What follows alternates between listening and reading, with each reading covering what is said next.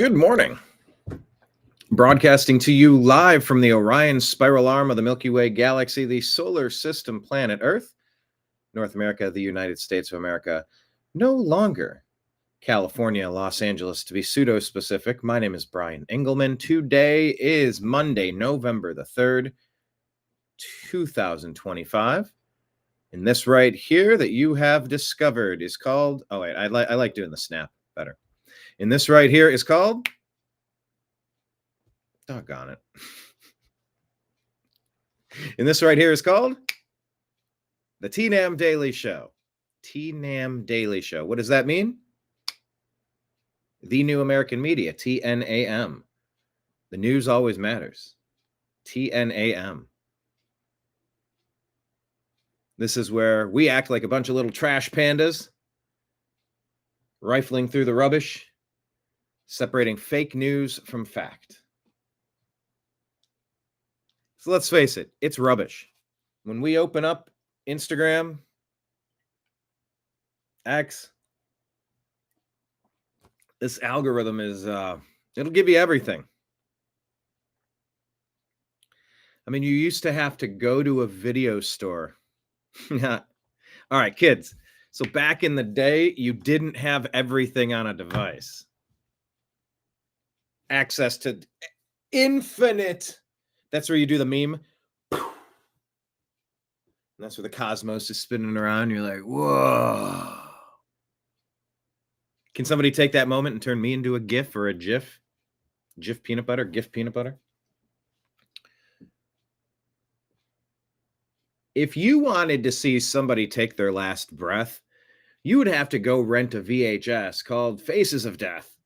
There was a specific genre of terrible stuff that you could go rent video compilations of. You wake up, and that can be the first thing that wires your brain in the morning. You're half asleep. You haven't even had a cup of coffee yet. By the way, if you want a coffee mug that says the New American Media, let me put the donation links on the screen. Venmo, Cash App and PayPal are probably the best. They take the fewest fees if you send a donation over. I would send you a mug as a return. $40 includes shipping.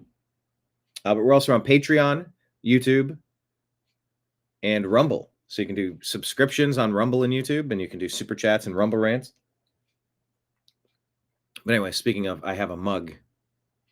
Thanks to John. What's up? Put up the comments here. Hello, everybody.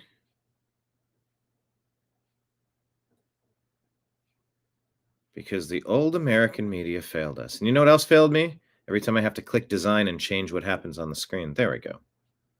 Exactly. But yeah, before you get your cup of coffee, you can see something horrible.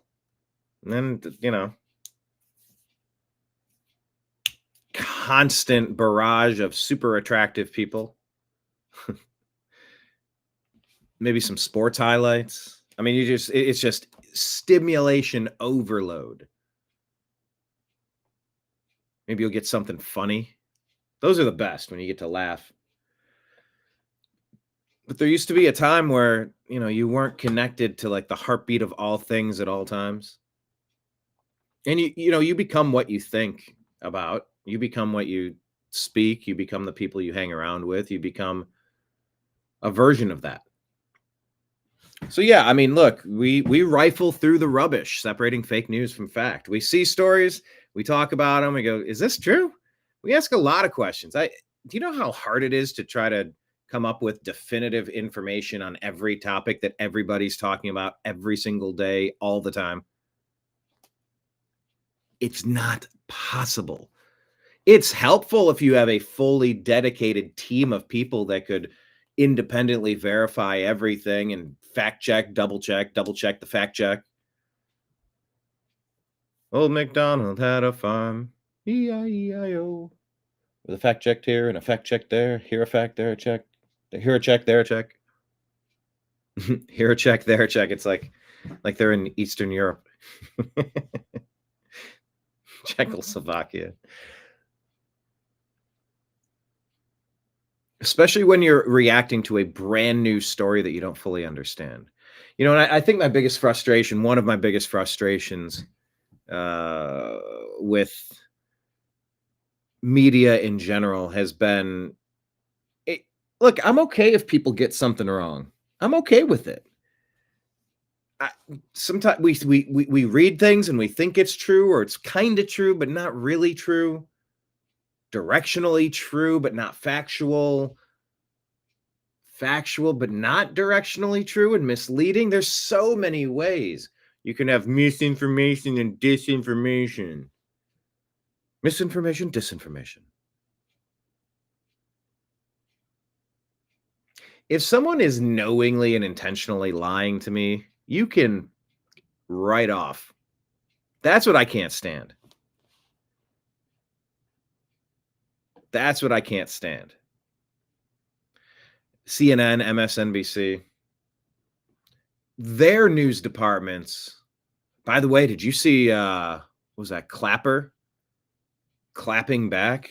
That better be in my stack. Let me pull that up and make sure you're following us on all of the places. Let me put that up on the screen as well.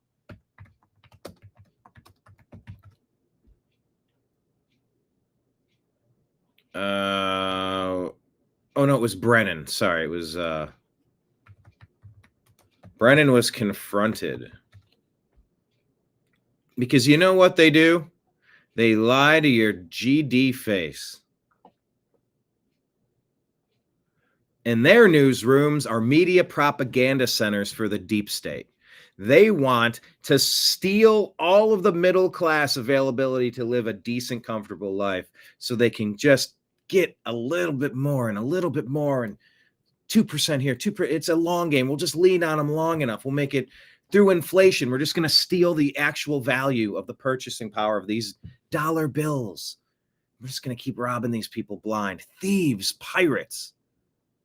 All of them, it seems like. Most of them, many of them. But what John Brennan and these guys and the 51 senior intelligence officials that completely, totally looked at the Hunter Biden laptop and said that that has all the classic earmarks. I'm just saying it has all the classic earmarks. Then all the pundits are going to say the actual thing. See, it's a telephone game. If we don't actually say the first thing, but then they take it that extra step and like twist it into something we didn't say, then we can't get blamed for that. That's just how it goes because we're the deep state. We have to keep stealing, plundering all of the resources from America and making life as miserable as possible for the Americans. So 51 intelligence officials, senior intelligence officials said that's Russian propaganda. That's not, there's no laptop. It's not like Hunter was up to something. He's totally not bribable and blackmailable. Fucking bullshit. He was on your corrupt little team of thieves, your den of thieves, robbing the world blind. And you covered for him. You lied and you got caught. That's called treason, son. They said, 28% of people, if they would have known that Joe Biden was up to his eyeballs in Burisma, money laundering, graft theft, allegedly accused. Burisma.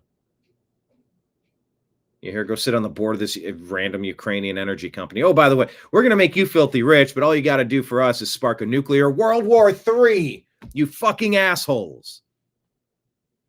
This isn't a victimless crime, a victimless game that you're playing. I don't give a shit if you have an off day on Saturday and you want to sit in your room and play Call of Duty all day long. Have at it. Good for you. That doesn't impact anybody negatively. But if your actions and your blackmail and you're out of control, drug-fueled orgies, high as a kite, hookers everywhere. You got national security secrets. You're leaving laptops with God knows what classified potentially information on there just to be discovered and released to the media. And what do? You go after Rudy Giuliani for that? Fuck you. I hate being lied to. I would probably rather just focus on comedy and sports and music, shit that really like engages me, gets me going, stuff that makes me feel good. But I'm constantly opening up my eyes. Sorry, forgive me for noticing. Oh, I wish you'd just stop noticing things, Brian. Oh, do you? Do you wish I'd stop noticing? What did Maynard James Keenan sing for the band Perfect Circle in the song Pet? Go back to sleep. Go back to sleep. Uh-huh. Well, we're not going back to sleep because the future of humanity is at stake. We're entering face first, hypersonic speeds, artificial intelligence, smart grids, data grids, facial recognition, surveillance state, police state, central bank digital currencies. It's now. It's like this is the last off ramp for humanity to put some guardrails in place so that we don't get smashed over the side of the mountain. One last chance, guys. Speak now or forever hold your peace. I have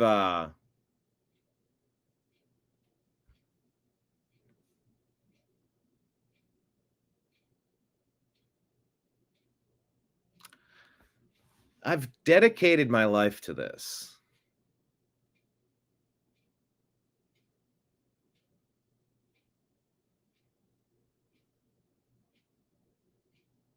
I think it's important. And so we rifle through the rubbish, and man, sometimes there's stuff in there you don't want to touch, you don't want to smell, you don't want to look at. Um, so maybe like Kenneth says, let's not keep it vibe check, vibe check. I appreciate that. Kenneth gives me vibe checks when I get a little too fired up. Because when you allow what you'll get on this show, sometimes you'll get some word association moments, word association. And I guess writers would know this. I heard Scott Adams talking. By the way, Scott's going to be a big part of today's show. And get to the stories in just a second here, but the word associations. Now I started thinking about Scott, and I forgot the point I was making. Oh, I think I was just talking about the writer's block. I heard on his show today. Yes, he's back. That there's no such thing as writer's block. If you give that energy, then it's going to be a problem for you. You just say, "Oh, I didn't write at I usually write better at a different time of day," and it'll reframe your brain. It'll give you, "Oh, well, yeah, maybe I tried writing in the afternoon, but I was already crashing. Have a big meal and you want to take a midday siesta or a nap or something." Sometimes getting out of your environment's helpful. Sometimes, there's all sorts of tricks.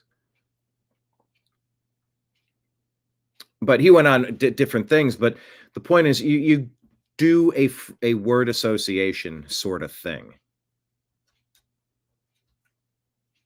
And it's okay to write bad stuff because now you're only an edit away from turning something bad into something usable. It's a process. You dump the whole box on the floor, on the table, on the floor. Different letters, like the kids' toys or whatnot. And then you reassemble them. You rearrange them to make words out of them. And it can be a mess. And it's words here, words there, like a puzzle, or you do the border first and you put different pieces with different colors or signifying things and you try to cluster them together. It's fun. It's a process. It's good. That's what we're doing when we write. It's what we're doing when we talk. So you give grace. You give grace if things came out ineloquently or they were fired up that day and something came out that's, all right, well, maybe it's not exactly that. The energy of what I was getting at was something along the lines of this. I can understand I can understand when, especially if you once you start talking for thousands of hours that'll publicly be available for till the end of time. This is going to go down on your permanent record. I've always been okay with, giving some grace so people can have an opportunity to come around on topics. It's through more conversation that we can change our minds on topics, or we can, with new information, I'm going to make a different decision based on that new information.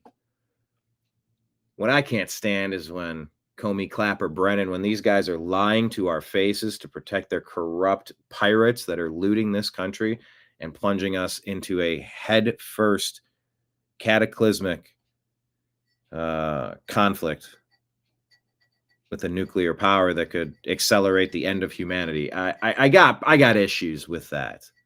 I got concerns. So yeah, I felt like I needed to get involved. That's why we started the New American Media 14 years ago. And I'm proud to announce that this morning is the first day on YouTube we've been able to advertise in half a decade since the COVID craziness. When having real conversations about real topics like COVID, like the 2020 election, like any fucking topic I fucking feel like talking about. YouTube went crazy. Google YouTube, Facebook, Instagram, Meta, Twitter. Oh, they went crazy. Steered by the deep state. Steered by Biden's puppet masters, Biden's handlers. The Obama team, the censorship, the collusion, the election interference crew, the censorship regime, Big Brother, all of it. We ran afoul of the deep state demons quickly, and we have not had advertising revenue in half a decade. But we have now been able to reach that point, and I appreciate each and every one of you for helping accomplish that. Everyone that watches the show, everyone that shares the show, everyone that's donated on all the platforms.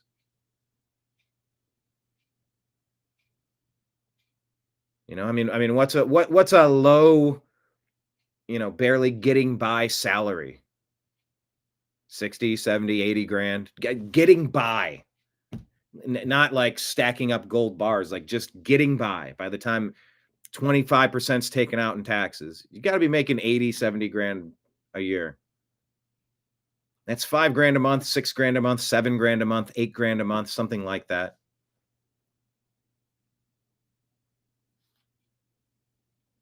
And that advertising revenue that was supposed to be the cornerstone of what this company, what this group, the New American Media, was built around, that was supposed to be continuing. That was supposed to be building blocks, foundational building blocks to then continue to add additional streams of revenue.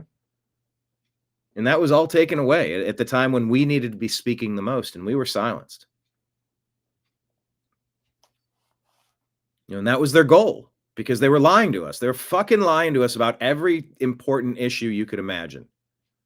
And they were all in on it, and they were shutting up anybody that wouldn't play along. Well.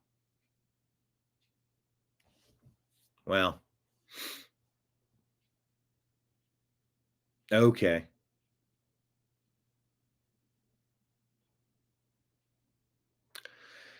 So today's an interesting day. Kind of for the better part of 2 years, I've been working to build this back up. We put a post out on our YouTube channel thanking everybody. And, now we just ask that those algorithms, those anchors that are tied to our account, there's legacy algorithms of shadow banning that are attached to our account like a unpleasant aroma. You ever get there's a Seinfeld episode, like he can't even give the car away because somebody sat in it and made it stink, and it stunk like nonstop after that. He couldn't get, like, out of his nostrils, he'd give away a luxury car before he'd sit in that smelling it again. It's a Seinfeld episode. But these social media companies have embedded algorithms. So what I'm asking for is, where's the Control Alt Delete hard reset on the algorithm shadow banning, where we ran afoul of putting a video out talking about the thing everybody wants to talk about. We used to get many thousands of views, and now it sort of feels like you're talking to a brick wall. I mean, shit, we've had better views on Rumble with a couple hundred subscribers than we do on YouTube with 6,500 subscribers, millions of views, 2,000 videos. That doesn't make sense. That's not a thing. Except that we have legacy shadow banning algorithmic anchors tied to our account. So I would ask Google, YouTube, to take that shit off, please. Unlock those shackles. Let me out. Take the buckles off the straitjacket. Let me out.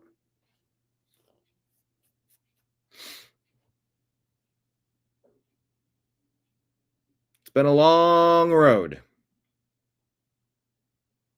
But at least for today, it appears as though we're back. So thank you to everybody. Pinkies up to the ones that we're not thanking. And today's program, we're going to talk about Scott Adams, his plea for help, and just as we debate this shutdown, this Schumer shutdown, and healthcare. Come on, guys, let's put our heads together. Can we do something a little smarter, a little more efficient? I think it's time. We need to rethink all of these things. So let's buckle up and begin today's TNAM Daily Show here on the New American Media.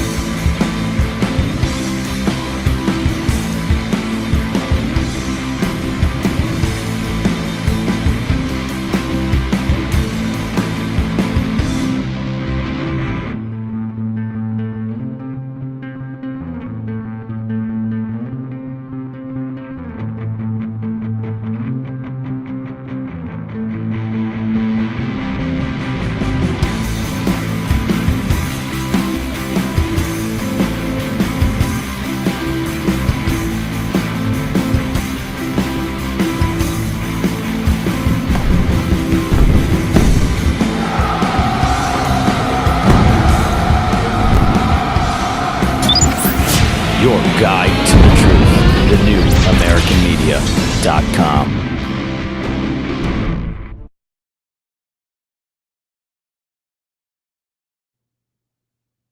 Thank you so much, everybody. Scrolling at the bottom of my screen now is just a reminder to follow the New American Media. It's so crucial that we're on the right platforms. And it's because I'm looking, the advertising revenue on YouTube, it's a 55% split. I think it might even be that for Super Chats. So as great as the Super Chats are, they're taking a lot in fees. Ways that you can directly sign up to be a supporter of the New American Media is Patreon. I think their fees are the most reasonable. I'd have to do some double checking, but YouTube and Rumble rants, they're great for like YouTube Super Chats are best for like dollar comments. It's cool. It's fun. It kind of keeps the engagement going. But for the real donations, maybe some of the other places are best. But it's the same way with. Oh, by the way, I think we're at $42 and something. So I'm not sure exactly how much Rumble takes out, but we're still like $8 short of being able to link up our account and make a withdrawal over there. But yeah, I'm trying to figure this all out now, and yeah, out of all the stuff that came in on YouTube, I think YouTube might have kept 45% of it. So we earned way more than the barrier threshold to get our first payment in September and October. So I'm like, well, where's the check? Just trying to figure it out, and how do we get it transferred? But yeah, Venmo, Cash App goes right to the account. And it's like there's no fussing, no mussing, nobody's taking a cut. It's just a friend shooting a friend a donation. But the point of all that is to say, what's scrolling at the bottom is YouTube bailed on us, and it's taken us 5 years to get this jalopy back on the road. This vehicle was in a major car accident. and it's taken a lot of repairs to get it back on the road. But now we have alternative places to find us. We weren't on Truth Social 5 years ago. I don't think it existed 5 years. Did it 5 years ago, or it was 4 years ago, 3 years ago? We weren't on Twitch and Kick and D Live and Locals. We weren't on Rumble, but we are now. So follow us on Instagram, Facebook, Truth Social, Rumble, Odyssey, Twitch, Kick, D Live, Locals, YouTube, at The New American Media. We're on Telegram and Signal at TNAM and TNAM Chat. We're on X and American_media_. And please subscribe to our podcast at The Agree to Disagree Show on Spotify and Apple. More places to find us. Harder to shut us down when we're not beholden to one particular site. That's the gist of that story. And it's super important. All right. Let's take a look at what's going on in the news. We got a big election going on tomorrow, by the way. If you weren't aware, maybe you should be aware. I believe tomorrow we're going to do an episode of Strictly Football. Myself, Mike Barra, Jim Mitchell, and Ezrael Robinson. Izzy is at the Dodgers World Series parade. Oh my gosh, did you watch the Dodgers game? The Blue Jays game? Ooh. Now that was a good game. Back and forth, back and forth. Defensive play, defensive play, defensive play. Dodgers got the win. Izzy is going to be at the parade today. But yeah, I think we're planning on doing our Strictly Football show tomorrow at 6 p.m. Eastern. That's Strictly Football, a subsidiary of the Unhappy Hour Sports Show here on the New American Media. But wow, what a World Series. Did anyone watch the World Series? Type it in the comments. And by the way, even after the fact, if you're watching this show after the fact and you didn't catch it live, type it in the comments. Keep the conversation going. Question of the day, QOTD. Were you rooting for the Dodgers or against the Dodgers? Did you have thoughts on Game 7? Or have you not watched baseball in a while? There's all sorts of answers. But question of the day, did you care about the World Series and were you happy with the outcome? All right, let's jump into some of this stuff off of our Instagram feed. This is off of Fox. This is the best idea I've ever heard, and we need to do this immediately. I thought this was the point. Florida's Attorney General is going to announce that all the trucking weigh stations in the state of Florida will now serve as immigration checkpoints. Great idea. Mm-hmm. Yeah, it's a great idea. And by the way, I also think we should find out who gave him his road test, who green-lighted it, what company insured him, what company hired him, and all the... Oh, my God. How do you get insurance for that? How is a company hiring illegal aliens that can't speak the language or understand the road signs? My goodness. Those companies pay the price. That's the only thing you got to do. You got to destroy the companies that are putting our lives at risk. But today, Florida... Destroy the companies that are putting our lives at risk.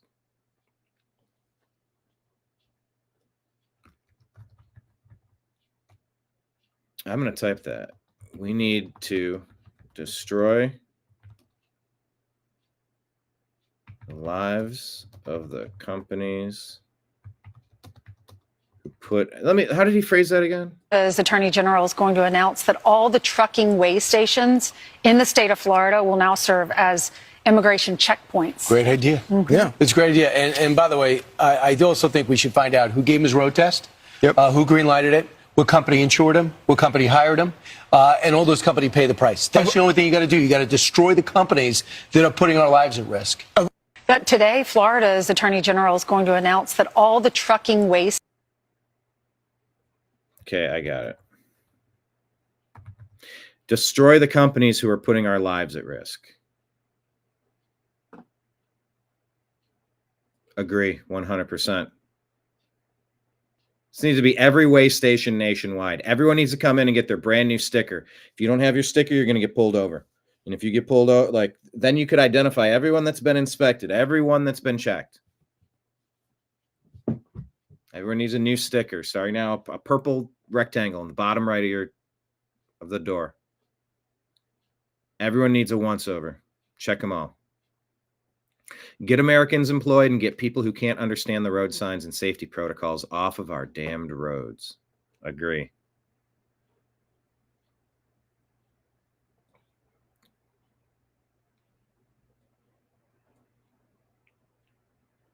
Tim Pool talking about Los Angeles and the homelessness problem. Oh yeah, having lived out there for a long time, this is Do you remember? Everything is such a mess, from Section 8 to homeless programs, to 3-4 generations on Section 8. Just not the point is supposed to be able to use things as launch pads to level up, not to settle in and go, what's the least I can do and what's the most I can take?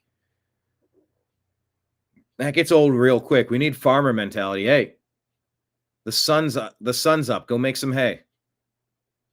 You got work to do. Come on. We all got stuff to do. Let's go. And if you want to get out of that situation, you should be forced to get out of that situation. But things have been taken advantage of for a very long time, a very long time, a very long time. Also, let me point out to John, guess what?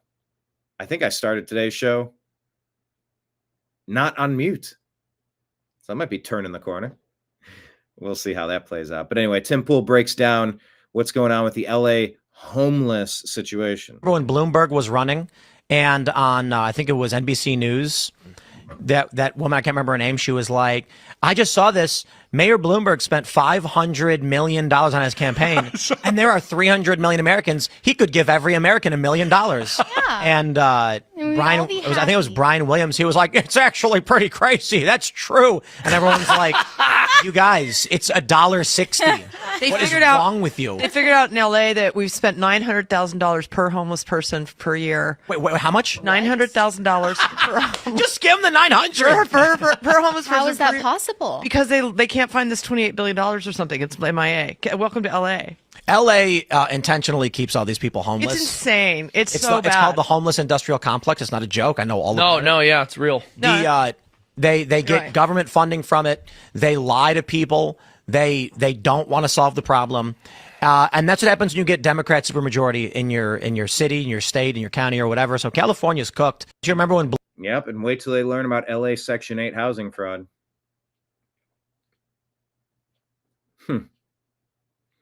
No, you don't hire Gavin Newsom to be president of the United States based on his terrible job in California. You simply don't. All right, well, let's take a look with DHS. Do I let this video play with their music or do I read it? I don't know. Let's see. Okay, actually, let me ask Grok. Let's see if... By the way, has anyone else had this experience? This comment came up. You know, I feel like we have a third person in our relationship as often as you bring up Grok.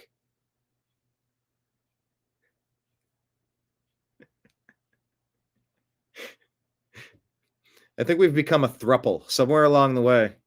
There's now a third in our relationship. There's as much as you bring up Grok. Because, yeah, I'm like, hey, pull up Grok. I'll be doing something. My hands will be, pull up Grok. See what Grok says about that. I'm like, the other way is, can you access the Akashic records and get a quick reaction back to kind of let me know if I'm, and there's hallucinations with artificial intelligence. You don't ever believe AI, but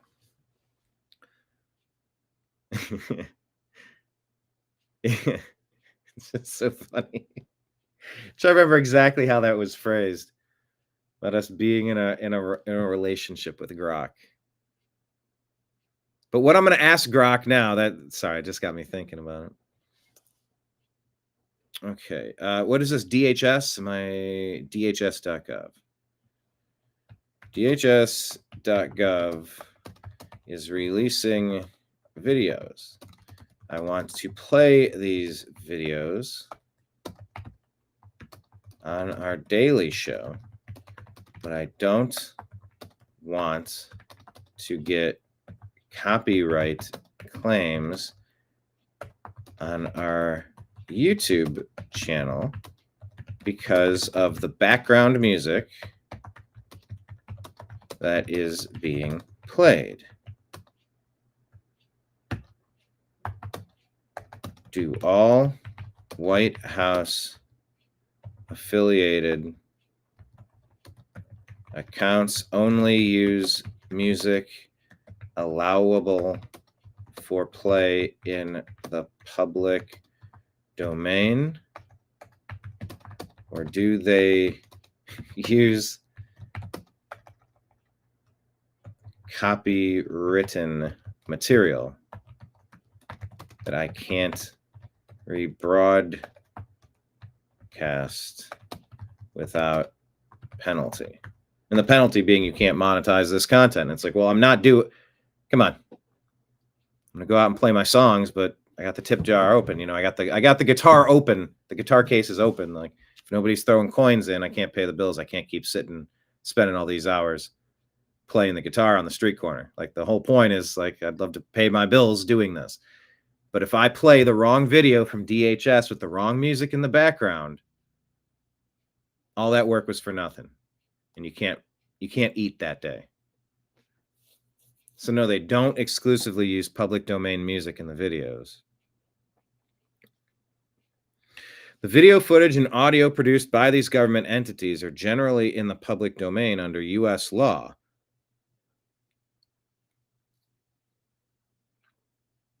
Meaning you can freely download, rebroadcast, or reuse the DHS.gov videos themselves without permission from the agency.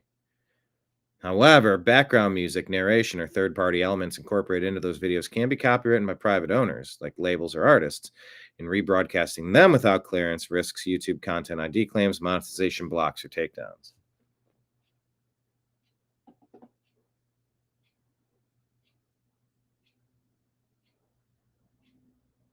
Edit out the original background music using free tools like Audacity, CapCut, DaVinci Resolve. Ain't nobody got time for that. Anyway, let me play some of this. Hi, I'm Lauren Biss, Deputy Assistant Secretary at the Department of... Set the record straight on a few fake news stories from the week. Our first fake news story is truly disgusting. Too much music. NBC area peddling a hoax for a pedo. This undocumented father is a criminal illegal alien. From Mexico, with the rap sheet including lewd acts with a child, battery of a spouse, domestic battery, providing compensation for prostitution. NBC Bay Area should be ashamed of themselves because that's false. For demonizing American law enforcement. With the sob story of a pedo. President Trump and Secretary Noem are removing criminal illegal alien predators from our communities and putting the safety of Americans first. Next, here's a garbage headline from, what is this, Chicago Tribune? Noem needs to halt the ICE terrorizing. Our brave men and women of ICE are not terrorizing citizens of Chicago. They're protecting them from the worst of the worst criminal illegal aliens that Governor Pritzker is sheltering. ICE is not snatching people in military style. Military style raids at hospitals or places of worship or school. Complete lie. Federal law enforcement officers are protecting our schools, our hospitals, and our places of worship by preventing dangerous criminal aliens from exploiting these locations and taking safe haven. Agency use discretion, and our officers need supervisory approval before any action that could be taken in a church or a school. So stop lying about it. More fake news. Once again, Politico says man deported to Laos despite court order blocking his removal. Tried to smear ICE law enforcement by not reporting the facts. First of all, this temporary restraining order was not served to ICE until after this criminal illegal alien was removed. So that doesn't make sense. This piece doesn't even mention that this guy's rap sheet includes convictions for assault, unlawful possession of a firearm. He had no right to be in our country. Immigration judge ordered him removed in 2006. And then 20 years later, he tried a Hail Mary attempt to remain in our country by claiming he was a U.S. citizen. We know it's shocking to fake news outlets like Politico. They got his face. Oh, that's something else. But criminal illegal aliens lie all the time. Next week, they'll debunk more lies and fake news stories.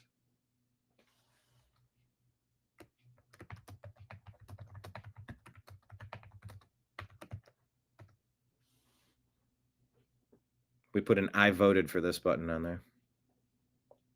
All right, what is this? Canada, Australia, UK, all collapsing at the same exact way. It's called managed decline. Kingdom and Australia. 3 nations spread across 3 different continents. That's spanning the entire globe. Managed decline. The proud Canuck. All right, I'll give him a follow. What's the other one? There's another proud Canuck. All right, fine. And there's music in this, so I got to be careful. But despite the distance, one alarming truth connects them all. They are collapsing in exactly the same way. And now the symptoms are impossible to ignore. Let's begin where the cracks are turning into a full-blown collapse. Canada. In Canada today, How's Canada doing? Anybody know? the average family can't afford a home in their own country. When you can't afford a home in your country, you got a problem.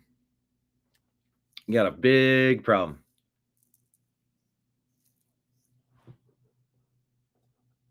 Home ownership has crashed 31% in a single generation. And how many people have been imported from other countries to take those homes? And how many homes have been bought up by BlackRock to be spun around and held to change the market price, to price people out, raise the value of their investments, increase rents, make us permanent renters? Compounding this issue, foreign buyers now hold a significant stake in the Canadian property market, If you let that happen, you lose control of your country. owning up to 13% of it, more than at any point in history. But Canada isn't alone. No, this is a global plan. This is not accidental. In Britain, the foundation of the middle class has been gutted. Manufacturing jobs gone, down 46% since 1990. And what did families get in return? The highest tax burden since World War II. All while public services fell apart. But this isn't That's lose, lose, lose, lose. You lose on every metric. just a British problem. Across the world, Australia is living the same nightmare, only deeper. There, a quiet takeover is underway. Foreign corporations now control 80% of the country's critical resources. And the dream of home ownership? Dead on arrival. Housing prices have soared by 500%, while wages crawled just 80%. Young Australians are being priced out of their future in their own country. And this pattern across continents, across governments, is no accident. This isn't just failure. It's not bad luck. It's called managed decline, and it's Yeah. It's a lot like when Obama came in and, said, you didn't build that. You didn't build that. America's had it a little too good for too long. So we got to lower our standards. Import the third world here. Give them your money. Also inflation. Things will get tougher to buy, more expensive. But Americans have had it too good too long. And I'm a global president. No, not Globo. I said global. Globo, no. Although, anyway. Look. Too good, too long. Got to lower our expectations a little bit. This country was built on the backs of, people that we're going to help today. You owe them. You didn't build America. You didn't land on Plymouth Rock. Plymouth Rock landed on you. Through the global Green New Deal, global tax, we're going to take just a little bit from you to, kind of balance it out. Give them the old okey doke. And, that's their plan. They don't want the peasants living too nicely. It has to be pain. happening by design. And if you're watching this thinking it can't happen here, you need to pay attention, because these 3 nations are the test cases for what's already occurring throughout the Western world. Most people have no idea that the collapse of these 3 nations follows a familiar historical pattern. Oh, let me guess. Warfare, the bankers issue debt, and then you're conquered. Is that something like that? Every empire throughout history has fallen in a similar way, from the inside out. Take ancient Rome. Most think it fell to barbarian invasions. And by the way, from the inside out is not exactly it if you're importing 40 million foreigners to take your jobs and replace you. Yeah, we noticed what you were doing. But Rome's real decline began internally, through economic inequality that mirror what's happening across Canada, the UK, and Australia right now. Is it happening in the United States? I think we got a little bit of that. By the 2nd century AD, as Rome's expansion slowed, the wealthy elite created massive estates worked by imported labor. This destroyed local Roman farmers, the backbone of the Republic, who were crushed by debt and displacement. Debt. Sound familiar? It should. It's the exact same pattern unfolding today. When Roman reformers tried addressing these inequalities, they were eliminated. Yeah. The elites chose to get rid of reformers rather than give up their power. Canada. So, just a reminder, there's global issues that are happening. Not familiar with Proud Canuck or anything, but yeah, I think managed decline is a very important topic to cover. I'm not familiar with this guy. I think I saw him investigating the Charlie Kirk assassination, but he's going to make some. What is this guy's name? George Webb?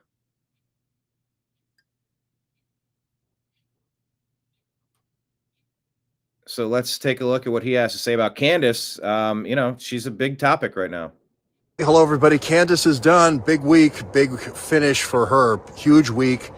108,000, 110,000 people watching the scrolling of the show, just flipping by like a player piano in a New Orleans jazz club. I mean, it's like this. This is a hot show. She's got momentum now. What's she talking about? What are the key things?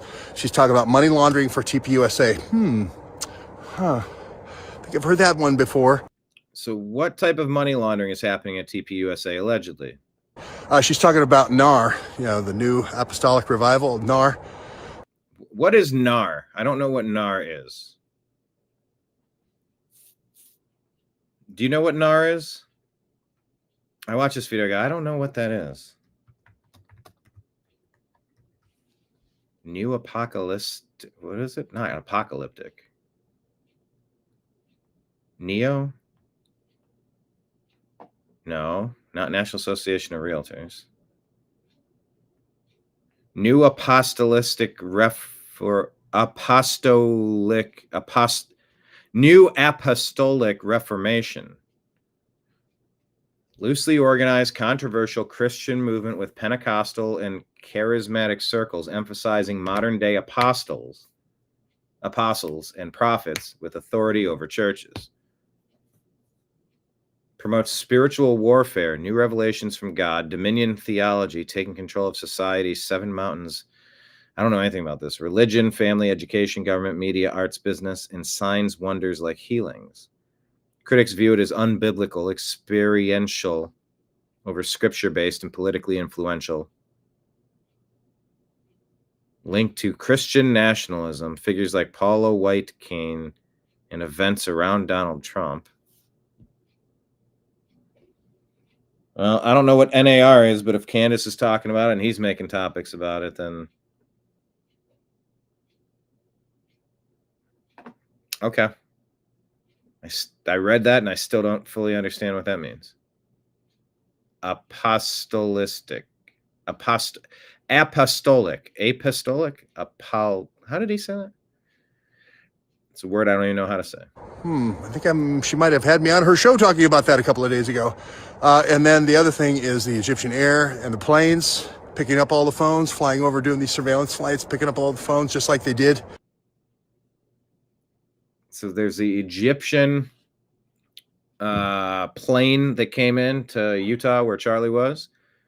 And then it left, but it didn't take those people with them, allegedly. And then they were tracking the cell phones of the people that went there. All these stories connected. And I appreciate Candace being on the case.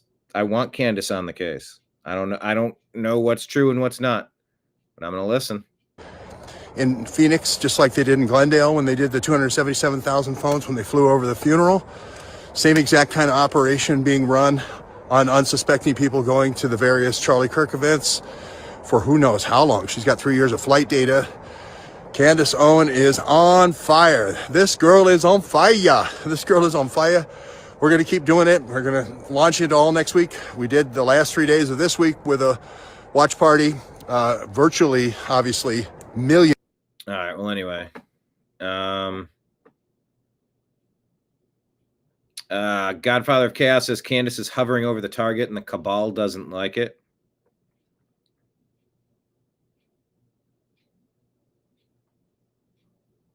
Pray for her protection. Oh, that's a good point.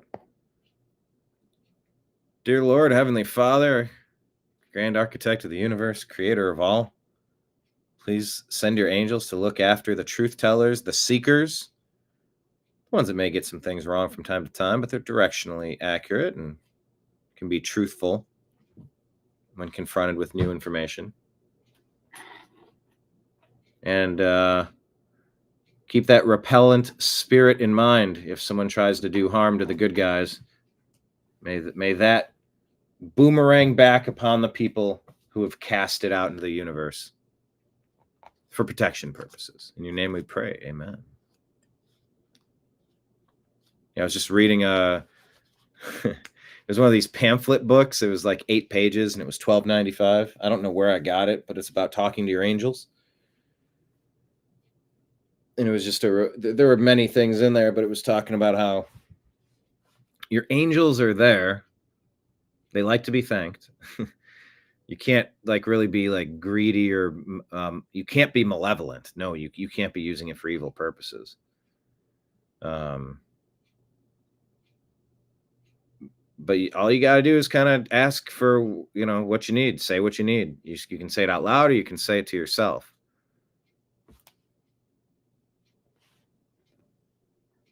So it's got me thinking about that whole angelic thing.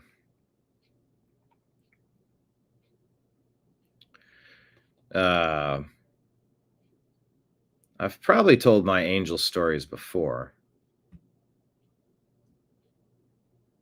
So I don't know that I'm going to do it now. But anyway, thank you, Candace, for staying on top of this. Just keep doing what you're doing.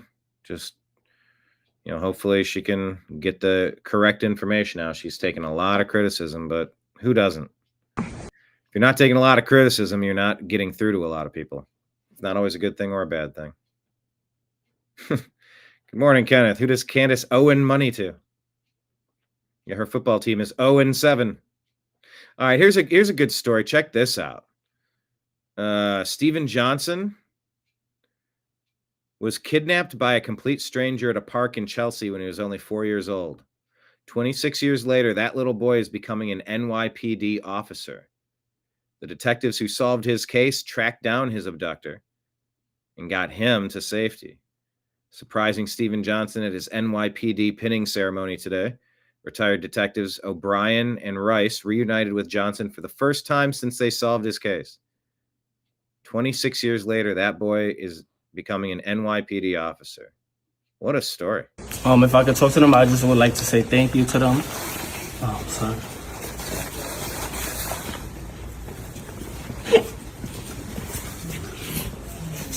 This is the Johnson. Remember us from the 10th precinct? Detective O'Brien. My partner, Detective Rice. How are you? Glad it's all officers who handled your case. Thank you. Proud of you. Thanks, and we're very proud to see you became a police officer. Appreciate it. You're growing a little bit. Yeah. Congratulations, though. Yes. We're proud of you. Wish you the best of luck. Appreciate it. Why are you so emotional? Oh. Sorry. It was a time where it was a lot unexpected. Sure. Okay. There's a lot going on, and I didn't know what to expect in those moments, especially as a young child. And they actually made me feel comfortable and showed care for me, which I wasn't expecting from anybody at that moment. I mean, what do you think now? They're standing next to you. You can tell them thank you. Dangerous. I'll never forget, one thing that stuck out in my mind was when the officers brought him into his St. Vincent's Hospital at the time. And when they brought him in, there wasn't a dry eye in the emergency room when he went to his mother. So that's the thing I remember the most. I hope he has a safe and wonderful career. That day was a little crazy, but he was even a brave kid that day because he was able to get himself away, and he went to speak to a token clerk. And that's how this whole thing, he called the uniform officers who responded. I remember that.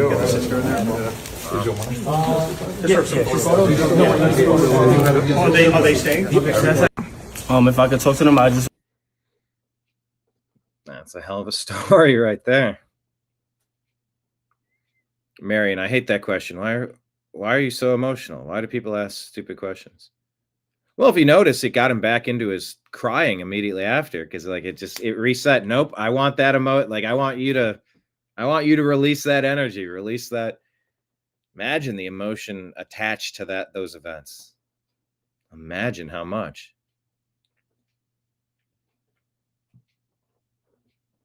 So that was kind of an interesting story, I felt.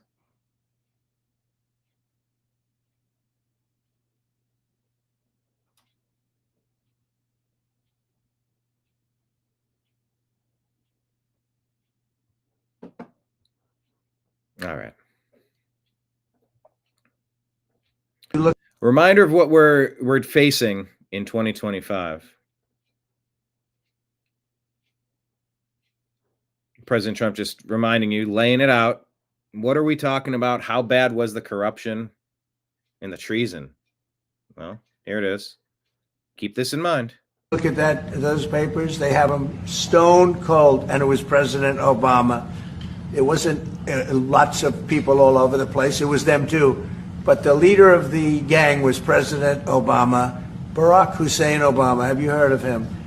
And except for the fact that he gets shielded by the press for his entire life, that's the one look, he's guilty. It's not a question. I like to say, let's give it time. It's there. He's guilty. This was treason. This was every word you can think of. They tried to steal the election. They tried to obfuscate the election. They did things that nobody's ever even imagined, even in other countries. You've seen some pretty rough countries. This man has seen some pretty rough countries, but you've never seen anything like it. And we have all of the documents. And from what Tulsi told me, she's got thousands of additional documents. You look at those papers, they have them stone cold, and it was President. Here's the second part. Yeah. Obama, Clinton masterminded election interference, according to Trump, weaponizing intelligence agencies, burying the truth with the complicit media. Thousands of explosive documents are reportedly surfacing soon. If proven, this dwarfs all prior scandals in U.S. history, according to Mindset of the Truth. The debate shifts from guilt to consequences. What justice awaits? Corinne Jean-Pierre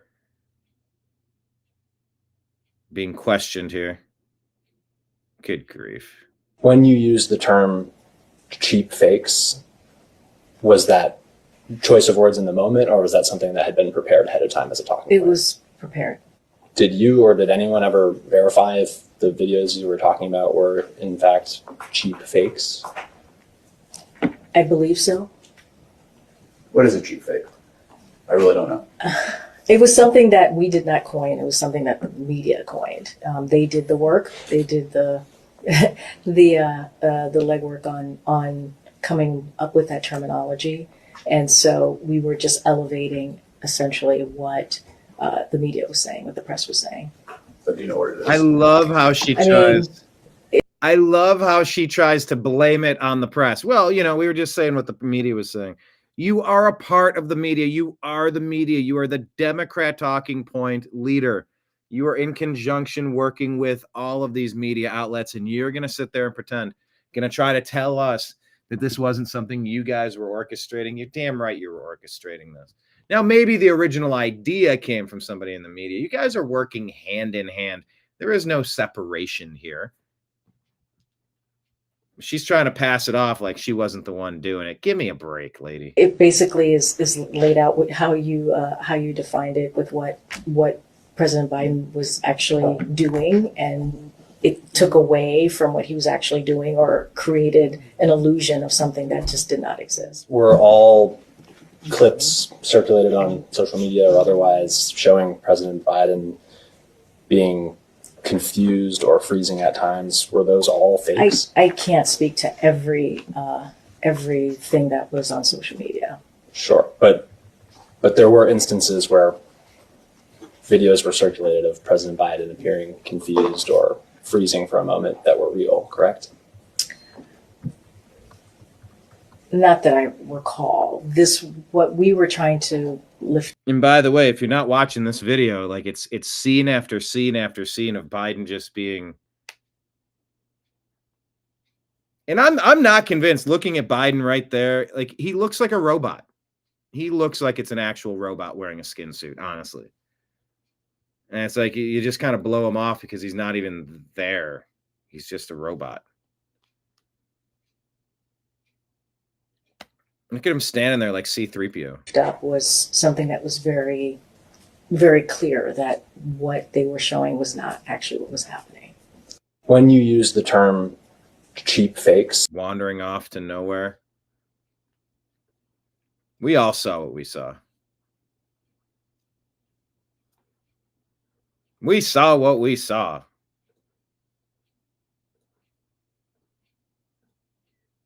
All right, the Daily Signal here. He says what we're starting to see. We all saw what we saw, and we're starting to see. We're starting to see a This is Victor Davis Hanson talking about what the Democrat leaders are messing around with this neo-Confederate situation. neo-Confederate nullification movement among the contemporary Democratic Party. There are governors who openly, literally, candidly says that federal immigration law shall not be enforced in their state, county, and local municipal jurisdiction. They You know where this leads? Nowhere good. haven't read Article 6 of the Constitution, and they're completely ignorant of history. They're playing with fire here because they don't have public support. We don't like them. We don't trust them. They're not succeeding. They don't have a track record. They don't have good ideas. So they're trying to tear it all down because the Democrats are destroyers. The deep state are destroyers. They're not builders. They're destroyers. Tear down a statue. Rip that thing apart. We got to change everything. Changing everything just for the sake of changing it is not a good thing. I'm not on board with that. And where nullification of federal law leads to. When federal law died, each side nullified it, and they began to carry on violence against one another. Are we repeating the same mistakes of the American Civil War? It's unfortunately a conversation that needs to be had. What we're seeing now is open street violence. They are saying that California or Chicago do not want the federal government coming onto federal property and enforcing federal law among us. They are the successors. It's segregationists, states' rightists that tried to nullify the federal government. We know. Segregationists. States' rights. Where it's going to lead. It leads from Bleeding, Kansas to Harpers Ferry to Fort Sumner. They're playing with fire. That's exactly the phrase I said 30 seconds ago. They're playing with fire. Very dangerous, and it's time for the left to stop. We're starting to. I'm going to make that. It's time for the left to stop button.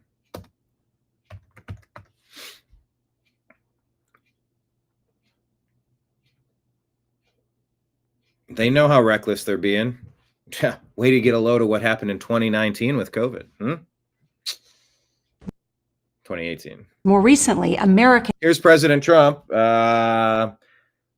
shared by Benny Johnson, being asked by 60 Minutes about ICE raids. Have been watching videos of ICE tackling a young mother, tear gas being used in a Chicago residential neighborhood, and the smashing of car windows. Have some of these raids gone too far? No, I think they haven't gone far enough because we've been held back by the judges, by the liberal judges that were put in by Biden and by Obama. You're okay with those tactics? Yeah, because you have to get the people out. You know, you have to look at the people. Many of them are murderers. Many of them are people that were thrown out of their countries because they were, you know, criminals. More recently. There you go.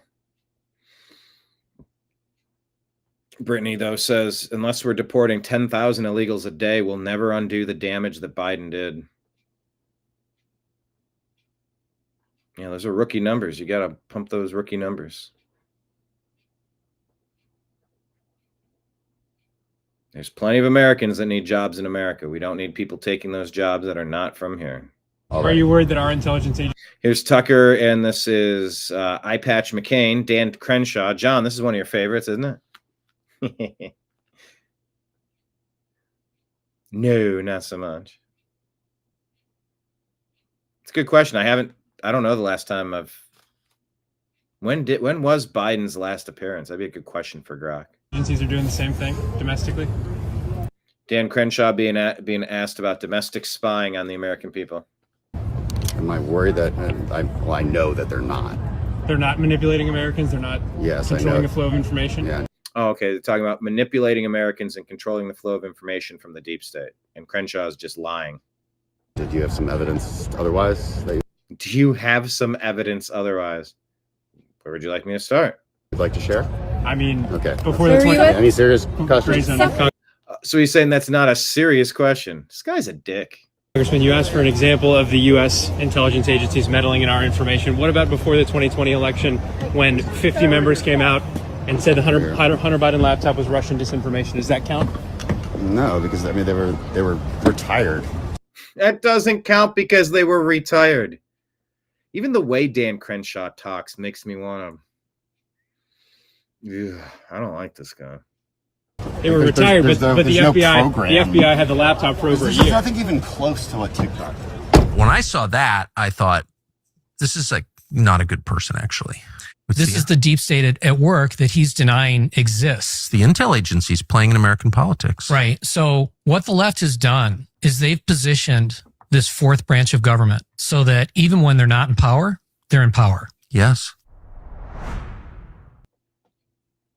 It's not the left doing it. It's the establishment who want to control everything, or the rich versus the poor. No, they were retired is absolutely not an answer, Marion. Who do you think orchestrated it? Who do you think put it all together?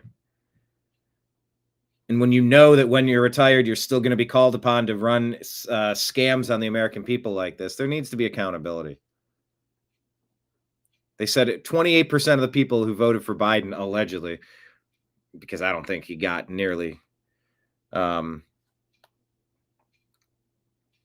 1 in 4 people would have swayed their vote. A significant number of people would have changed their vote if they would have known how the contents of the Hunter Biden laptop, that it was legitimate and that he was that blackmailable, that bribable, that much of a degenerate, that much of a junkie.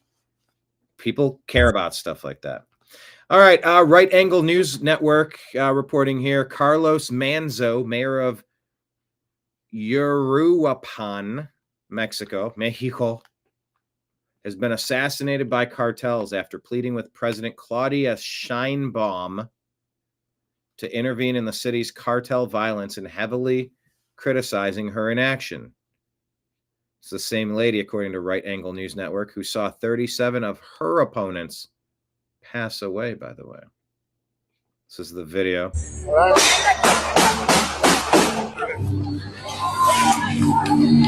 Not good.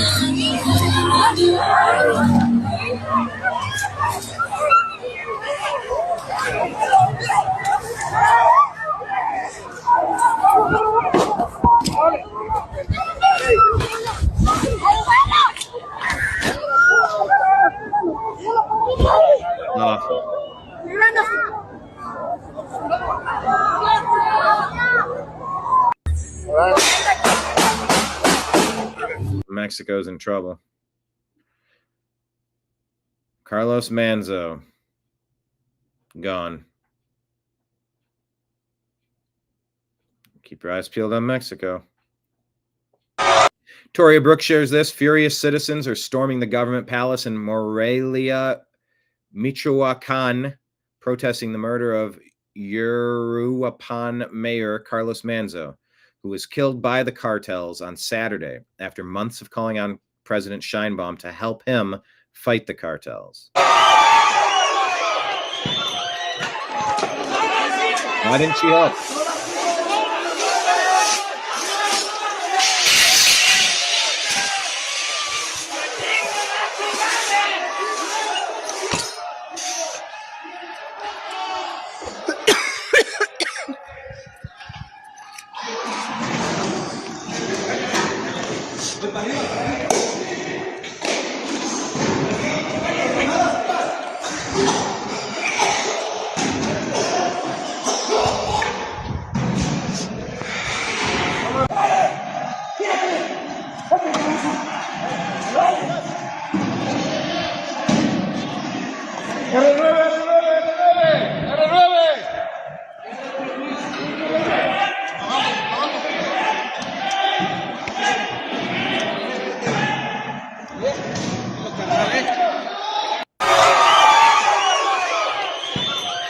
That one guy surrendered, but they had didn't appear to have any means or intention of arresting him.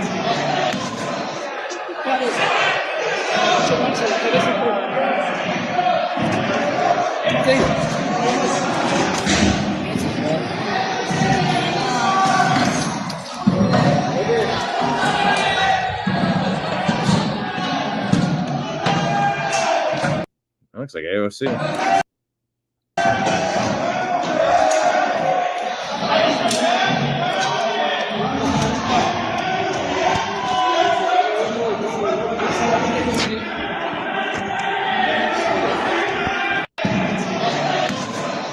When will you declare mission accomplished on immigration?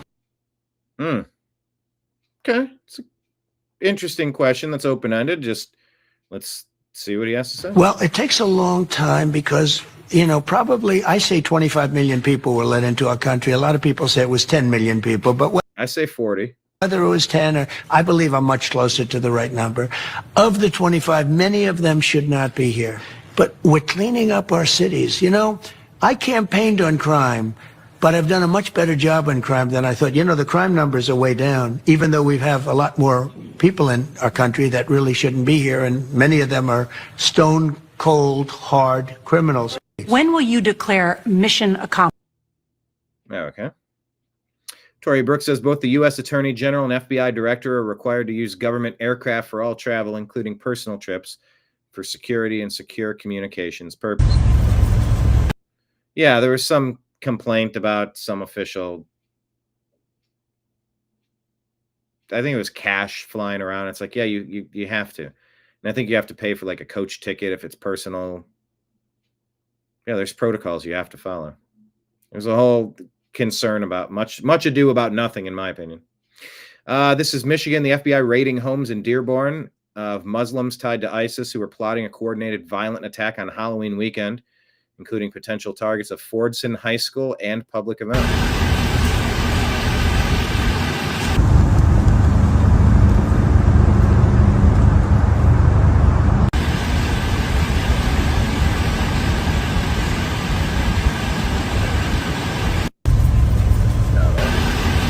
He's fine. He's President Trump on Netanyahu. Fine. Look, he's a wartime prime minister. I worked very well with him. Yeah, I had to push him a little bit one way or the other. I think I did a great job in pushing him. He's a very talented guy. He's a guy that has never been pushed before, actually. That's the kind of person you needed in Israel at the time. It was very important. I don't think they treat him very well. He's under trial for some things that I don't think they treat him very well. I think it should, we'll be involved in that to help him out a little bit because I think it's very unfair. I pushed him. I didn't like certain things that he did, and you saw what I did about that. I also stopped, we knocked the hell out of Iran, and then it was time to stop, and we stopped. He's fine. He's fine. All right. What are your thoughts on Sebastian Gorka, Senior Director for Counterterrorism nominee. Ayal Yacobi put this up. Mr. Nicholas J. Fuentes? asking Sebastian Gorka about Nick Fuentes. Yeah, he runs an America First show as well. He's a scumbag. He's a scumbag. Scumbag. Why would you say that? Why would you say that, Frank? Because he's a Holocaust-denying scumbag. He's a Holocaust-denying scumbag. That is one of those topics. Oh. You were told what to say there. There's only one thing you're allowed to say, and if you don't, then you're a scumbag. Okay. He's one of the most reprehensible human beings and oxygen thieves on the planet. One of the most reprehensible human beings and an oxygen thief on the planet. If you know him, this conversation is over. I actually did a suit for the guy. I'm a big fan. We're streaming it right now to his website because Say hi to Nick, Mr. Gorka. You're not getting my Nick Fuentes. You will burn in hell, you sad little boy. What are your thoughts on? Well, are you familiar with Nick? He's becoming super popular. People are wondering why Claudia Sheinbaum became the leader of Mexico. People are asking about the influence of Israel and Netanyahu and Sheinbaum and all sorts of places, AIPAC, and it's been a major topic. It's probably a bigger topic at this point in my life than it ever has been. Or maybe I haven't caught wind of it. I hate the topic. I hate getting into the weeds on it. There's a lot of topics I don't particularly care about.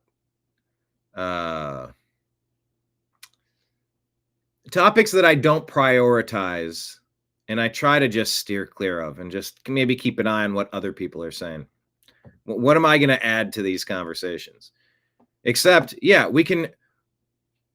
you can deny the existence of God. That doesn't make you the biggest scumbag and most reprehensible human beings on the planet. Yeah, well, it's written down somewhere. You got to believe it. You don't have to believe anything.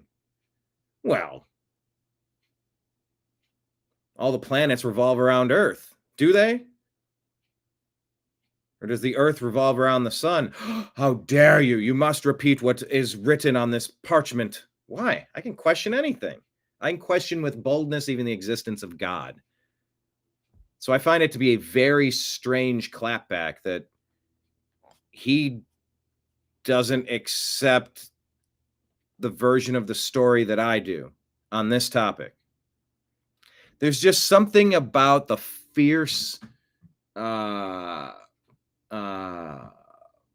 clapback, the fierce attack when a topic doesn't align perfectly, and you go, I don't know, seems like you got a little too worked up over that. Why is that so? What's that about? What's that about?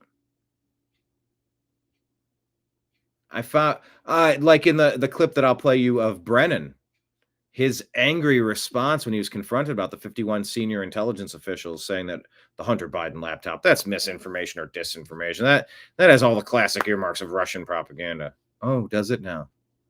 He got so mad when he was confronted with it, and you go, ooh, do you protest too much? I don't know. I don't listen to Gorka much, and I don't have much to add to the Holocaust numbers story. Some people say it was one number. Some people say it was 1/100th of that number. Some people say it was intentional. Some people say it was not intentional. Some people say, oh, well, it was supply line problems. Oh, and of course, you're going to feed your soldiers first. It's not like they were designed to be, these starvation camps. It's just the circumstances of the war led to this scenario. And by the way, it was this big, and then it turned into something this big. It was the biggest thing ever, and you must dare not ever question the validity of the claim that gives us perpetual victim status. I had a conversation with somebody about this recently, and I say, it's all of this, well, if you're anti-Semitic, you must be anti-Semitic. You must be anti-Semitic. I go, this is the same thing that they were doing with racism for 30, 40 years.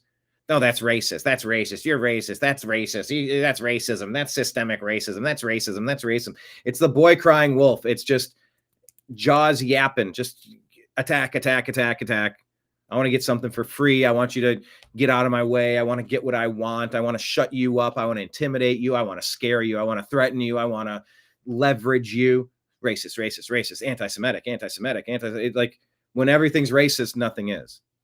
I said, now that's what's happening with anti-Semitism. Oh, you want to critique how the war in Gaza that Hamas started, by the way, you want to critique how that's going? Oh, you must be anti-Semitic. No, people can critique it. And you can also tell them, fuck off, you're losing a war. You shouldn't have started a war. You shouldn't have come into our country and butchered our people. Their response is usually going to be, well, no, Israel did that to themselves. You can't have a bird sit on a tree limb without Israel knowing about it.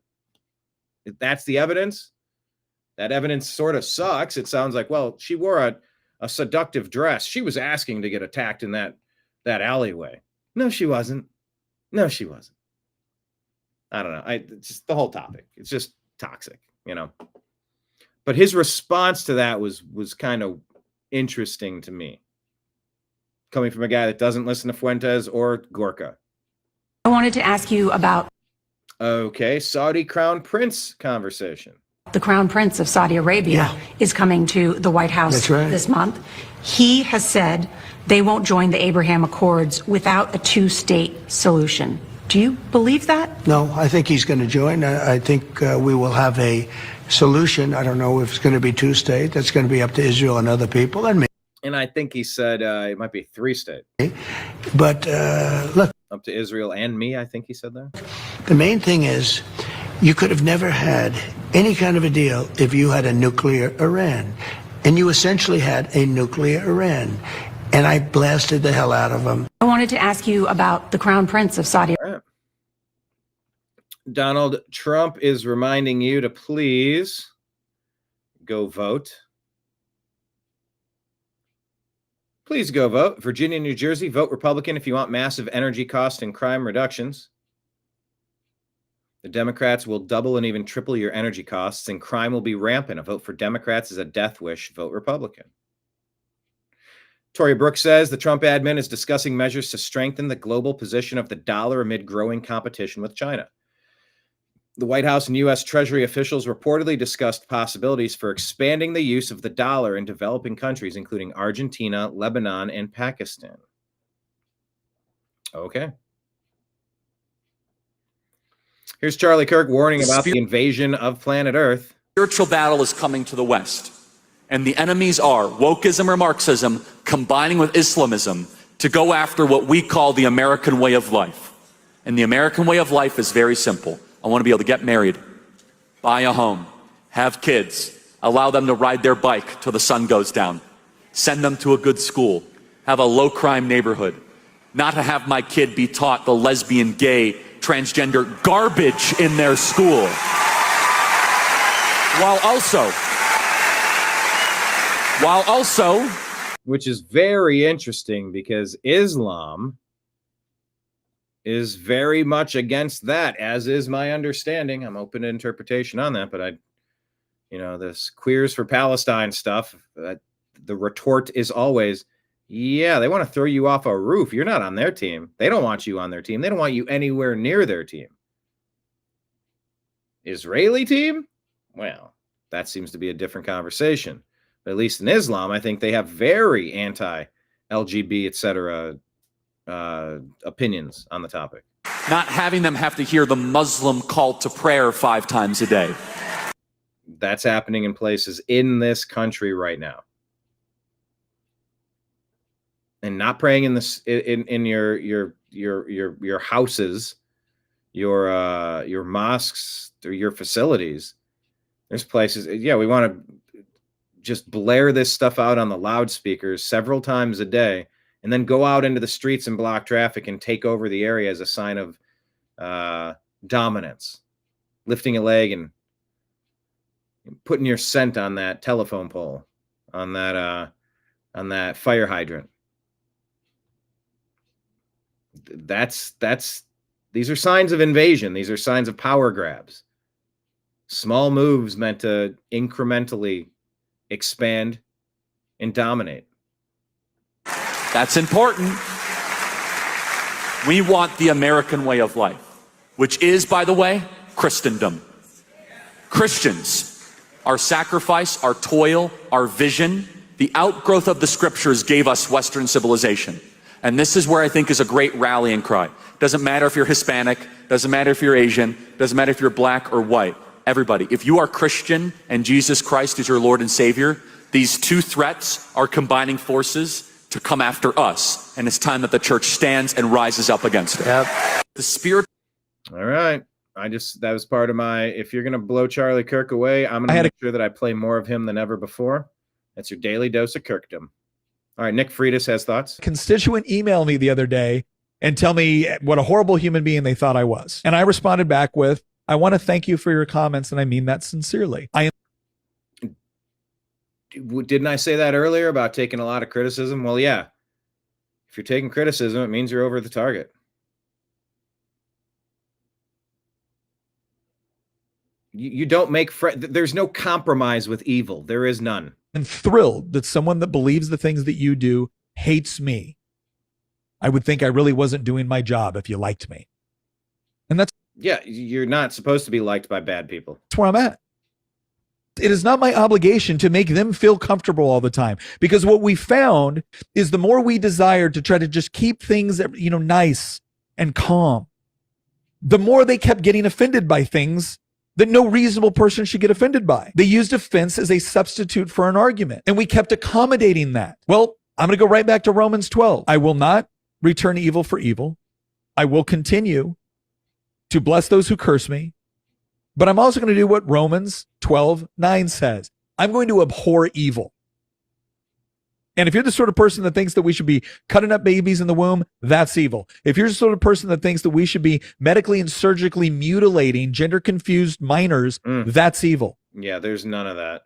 If you're the sort of person that thinks that it's perfectly okay to take kids to Drag Queen Story Hour, I think that's evil. And I'm no longer going to feel obligated to make you feel comfortable when you certainly don't feel any obligation to do that for me. In fact, you feel perfectly justified to come up to me in a public space and at the very least, try to take me to task. And in worst case, commit acts of violence. So guess what? Your moral ramblings, they just don't impact me anymore. I had a constituent email me the other day and tell me what a horrible human being they. Yeah, you got to start thinking of some of these things like you're doing it right if you're hated by the worst people. When I met Rosie O'Donnell and she hated me, I guess partially because we had set up an interview prior and the person who was going to be speaking with them, and I was right there and I was ready to go. Sometimes you only get 10 seconds with somebody. I only had 15 seconds with Charlie Kirk. You got to be ready to go and respect their time. So in my effort to respect their time, maybe you'd only get a quick moment. She felt she was being ambushed for something we set up in advance. We weren't trying to hide in any way. We wanted to talk to her and wanted to be ready to go instantly. And she just the evil in her found the goodness in me, and she lashed out. I got to go see if I have that video somewhere. I have to have it somewhere, but I don't think I've ever put it out. I'm gonna jot that down as a note. I got some office days coming up. I'm gonna have to really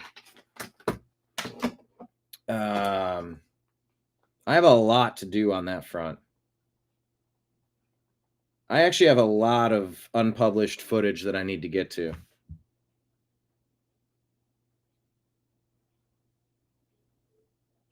I'm making a note there. All right. Let's go back here. Yeah, you don't want to be liked by bad people. It's totally it's totally fine, and it's better. All right, here is Joe Rogan talking about digital cash. You're sounding the alarm Yes. for people that don't understand what the fuck is going on. So here, I'll put it up for you here, yeah? So there's the video. Yes. I don't know if your camera can see that, but No.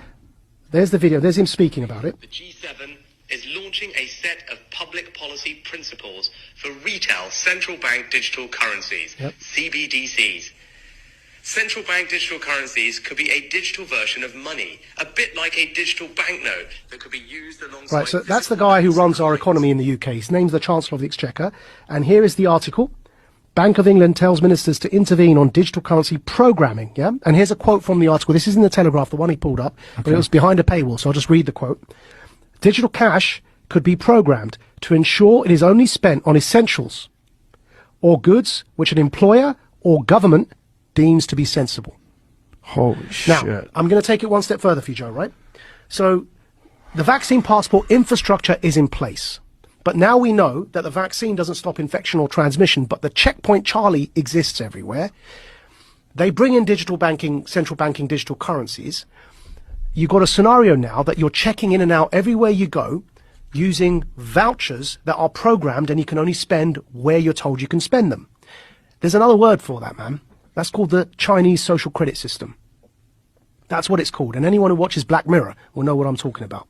That's that TV show, right? Yeah. So what they are telling us, and when I say they, who's they? People in power. That's the head of our economy, the Chancellor of the Exchequer, second most powerful person other than the Prime Minister and maybe the Foreign Secretary in the UK, right? He's telling us, I just played it there for you, he's telling us that's what he, as the UK, the head of the G7, want to bring in for the G7. So a scenario where, like in New York at the moment, because the passport infrastructure is in place, you bring in that digital currency and you've got this total control. And if I'm speaking to you the way I'm speaking now, and my employer or government, you heard that in the quote directly, yeah, deems me as saying or doing something inappropriate, suddenly I can't actually pay to come here and speak to you anymore. My digital currency won't even pay for the ticket because it will be known that I'm coming to speak to you. Sorry, your vouchers don't allow you to purchase that ticket to go and speak to Joe. And you're sounding the alarm yes. for people that don't understand what the fuck is going on. So here, I'll put it up for you here. Yeah? All right. So try to think of having some alternative ways to use your currency. And maybe find ways to barter and trade and sell and pay bills without using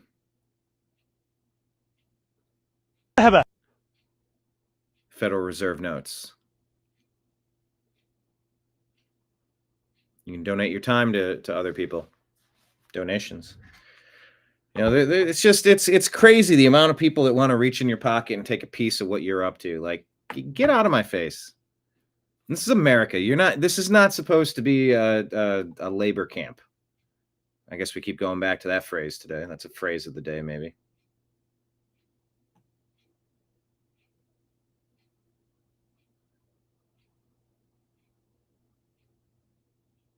But yeah, the people that just beware of the central bank digital currencies. Beware of that social credit system. Beware of being locked out of everything. You've seen it in all these movies, these AI ones, and warning about the future. And it's like, your card has been declined. Shit, it's what they did to the New American Media on Google, YouTube. They took away our advertising revenue. They started censoring our videos, started slapping us with all these things meant to make sure that we couldn't earn a living. That's not cool. David, do not like Rosie at all. No. Same here.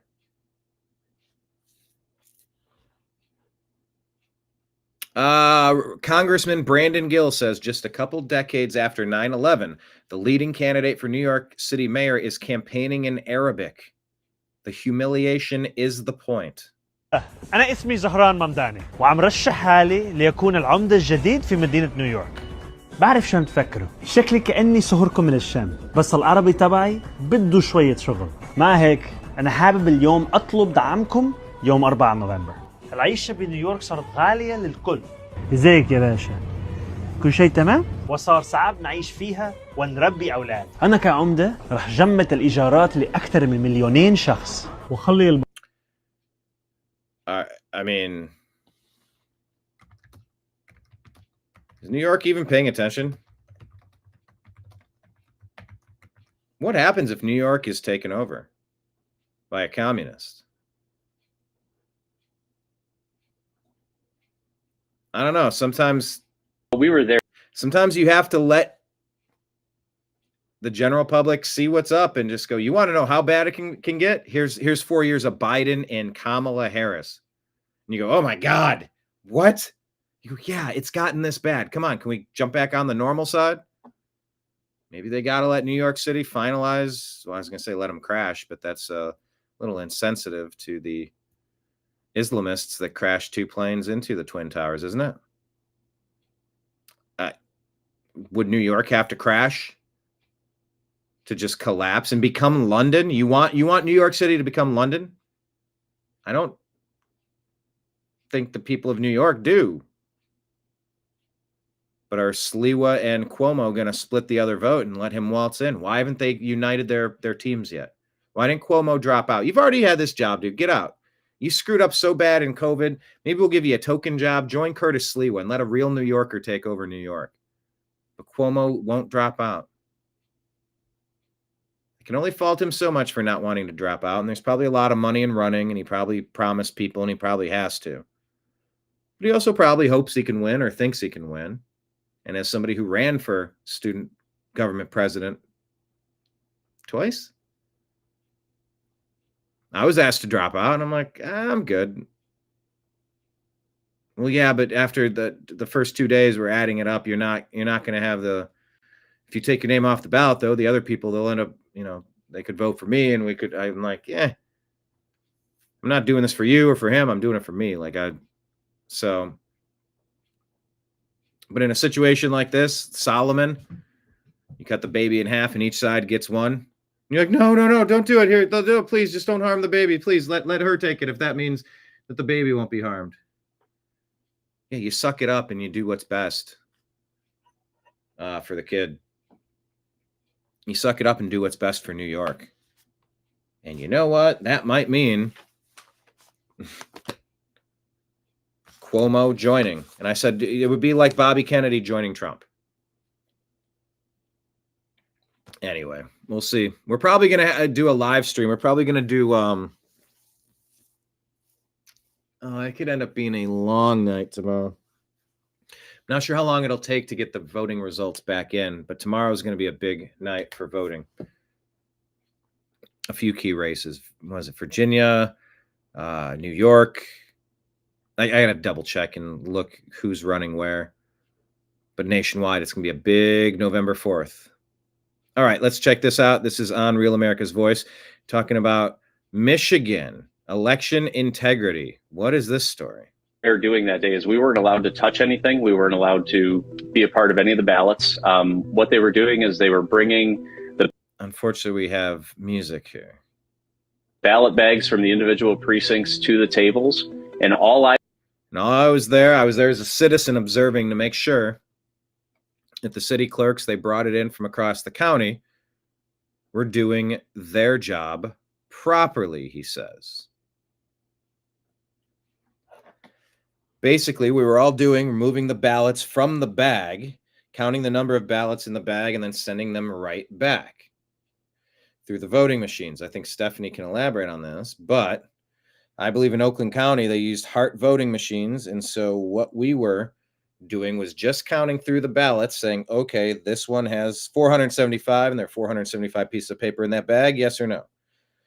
If the answer is yes, then we take them and we send them through the ballot machine. And the ballot machine tells us that the result, And so the first issue, first bag that came to the table, we walked it over on those ballot bags. They had a tamper-proof evidence seal. And what he noticed on the first bag is that the tamper-proof evidence seal was changed twice. And immediately I raised my hand like, okay, this is an issue. Something's going on here. And I brought it to the attention of Joe Rozelle. I brought it to the attention of one of the county commissioners, actually. Happened to be the lady that was at my table bringing the bag to me. I brought it to everybody's attention. I just got told, literally, it doesn't matter for the purpose of the recount. And my perspective on that is, I got to ask you a question about this. The guy jumps in here. I don't want you to elaborate anymore, but I'm also just so lost here, says the host.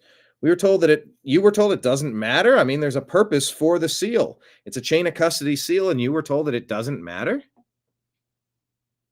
That's what you said. A 0%. And I have that on video as well. Or 100%. What we were doing that day is we weren't allowed to touch anything. We weren't allowed to be a part of any of the ballots. What they were doing is they were bringing the ballot bags from the individual precincts to the tables. Oh, no, this is the beginning. It reset.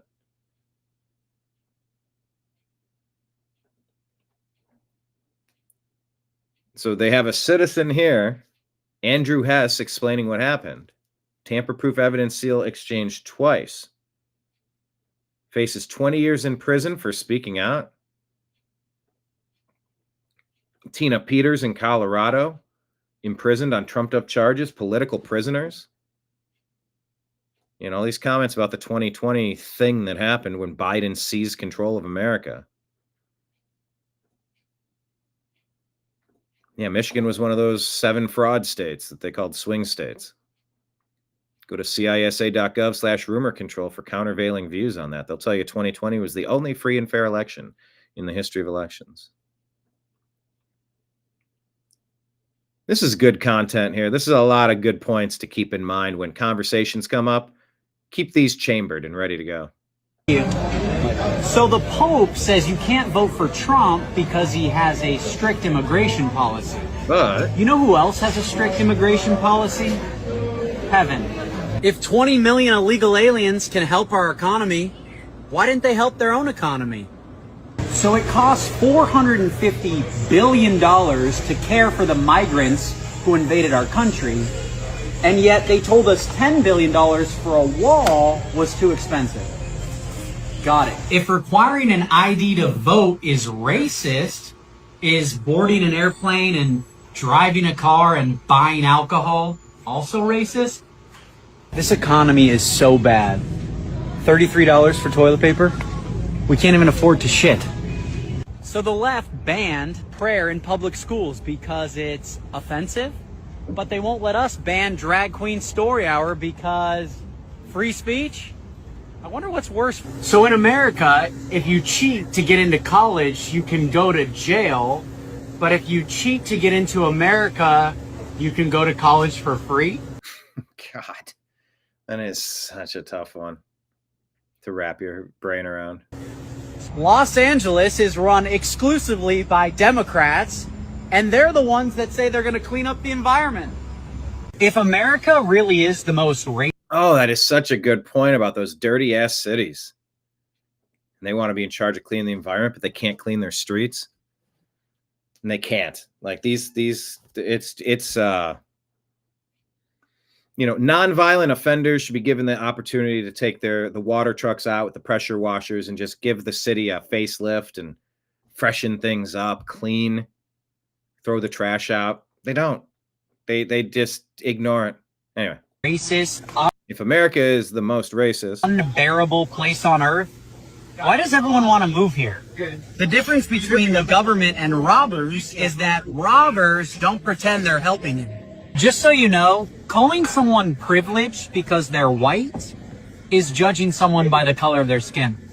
So a man who doesn't want to take care of his kid is a deadbeat dad, but a woman who doesn't want to is pro-choice? Oof. So a mother can abort her baby if she doesn't want the responsibility, but a father will go to prison if he doesn't want the responsibility. Oh, man. Oh, make that make sense. Interesting. We live in a time where intelligent people are being silenced so that stupid people won't be offended. That's good. This guy eats out a lot.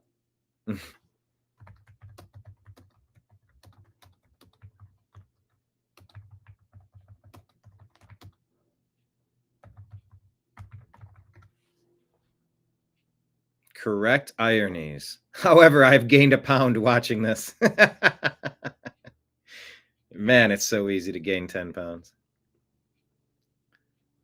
All right. Well, all right. Well, sensitive information alert. You can look away if you want. It's not the worst thing you've seen, all things considered, but DC Drano says this is incredible work by Florida law enforcement. We played that story earlier. The NYPD guy, 26 years later, 24 years later, he became a cop. NYPD. There was an abduction. Well, here's a man holding a 9-year-old child hostage with a knife in Brandon, Florida. Hillsborough County deputies responded and told him to drop it and let the kid go. The suspect refused. The suspect found out, and the child was saved. Here you go. Oh, and it says you can hear the brave kid say, "Bust down the door," and this hero deputy didn't hesitate.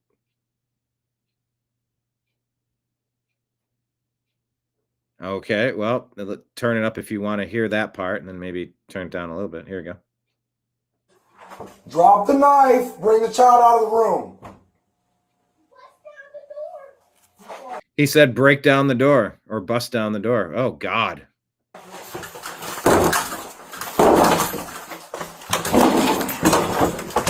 me see your hands right now. Let me see your hands. You are going to get Let shot. me see your hands right now. Let me see your hands right now. Let me see your hands right now. I'll kill you. I'll kill you. Drop the knife. Drop it. Come on, baby. Come on. Drop. Damn.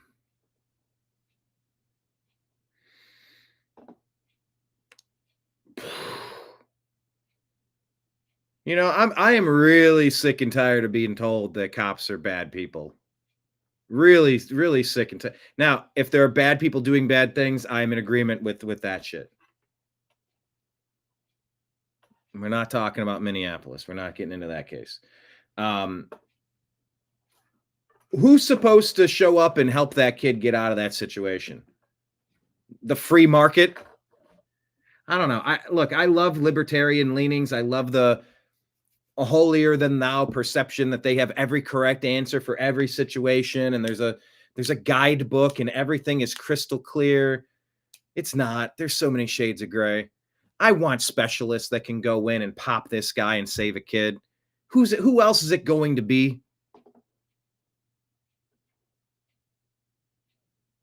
Drop the knife. Bring the child out of the room. He did say bust down the door. Who was the man? What was the scenario?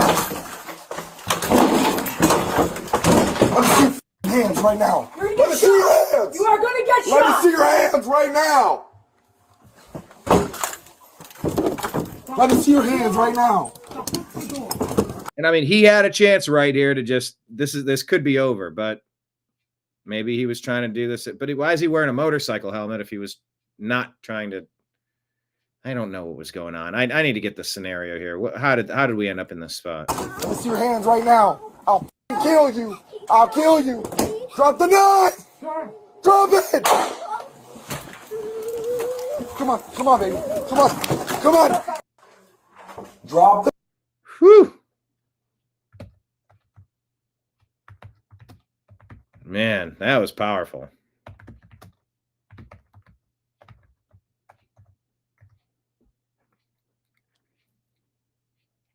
So that's a feel-good story of the day, I think. Bad guys 0, good guys 1. And I'll take that. How about that? All right. Here's a reminder to hit like and hit subscribe, please, to the New American Media, however you're following us. Share it out on X. Also pinned at the top of our X feed is our Patreon page. It's a great way to support the channel. It's our interview with John B. Wells talking about God and Trump and Biden and World War III and the deep state, etc. So thank you. Also, all of our tip jars at the bottom of the screen. All right, I want to get to Scott Adams here. Scott has, I don't recall exactly when I found his show, probably somewhere around the pandemic. You know, and we all had a lot of stuff to figure out, a lot of stuff to sift through, a lot of bad arguments we needed to have the right response to. And I found the Scott Adams Coffee with Scott Adams show, and I've enjoyed it. I went through the roller coaster of watching him get canceled, because he said if you're around a bunch of people who have been lied to by the media and the Democrats and our education system to hate you because of who you are, get the fuck out of there. If you find yourself in a spot, and they called him all sorts of names. The Dilbert guy gets canceled. But you know what? There's a lot of freedom in being canceled. Things open up when doors close. Doors close, other windows open. Windows close, windows open, whatever that phrase is. One door closes, another one opens. You know what I'm saying. You know, come on, man. You know the thing.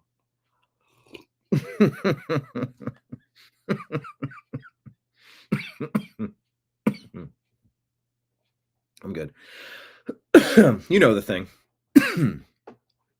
But yeah, there were a lot of long nights, a lot of long days. The whole COVID thing was a mess. And the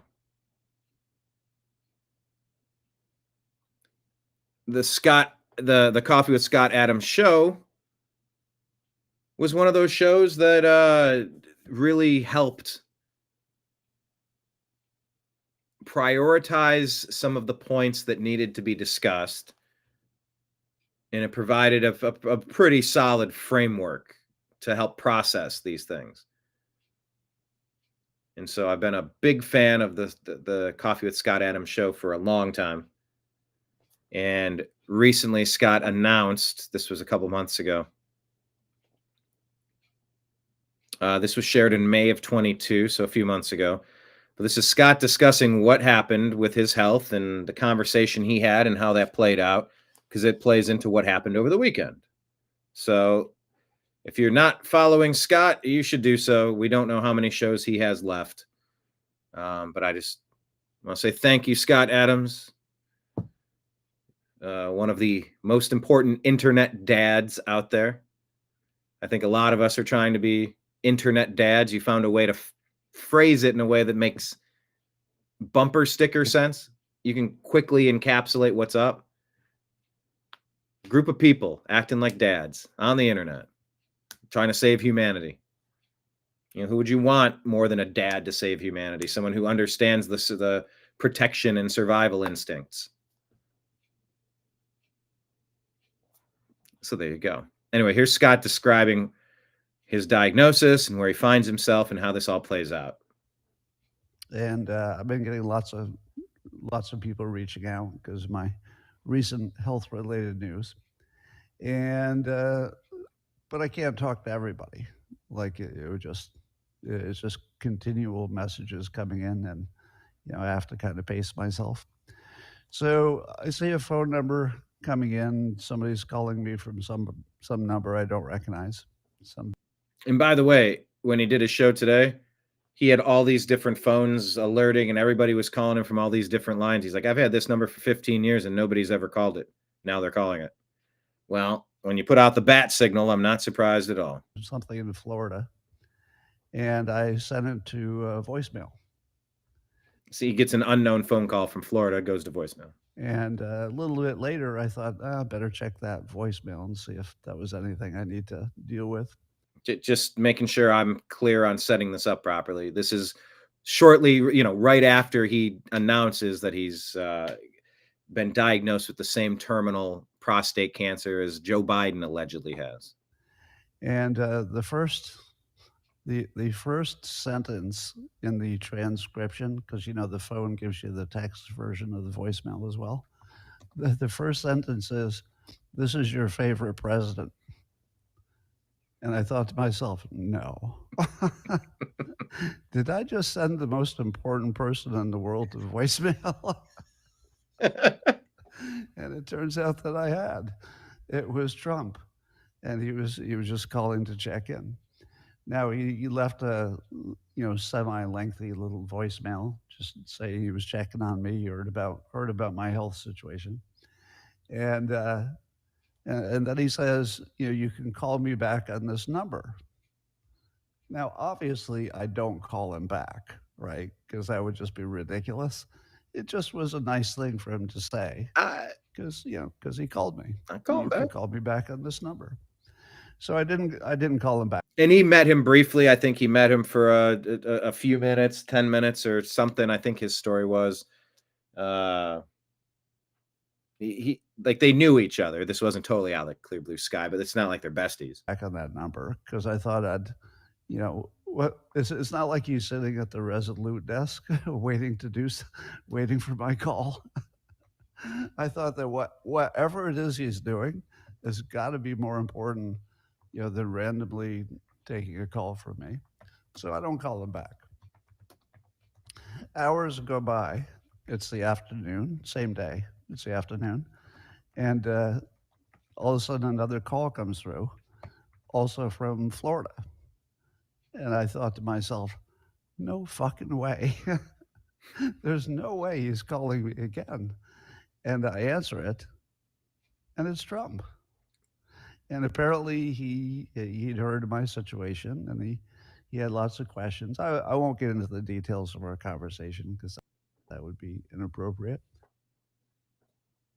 For reference, I was pretty close. Dilbert creator, vocal Trump supporter Scott Adams met President Trump in person once for a brief chat, likely under 10 minutes, during a 2018 group event for supporters in the Oval Office.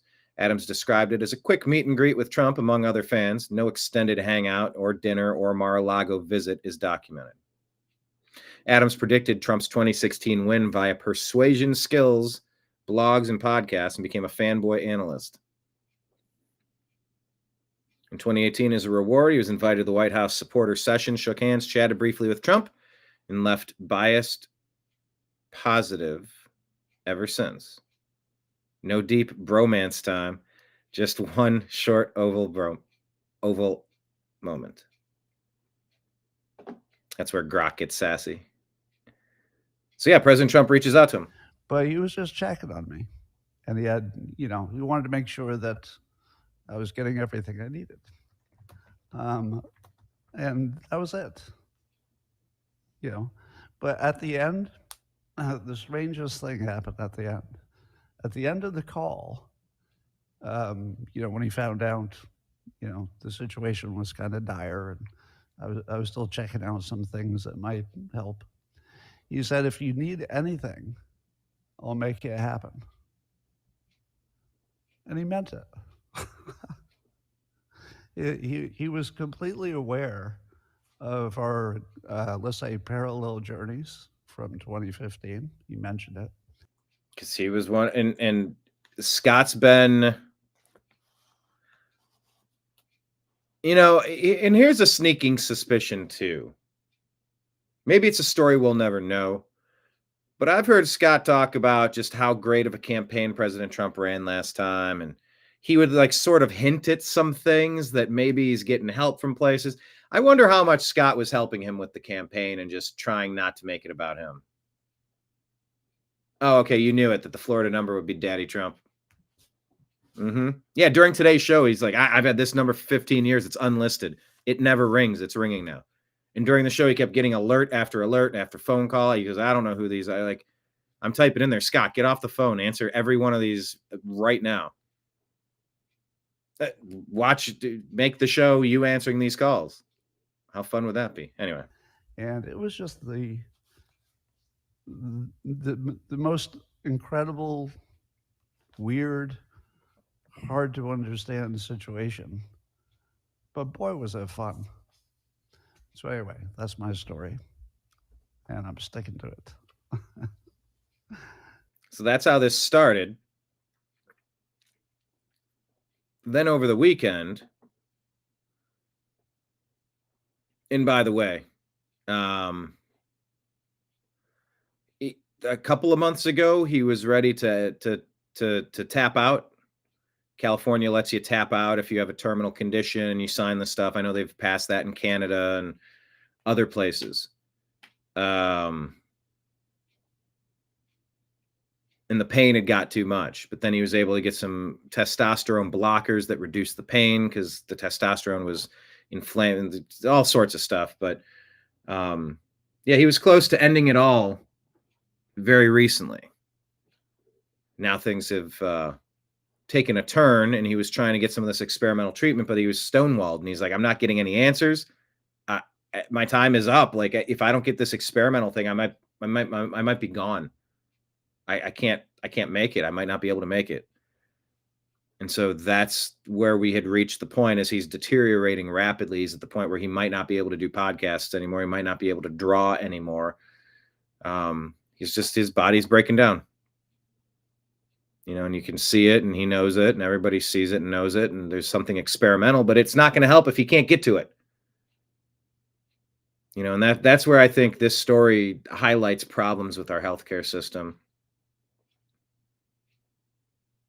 Why can't we do better? Why can't we be faster? Why can't we be cheaper? Why can't we, what are we doing?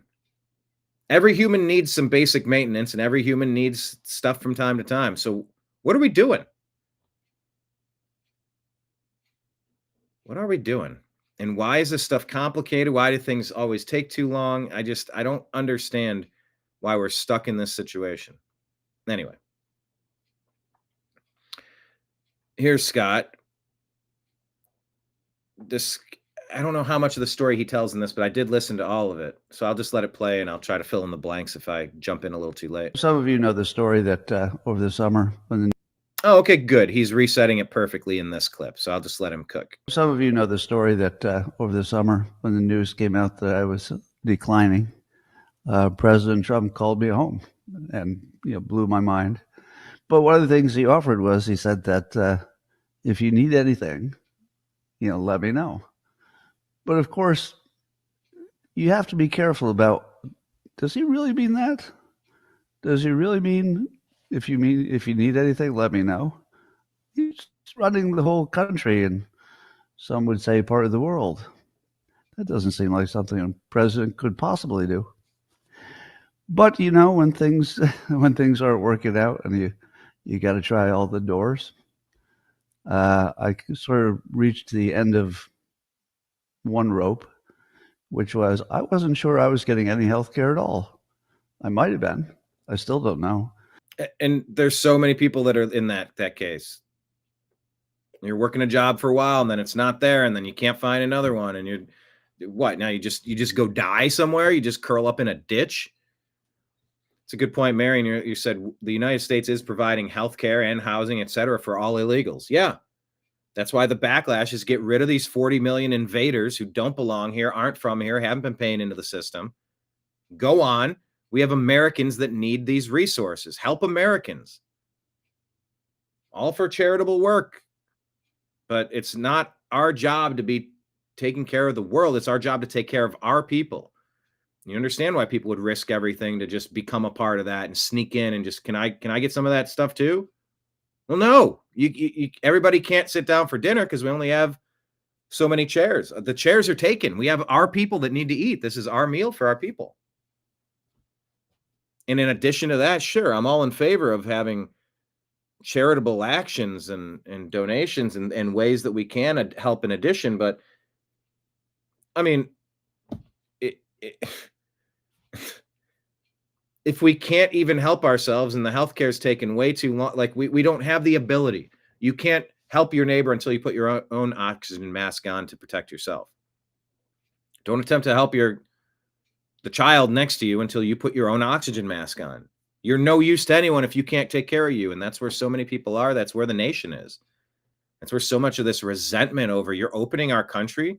That's what they told me in the Bronx. Like when I went to the Trump event, reported for Real America's Voice and the New American Media and doing man on the street interviews. And these people are just saying like, man, people from not America, not New York, not the Bronx are showing up. They have unlimited credit cards, unlimited money, staying in a 5-star hotel. I've never stayed in a 5-star hotel a day in my life.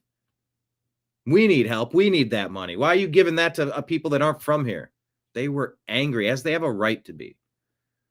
So someone like Scott Adams with every resource and connection in the world doesn't even know if he's getting any treatment. We've got to fix this effing healthcare system already. We have to fix this. But what I don't know is if they'd even started the process to get... It's just no communication. That potentially life-saving drug that I've been trying to get. And so I wrote a message saying that...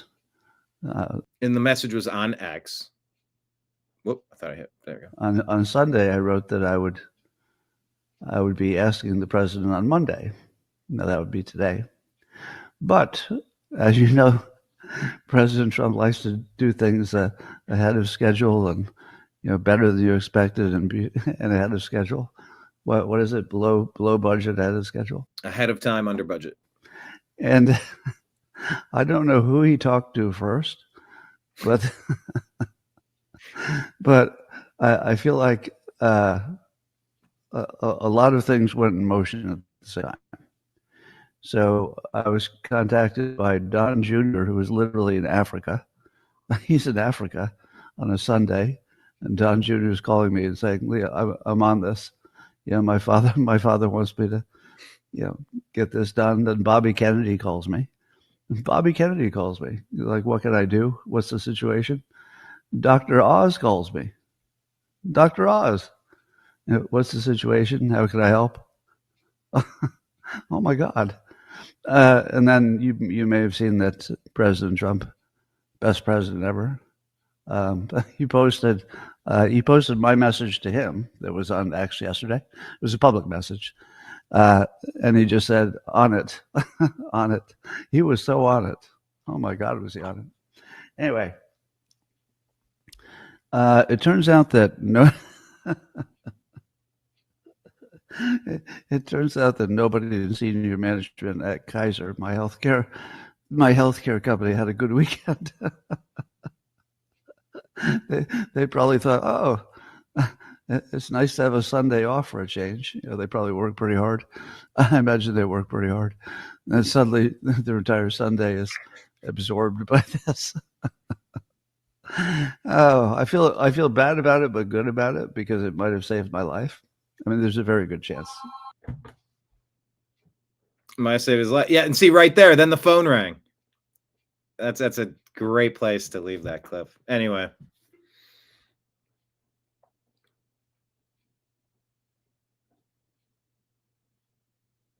Lake Leon says government does not need to be in healthcare, period. Take care of our vets in the border. That's basically it. Yeah, we need to have a way that people can get the services that they need. I don't know what that looks like. I guess it's easy to just say, do better. You sound like a Democrat. Like, I don't like the way things are. Burn it all down.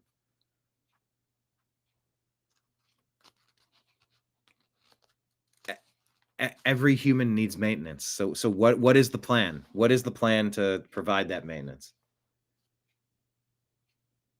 Ask anyone who's dealt with it. I'm not going to get into the arguments I had when my brother was dying and what they were doing during COVID and what they weren't doing, what they would permit, what they wouldn't permit. A one-size-fits-all medical approach. They had no discretion over the terms of care. Don't get me started on this topic today, so I'm not going to. I've discussed it other times, other shows. But man, oh man.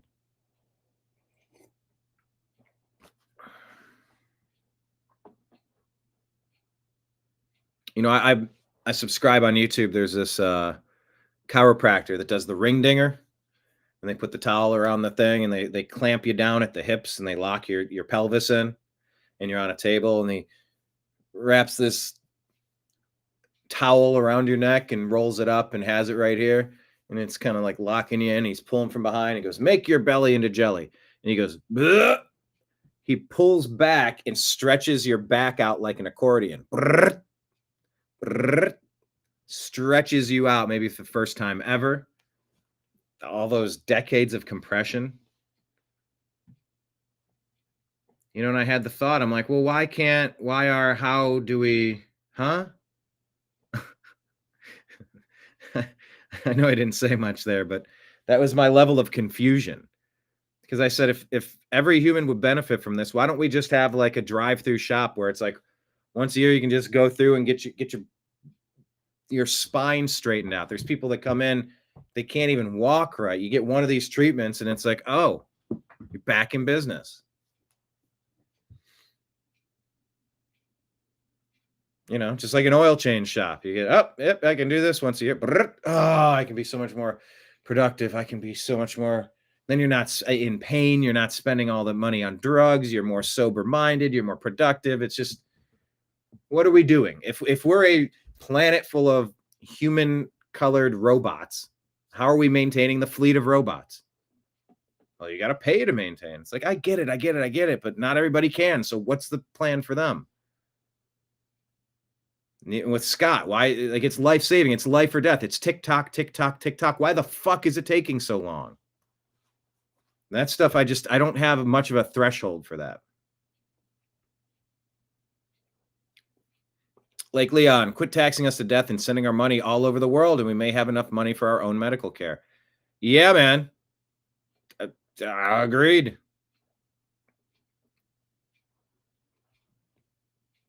Okay, so here's the quote I was telling you about. Paul Cispula says, former CIA Director John Brennan has a meltdown when confronted about the 51 intelligence officers' memo that he signed, knowing that the Hunter Biden laptop was real and not Russian disinformation.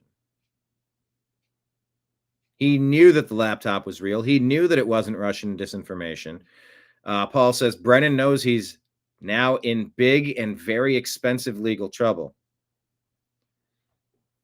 Let's read through this on Politico.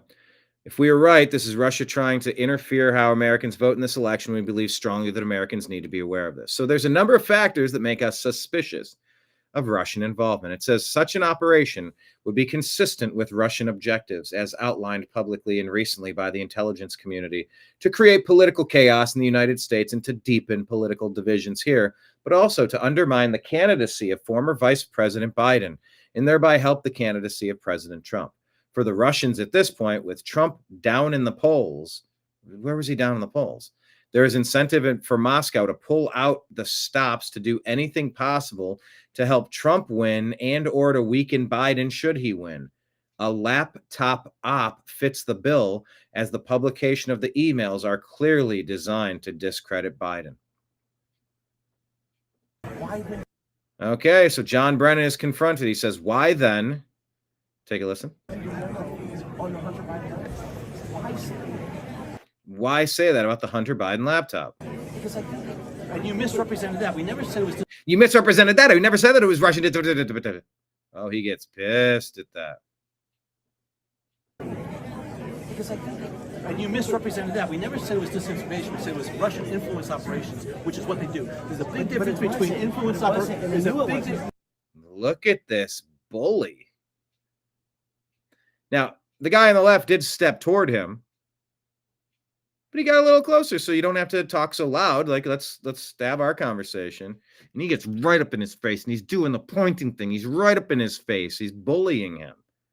And this guy's a lifelong bully. Brennan. Traitor. And you misrepresented that. We never said it was disinformation. We said it was Russian influence operations. It was a Russian influence operation.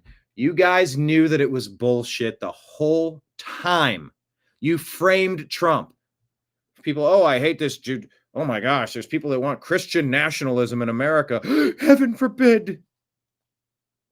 Yeah, they say don't covet your neighbor's ox. Don't steal their shit. Don't kill them. And don't bear false witness. Don't frame people who are innocent. And that's what they were trying to do to Trump. They were trying to frame him and throw him in jail for life. They were trying to remove him from office so they could keep stealing our country right from out underneath us. And they're absolutely bearing false witness to say that Hunter Biden laptop wasn't legitimate. Oh, it was just a Russian operation to discredit Biden. No, it wasn't. It never was. Nobody ever even believed that. You always were framing Trump, bearing false witness against him. Which is what they do. There's a big difference between influence operations. No, you don't know that. Yes, Comey knew. Comey knew. Comey knew. He's saying, you didn't know that. Comey knew. The literature said it had all the hallmarks. Good job, guy.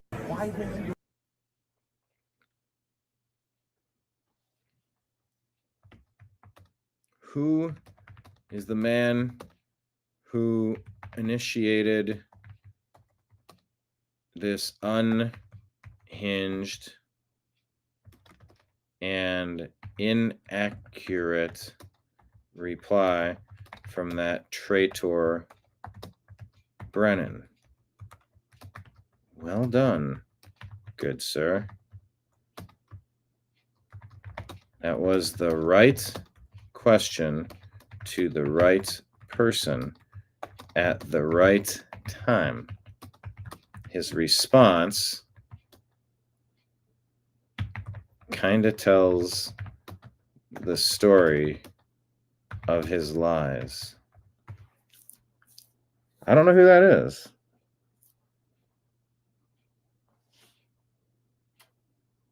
Oh, is it this guy, Ivan Raiklin?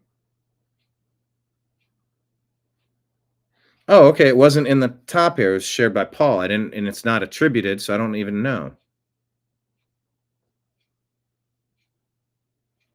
This will not stop until you're arrested. It will only escalate. Maybe it's that guy. Okay. Well, bravo. I liked that a lot. That's exactly what we need to be talking about. Yeah, Trump was so right about all this stuff.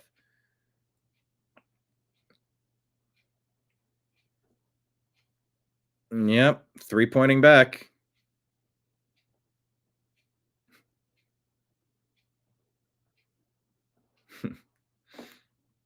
All right. That was important. That was a... Yeah, I want to see it one more. No, I don't need to see it one more time. You get it.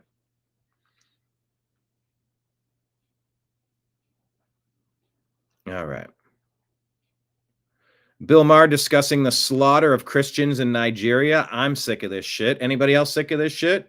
Are the Free Palestine people going to say free Nigeria? Or do they care? Protest Incorporated, do they care about the abject slaughter of Christians, or are they supporting it? Where are they at? What's their stance? Why aren't they out there marching and protesting against this? If you don't know what's going on in Nigeria, your media sources suck.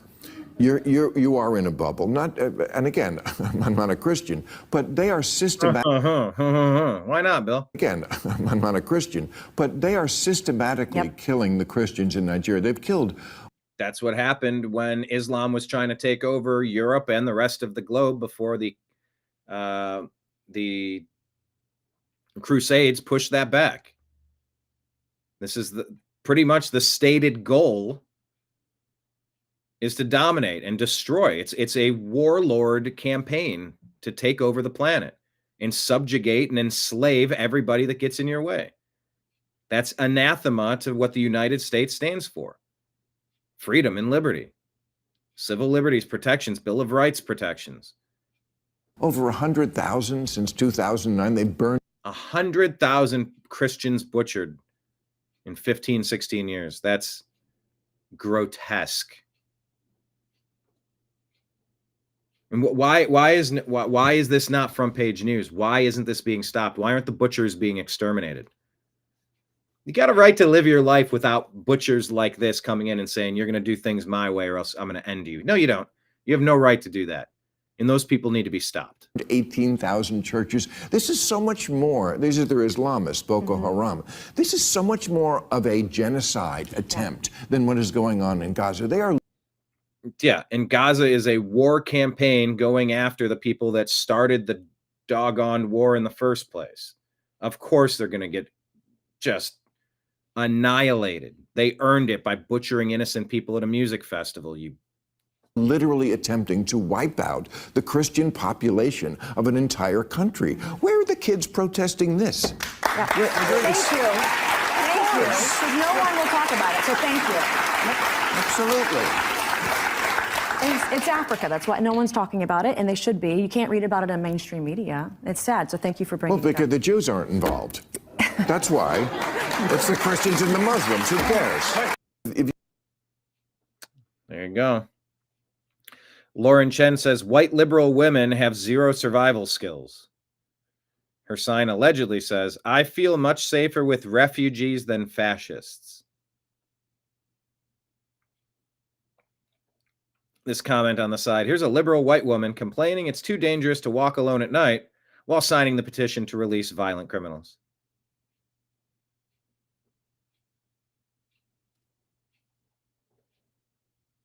Oh, God, and that's a compilation,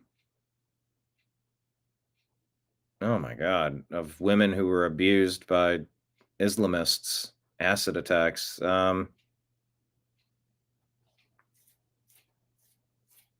Okay, anyway, calling MAGA members who want to make America succeed, that's not fascist. But she wants to say that. All right, C3 says here, I liked this comment. Let me go like that. I know every time I brought up that Gaza voted for Hamas, people would be like, well, that was like 20, 30 years ago. It's mostly kids today, and they never had a chance to vote, and there's no other option for them. I'm like, what are you talking about? The anti-Israel, the anti Zionist, meaning they shouldn't have a country. I don't know. I just woke up in a world where that country was there, and I like, why should I delete that country that currently exists? I just move along. Like, just, it is what it is. Move along. Go next. Like, well, you can't hold these kids responsible. And like, I did take that comment seriously, because you can't, don't judge me. Don't blow my country up because Joe Biden's out there screwing around. I didn't vote for the guy. I don't think a majority of this country voted for this guy. And with 50% apathy and only 25% of the votes going, or 50% of those votes going that way, allegedly. Of course, that's like 25%, but still, point being, don't judge me for Joe Biden. Don't look at Barack Obama running this country into the ground going, all right, we got to demolish everybody out here. They must all support Obama. I'm like, no, I'm the biggest critic out there. Like the biggest, like, don't harm me for that. But yeah, every time it's brought up, yeah, Gaza voted for Hamas. And like, well, they didn't vote. That was a long time ago. And now you can't vote. They've taken it over. There's no more elections. And they're the bad guys. And all the good people are suffering. So rise up and throw them out. Well, that's easier said than done. You can't do that against the mafia or the cartels or Washington insiders. And you're like, okay. So if you can't remove them politically, you have to annihilate them in warfare. Well, but there's too much collateral damage. Okay, so they're going to stay in charge and they're going to keep doing this shit every couple of years. How about no? That's a genocide. Like, well, no, that's the act of campaigning in a war that was started by the people who are losing. Okay, maybe they shouldn't have done what they did. Anyway. Yeah, that lady should take her doors off her home and keep her car door unlocked and let everybody in. Everybody in. Everybody. All right, C3 here saying, I just need to, let me go like this. I can just, that's doable. C3 says, Americans are charitable people. We do not mind helping those in need, but Americans also hate being ripped off and robbed and being taken advantage of. Thanks to Chuck Schumer, we are seeing just how much we've been screwed by just about everyone, and there's no unseeing it. 42 million people on food stamps. Are we really at that point? Jeremy Corbyn's campaign work for Mom Donnie draws scrutiny from the Department of Justice for foreign interference, according to the Washington Examiner.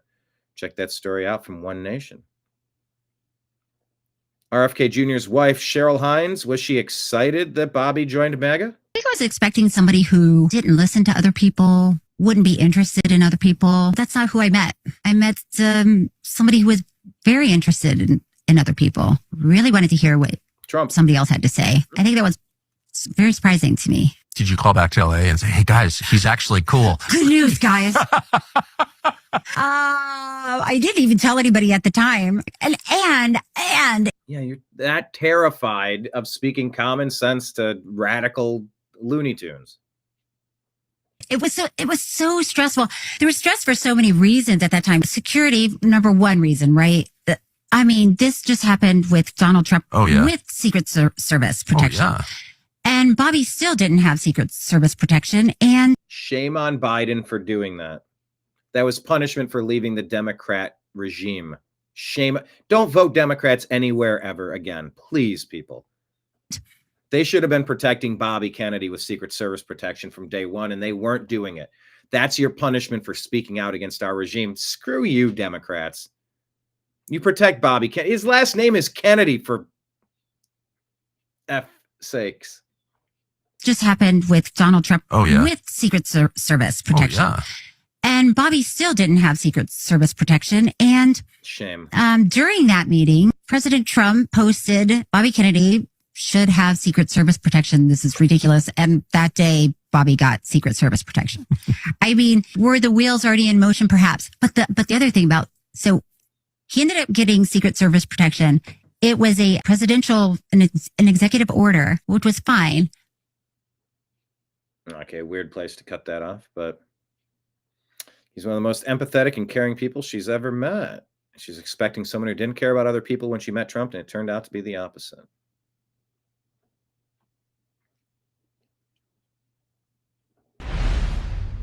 Here's a story out of New Mexico. Take a listen. The first thing I did was grab my phone and call, and when I heard $0, my chest went into my throat. Maggie Aragon has been a SNAP recipient for more than 3 decades. 3 decades on a temporary public assistance program that's become a permanent way of life. Where is the component where you can help these people get on their feet where they can take care of themselves? That's the component. You're not supposed to be on this for 3 decades. You're supposed to use it as a springboard to stabilize and move on to the next step. Even with these benefits, she says she also relies on food banks to get enough food. I have depended on those benefits since the 1990s, and do we understand the problem with this? This is not what was intended here. And there are some people that might need help forever. How do you determine that? Who's a freeloader and who absolutely is incapable of taking care of themselves? There are some people in our society that cannot take care of themselves. To what degree is that our problem?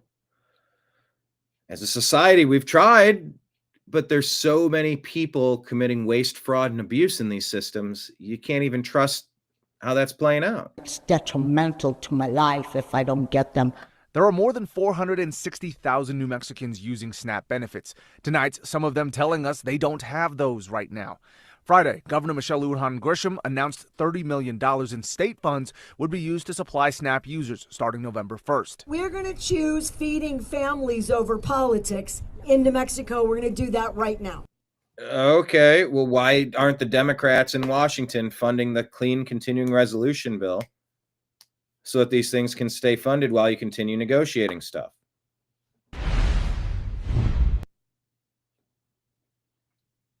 SNAP benefits for 3 whole decades.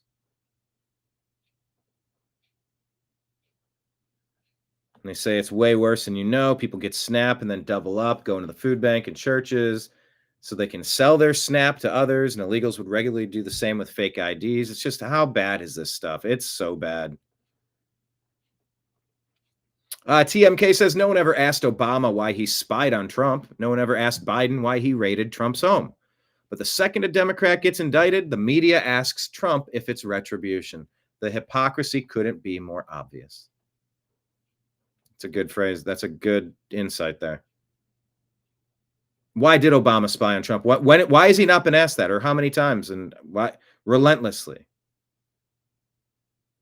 Democrats get indicted. Oh, is it Trump on retribution? Come on. Nobel Peace Prize is trending. Do we have an update here?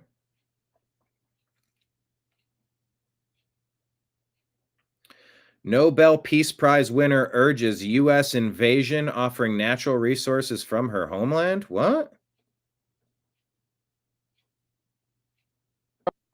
We have in Venezuela the largest oil reserves, proven oil reserves in the world, the 8th reservoir of natural gas, huge potential in electricity, gold, critical minerals, and so on. These can only be unleashed with a society, with a government that brings order to this chaos, that open markets, that brings rule of law, that is friendly to international investment. And in a country that is producing less than 1 million barrels a day could reach 4, 5, or 6 in a decade. We have in Venezuela A Peace Prize winner saying, invade Venezuela and take some of our natural resources. This is getting wild.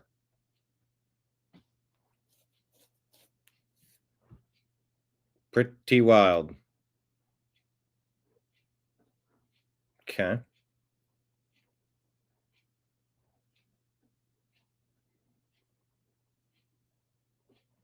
James O'Keefe reporting that an NGO is instructing illegals on how to vote for Zoran Mamdani as mayor of New York. They told me to come here to vote. Let me play a moment of this. Yes, I'm an immigrant. They sent me here to vote. I was recommended to come here to find information to vote. Sorry? When did you register to vote? I did not. I didn't sign anything. They just told me to come here to vote. Okay. Vote to, okay, but you know, This is Michael Casey, correspondent with O'Keefe Media Group, reporting from New York City just before Halloween. And the only thing scarier than all the ghosts and the goblins and this rain this Halloween is a possibility of illegal aliens voting in our elections for mayor. Just last year, James O'Keefe encountered a man in New York City who ran a church called La Jornada in Queens. Hey, this is you. Now, Mr. Rodriguez was allowing illegal aliens to sign false documents to help them live in this country illegally and bypass the law. What I found most odd is that Pedro Rodriguez would keep telling me that I did not reside at an address that he personally signed the letter saying that I resided at. I encountered this man once again 1 year later. Same name, different address, same blue shirt, same tie. I encountered this man posing as an illegal alien, telling him I was new to this country, I just got here a couple months ago, I was not registered to vote, not a citizen, but I wanted to vote in this year's election. And what does he do? Like clockwork, he springs into action to help me. Yes, I'm an immigrant. They sent me here to vote. I was recommended to come here to find information to vote. I was given those locations. I will show you. Forgive me, I am no Espanol. English is perfect. Thank you, sir. What's your name, sir? Pedro Rodriguez. Pedro. No pleasure. Yes. Miguel. Yeah. You register? Sorry? When did you register to vote? I did not. I didn't sign anything. They just told me to come here to vote. Okay. And he tells me to go to a local community college just around the corner to go vote in the election for mayor. That's close, right? Just across the street. Across the street? Yeah. Thank you. And so I can go there and cast my vote for mayor? And I told him, still posing as legal alien, who should I vote for? He gave me a wink and a nod. He told me, vote for the man whose name begins with the letter M. No. It's 3 guys. Okay, I really can tell you vote to, okay, but the guy that says M. Now, which candidate and for mayor has the letter M in the beginning of his name? Is it Curtis Sliwa? No. Is it Andrew Cuomo? No. Is it Zoran Mondani? Most likely, the same candidate who's running on a platform of aiding illegal aliens and giving them assistance to bypass ICE and avoid deportation. It's no coincidence that this so-called pastor, who just last year was caught by James O'Keefe, is now telling illegal aliens not only vote in this election, but vote for the candidate for mayor who is trying to help illegal aliens. Living in a cuckoo clock. So we paid him a visit. Can't have music. These two had questions as well. Yeah. I remember me. You are a bunch of thieves and criminals and liars. You are unbelievable. What do you say? Liars? You are a bunch of Thieves, criminals, and liars. Oh, really? thieves and criminals and liars. He's protesting too much. No, that's what he is. You are unbelievable. Stamping fake addresses. I'm the guy that I met with you, right? You had all these fake documents right here? Yeah, that's me. I'm James O'Keefe. Okay, hello, sir. You just told him to vote for Mondani. No. You said vote for the guy with the M. That's what you said. Vote to, okay, but That's the good. guy that says M. How many judges have M's in there? You just told him to vote for mayor. He's not a legal citizen. Hello. Do I have the control where he has to go? Yeah, but you gave him advice. No. What is the word? Just like you told me to stamp fake things. But you just mentioned one word, right? What you say? Yeah, what did he tell you? What did he tell I said that I was not registered, and they said, who should I vote for mayor? And he said, vote for the mayor with the M. For no register. You register. Sorry? When did you register to vote? I did not. I didn't sign anything. They just told me to come here to vote. Okay. And this is happening. This is their plan. And it's time this gets exposed and pulled out by the roots. I said, yes, I did. Yeah, I did. Yeah, what you said? I said it, so. Yeah. Just like the scheme with the documents from last year, remember? Okay, you remember? I steal children. No. How many people I steal children. I steal children. We're investigative reporters. How am I You steal children. stealing children? Why? Yes. I don't know. I do remember this guy. It was so weird. First of all, you're entering here illegally. How am I entering here illegally? Because police are there. Do you want me to go? Yes. Okay, I leave. Thank you. Why do you tell people to vote illegally, sir? Why do you tell people to vote illegally? I said that I was not registered, and I was here a few months. Yes. Looks like a place that should probably be shut down, huh? Oh, I remember you. You're the wife, right? Yes. Yes. You're breaking the law, ma'am. You're breaking the law. You're breaking the law. House of worship that received tax exemption are prohibited from participating in a political campaign. They just kicked us out. All this and more on our Election Day special. I don't know. I mean, pastors are allowed to. I mean, come on. I don't. What do you?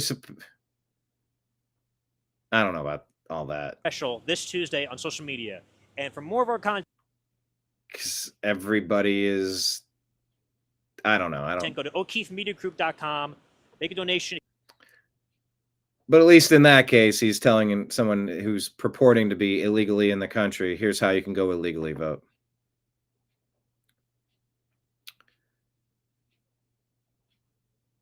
Yeah, we referenced here, and I think this is about all I had to share with you today. But yeah, this was regarding Scott Adams and President Trump. We said the delays in American healthcare are unacceptable. Ask literally anyone who's ever needed help. Why can't we get healthcare right? How can we improve it? How do we improve it? How do we lower the costs? How do we limit the length of time people are waiting and confused? How do we get things better? But this was the post Scott made and said, on Monday, I'll ask President Trump via X to help save my life. He offered to help me if I needed it. I need it.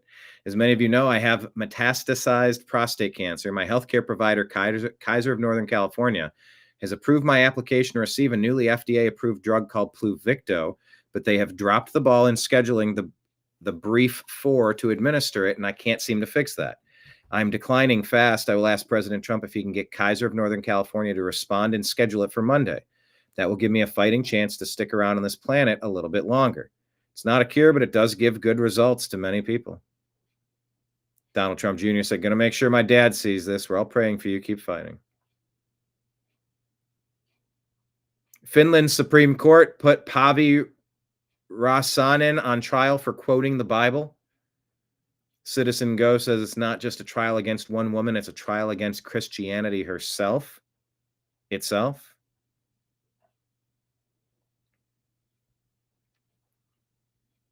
Let me ask Grok, what is the... Come on, trying to reset. All right, there you go. Update on the case of Pavi Rasanen. Because they said in just a day or this is from a few days ago. What is the latest?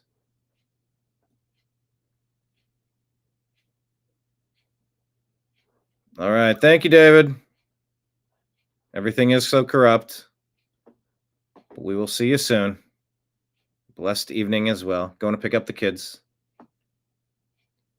So Pavi was a member of Parliament, former Interior Minister, and a Christian Democrat, prosecuted since 19 for agitation against a minority group, classified under Finland's laws on war crimes and crimes against humanity. Quoted Romans 1:24 through 27, criticizing church support for LGB, etc. pride event. 2004 pamphlet, Male and Female, he created them, discussing biblical views on marriage and sexuality, which she co-authored with a bishop. They were unanimously acquitted in 22 and the Court of Appeal in 23. Despite these, they then went to the Supreme Court. Oral arguments held on October 30th. Hearing was unusual as the Supreme Court rarely conducts new sessions, typically reviews lower court records. Prosecutors argued that the words were insulting regardless of intent, seeking fines. Oh, come on. No ruling issued. Final decision expected in spring of 26. Wow. Bet you didn't know that. I bet you didn't even hear of that story.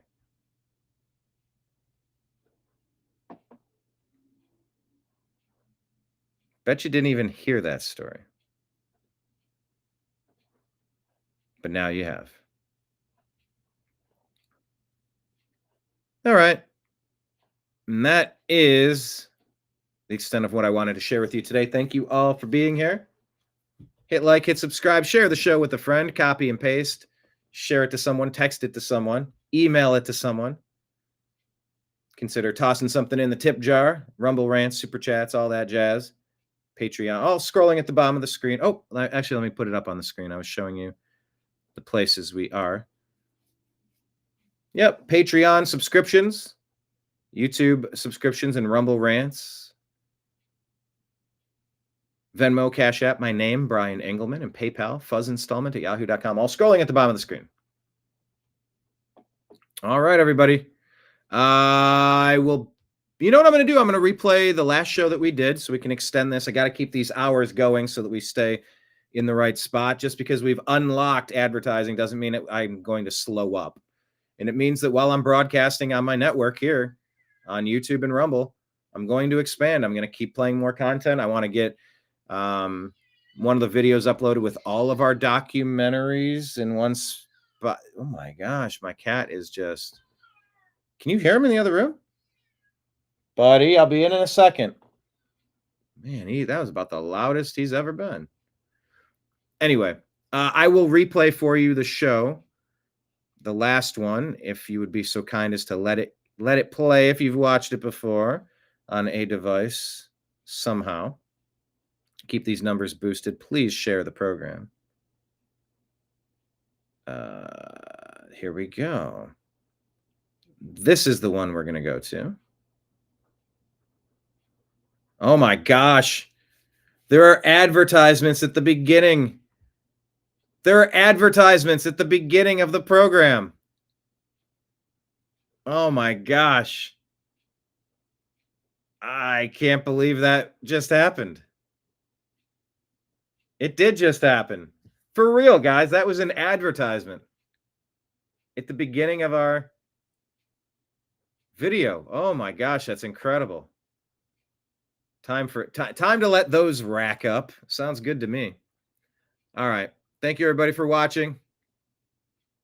Kenneth, David, Marion, everybody, David, John, everyone, Lake Leon, etc. Thank you all for being here. All right.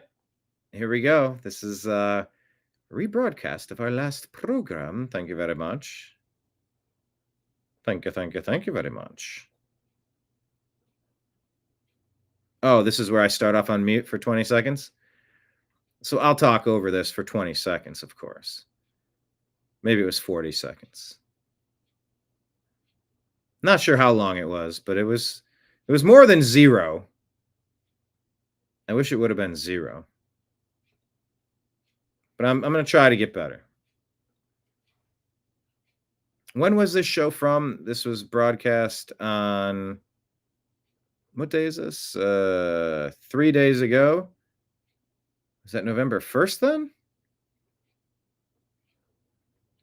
I think it was November 1st. Let me take a look. October 31st. So let me put this in here. 10/31. And then we said that you are watching a replay of our 10/31 show. Okay, great. How long do I need to forward here so that I can get some audio? How many days in a row has mute been on? There we go. Try it again. New American media. This is the intro. It's tough to navigate back. Is it going to happen here? Yes. Okay. I think we're going to play the intro and get this up on the road. Thank you, everybody.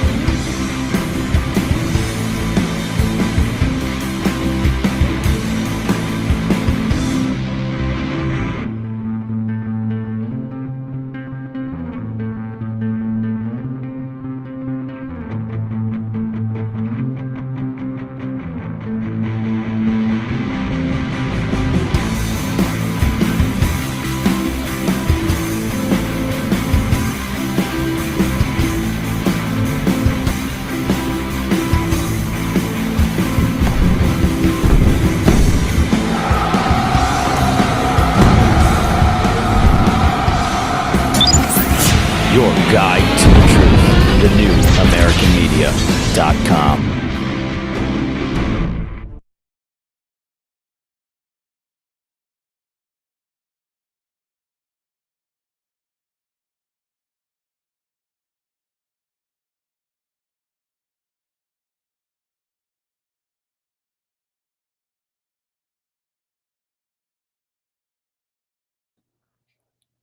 Mute again. How many days in a row has mute been on? Folks, how many days has mute been on?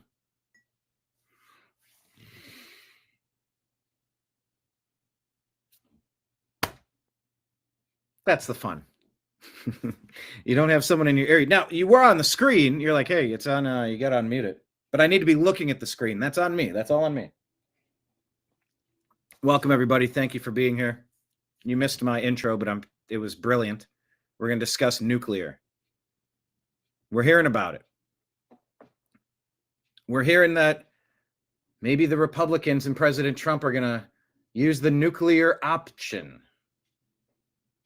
Maybe they want to go nuclear so that they can pass the budget and stop the Democrats from causing all of this pain.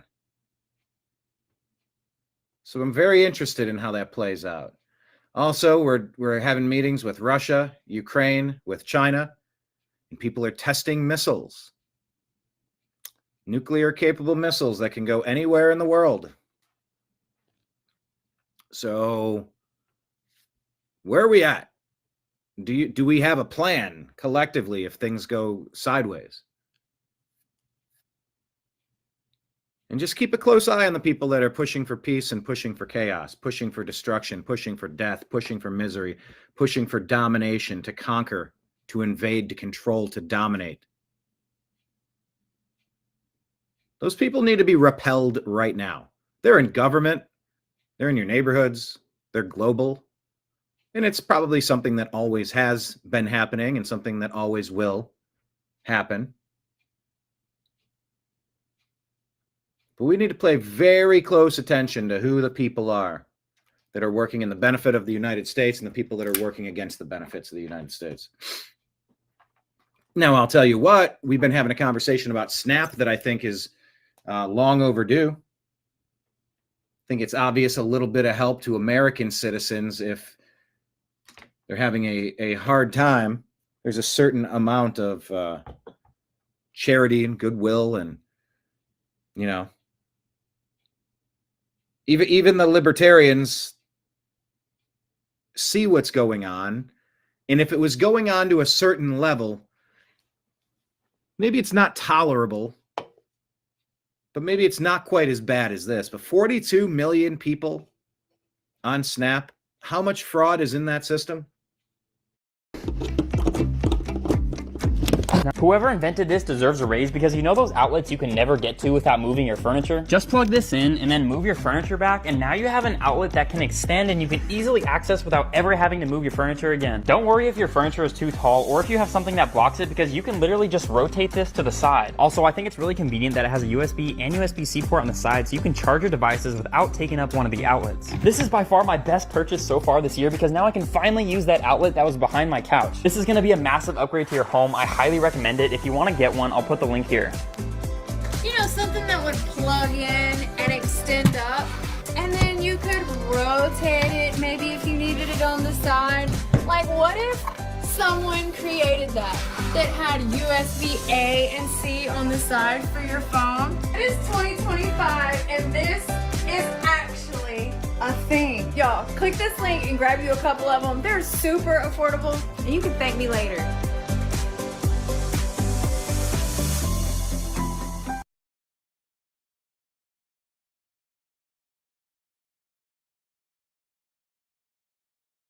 Three huge reasons you definitely shouldn't buy this hair growth serum. Zefta is having their 2025 resolution sale because this year is the year of voluminous, luscious hair. And that's why Zefta is giving 4 bottles of their hair serum for free to everyone. Yes, ladies, you heard it right. Here's how, but please don't tell anyone. Today only, you can get 4 free extra bottles of H Regrow 2.0 just by ordering 2. That means you're getting a total of 6 bottles for the price price of 2, saving you an incredible $200. It's an absolute no-brainer for women who want to regain their confidence in 2025 by stopping hair loss and regrowing their thick, luscious locks and celebrity-level volume. Do I have to remind you why this serum is amazingly magical for your hair? All right, here's 3 quick reasons. In just 2 weeks, it made my hair grow like crazy. My little baby hairs started sprouting like untamed weeds all over my head. Just look at these insane before and afters. Did I actually wish to go from a balding granny to having these Disney princess locks? It's like I'm a whole new Rapunzel person now. I'm so over getting nonstop compliments from randoms every single day. Your hair looks amazing. Yeah, I get it already. And the number of social media posts I see about it literally 100 times a day. Come on, ladies. Stop bragging about how it transformed your poor thin hair too. And how easy is it to use? It's borderline offensive how simple it is. You just rub it into your scalp once a day for 60 seconds, then bam, thicker, fuller mane in less than a month. And I just had to use it every single day. You know why? Because of course it had to smell amazing and not leave my hair greasy at all. Not a little bit. And it keeps getting better weekly. It's like I'm a chia pet on steroids.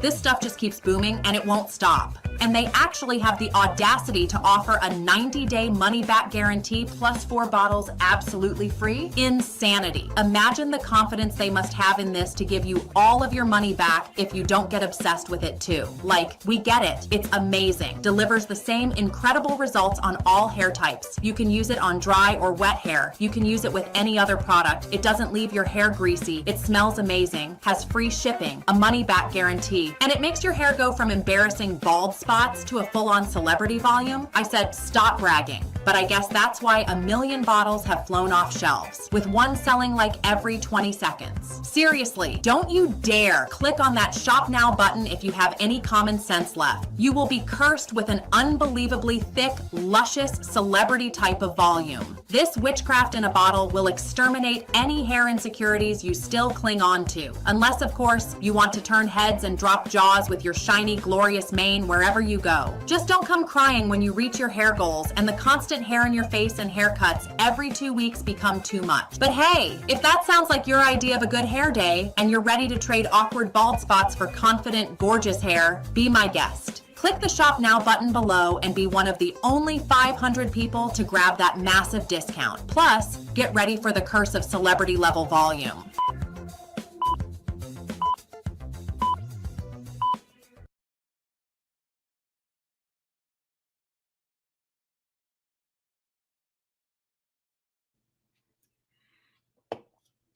I'll tell you what, we're having that conversation today and we weren't having that a month ago. Isn't that true? We got to figure out what America is and what America is paying money to change itself into.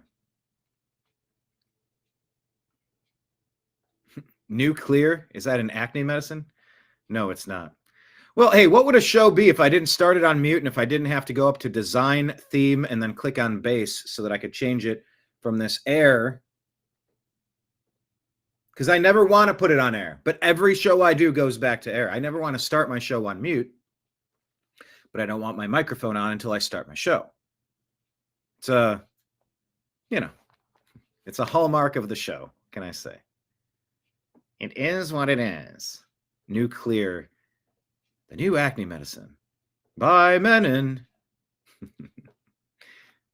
Yeah, I know, 4 or 5 days on mute. I don't know how we're up to this. Hello, David, Marion, Kenneth, everybody. Oh, snap. Now I'll need to get a job. And snap, go find a soup kitchen or your local church and get your butts back to work. Yeah, I mean, there need to be processes in place.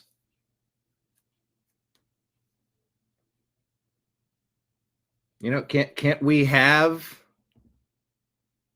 call center jobs available that people can work in exchange for some of this that they're taking? Or after a certain amount or a certain limit, like how many generations of people are going to be constantly reaching their hands into the purse before there's nothing left in the purse? And how are you going to flood our country with non-citizens and let them start reaching into the purse? The purse is for our own veterans, our own mothers, our own children, our own destitute, our own not doing so well. We do not need to import people that are not doing so well, especially people that want to change our way of life and demand that we start living like they did in the country that they came from. No, thank you. And it's not just no thank you. Look at England. England is on the verge of a revolutionary war right now. Their government has completely betrayed the people. It's all across Europe. This has been going on for years. And all these stories are connected. They're connected to ICE. They're connected to global tensions. They're connected all over the place. Yes, Lake Leon, government is not your daddy. David, my friends, the way it is now, regardless, cannot stay this way. And if it does, our future generations will be slaves forever. Is that a wallet or a purse, son? Well, I mean, call it what you will. If you're going to loot and plunder it like a damned pirate, what's the difference, right? All right. Well, folks, let's jump into the news of the day. Let me hit refresh here. I've tried it 4 times. Maybe 5th time is the charm. Okay, it looks like it's doing a hard reset now. That's good. Oh, unable to share screen. Got to click it twice. In the furniture business, things move fast. ZipRecruiter helps us hire qualified candidates who can keep up. We needed a project manager yesterday. We posted a job on ZipRecruiter and had our guy on site in 5 days. He was qualified in every way. ZipRecruiter finds the best candidates for all our jobs. They helped us build our dream team, and they did it fast. Is that too fast for you? 4 out of 5 employers who post on ZipRecruiter get a quality candidate within the first day. Try it for free at ZipRecruiter.com/YouTube.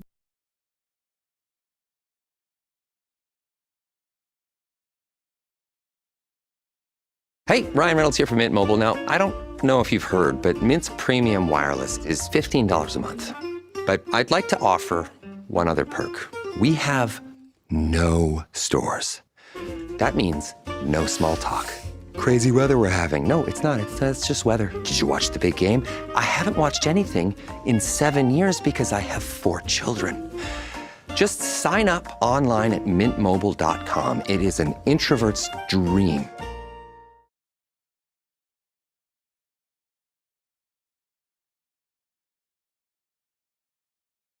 There we are. All right. Before we get started, let me tell everyone we are within striking distance of allowing advertisements back on the YouTube channel. So anybody out there, we're only 115 hours away. We need to watch 115 collective hours as soon as possible so then we can activate advertisements on our page again. It's been half a decade since our content has been monetized. Millions of views, 1,900 videos. It would be great. It would go a long way to fund the ongoing expenditures of running an operation like this. Yeah, the operation like this, it is the hours with which I have to research, the hours with which I get to communicate with you, pull up your comments and talk about the stories. And then it's the time on the backside making sure you're uploading things and copying and pasting and sharing. And it's a lot. It's a lot to do on your, it's a lot to do. And it takes up a lot of hours that become the full-time job. So, what does an average person need to make in today's economy? Actually, that's a good question. Type in the comments. What would you say a reasonable amount that it would take per year to then clear taxes and end up with what you got? One person, normal expenses. What do you think an average job would be right now? Let me ask Grok. Type it in the comments. Because I'm not sure what it would even say.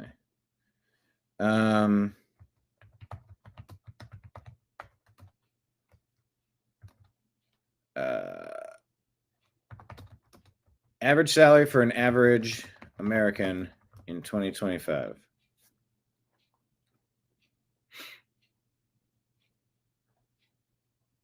Yeah, it's a little lower than I thought. I don't have a lot of expenses, and I need a little bit more than this. They're showing household median income 80 grand. That's about right. That's about right. That's not thriving. That's not heavily investing. That's not squirreling a ton away for a rainy day. That's like getting by.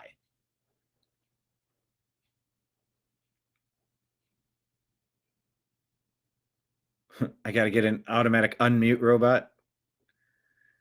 No, kind of 35. I mean, that 35,000 might have been in 1991. It's just been in tons of inflation. It is wild out there. Men are about 70 grand or 1,300 weekly. 1,300 weekly at 70 grand. Let's see, at 1,200 weekly. You know, about 300. How do we break it down? By 5 days a week?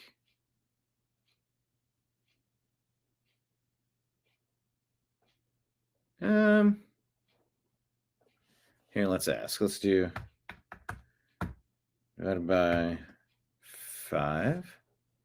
So about 266 a day. 266 a day for an average person. Anyway, so being so close to having the YouTube monetization again, that'll help us get closer to that $266 a day just to run an average household business, an average household set of expenditures. We're so close to getting those thousands back from YouTube. Thank you to everyone who's been helping. We're in the final push. This is huge. 115 viewable hours. If you can go to our YouTube channel, The New American Media, hit subscribe, hit the notification bell, and watch as much content as you can. 1,900 videos. Pull up extra devices. We're so close to getting this. It would mean the world. I just got another $250 bill from GoDaddy. I got to even double check what the heck was that for? Registering websites again. And it's just, it never stops. Every month it's another surprise $300 bill. And you're like, hooray. So you have to factor that in. That's why it's like, you know, getting by on 35 grand a year.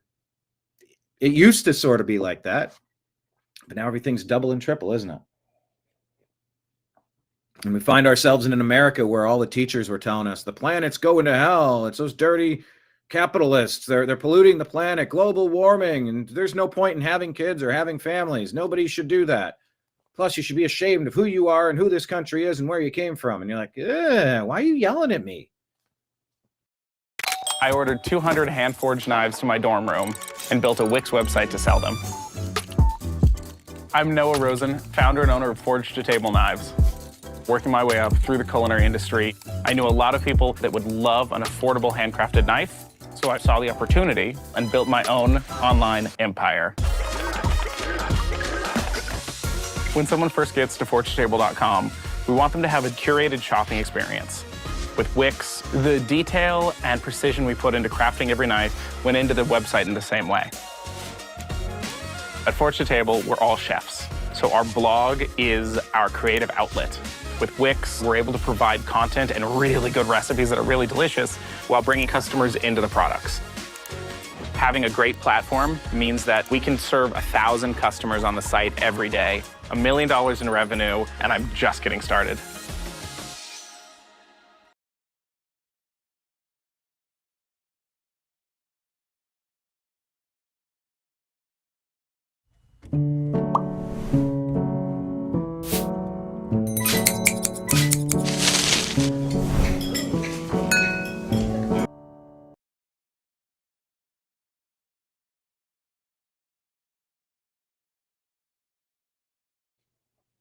So a couple generations of kids grow up, they're like, the planet's ending, and I can't afford anything, and we're bad anyway, and this country, and it's overpopulated. I'm not going to have kids, so they don't have kids.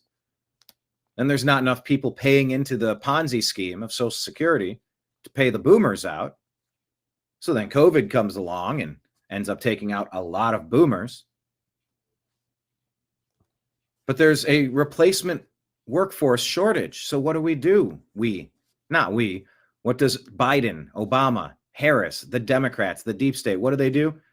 20 to 40 million illegal aliens of military-aged men, fighting-aged men, dumped into this country, day after day, week after week, month after month, case after case after case after case of criminality, because people who we knew were dirtbags should have never been allowed past the water filter. You put the water filter up so you don't get sick.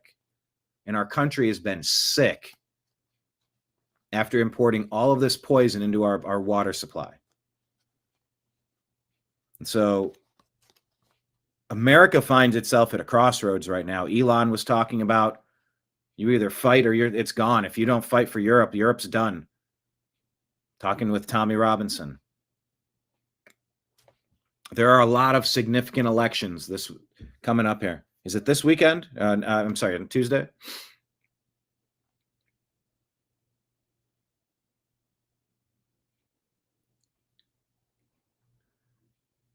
So there's a lot of big decisions we need to make, and there's a lot of maybe preparedness scenarios that we ought to consider.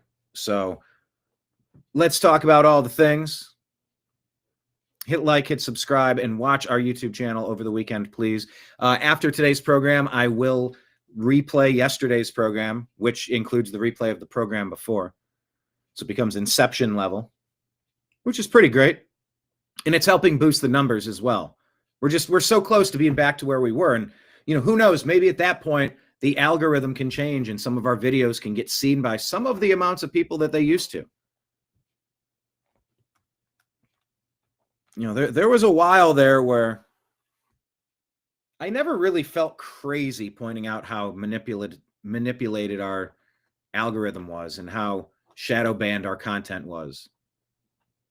I've always been aware of it, but yeah, I guess without vindication, validation, confirmation,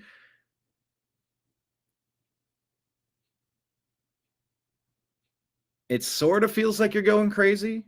I never really doubted myself because I always followed the news and I knew what was happening, but I know it's a fool's errand to try to build a business on YouTube. I do get that. I do understand that. And that's why we exist on Rumble and Patreon. It's the end of the month. If anyone hasn't signed up for our Patreon, that's a great way. They take out very minimal fees. To all of the regulars, I believe we've qualified for enough to transfer out in our super chats, which is awesome. I said yesterday we were a little short on the Rumble rants, but then after it processed, I guess it's taking out its fees, and it's showing that what we need over here is... But yeah, I want to talk about the alternate methods of supporting the network because where's the button? I guess try dashboard legacy. Okay, so what it's dashboard legacy.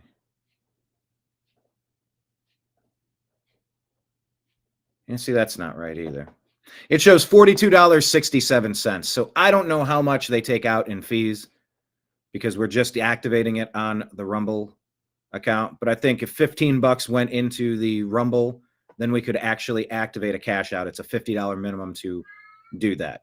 And what we've been getting on the channel is a couple pennies here, a couple pennies there from watching the ads. But it's just alternate tip jars out. They all matter because I could be silenced on YouTube tomorrow. It's happened to me before. I could be demonetized there tomorrow. It's happened before. But yeah, we're really close. We're really close on a lot of things.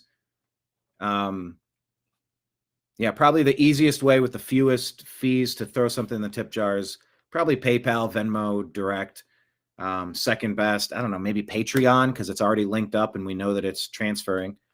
But we're trying to get these all online, and we appreciate each and every one of you for being here. But yeah, with all this nuclear talk, I also want you to consider investing in yourself. I am about ready to launch the Build Your Own Bug Out Bag company.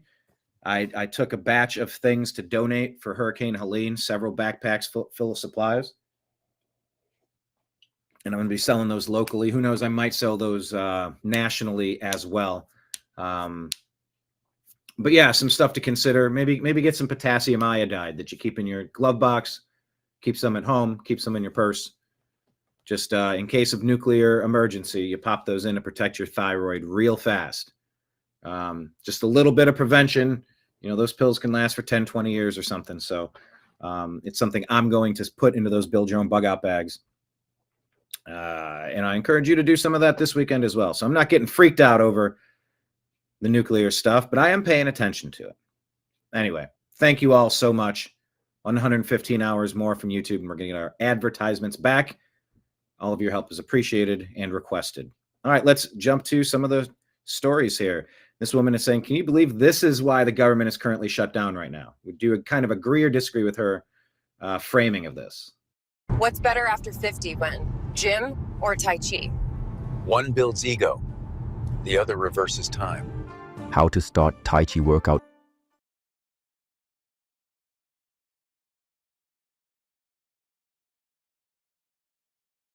Is it protected? And jeweler.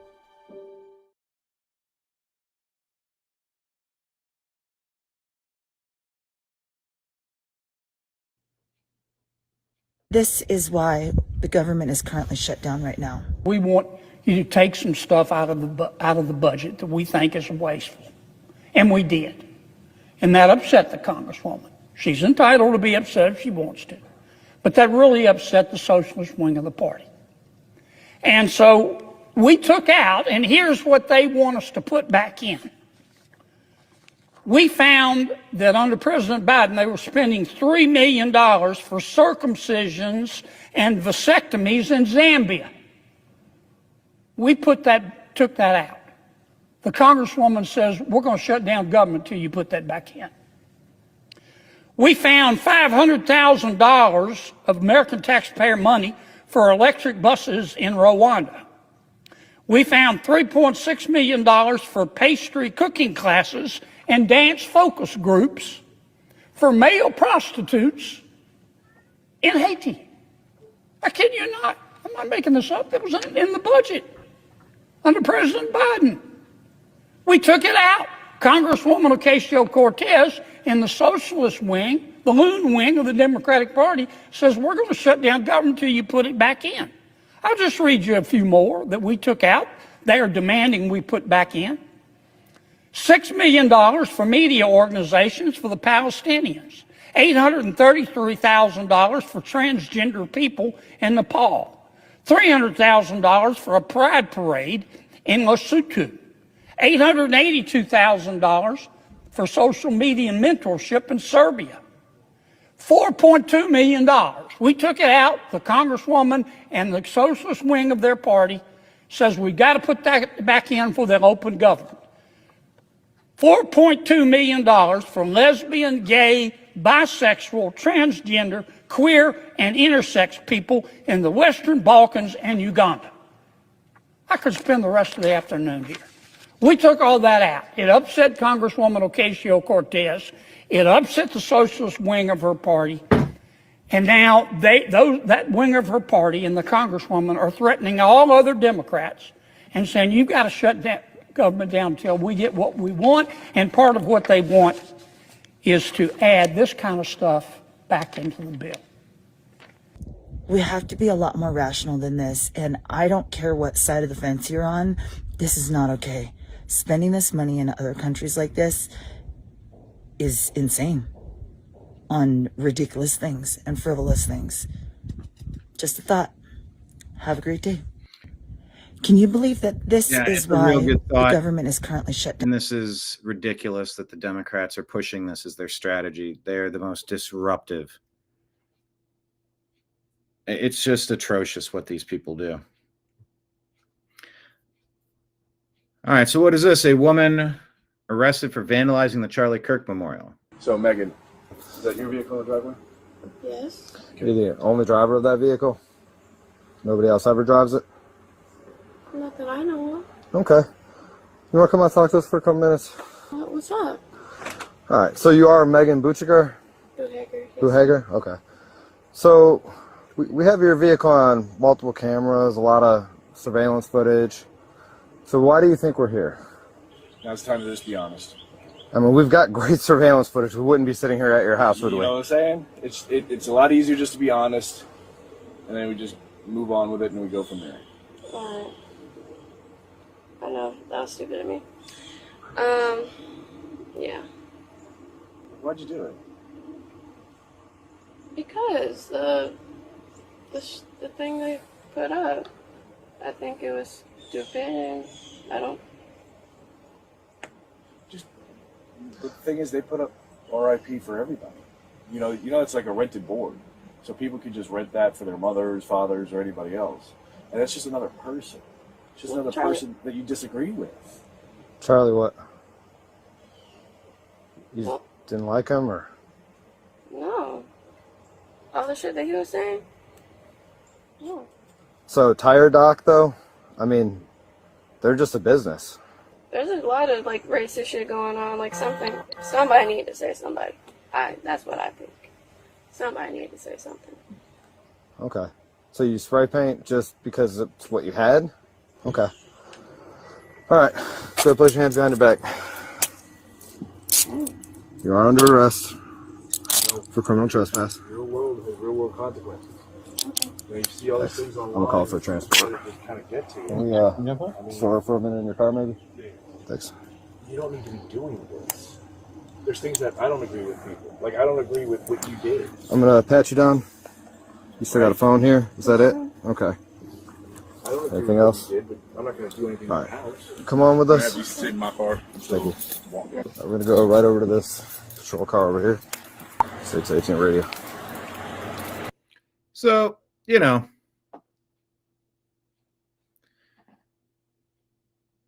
the Democrats really appear to be trying to fire people up, rile people up to commit acts of political violence, political destruction, intimidation, property damage, threats, job firings.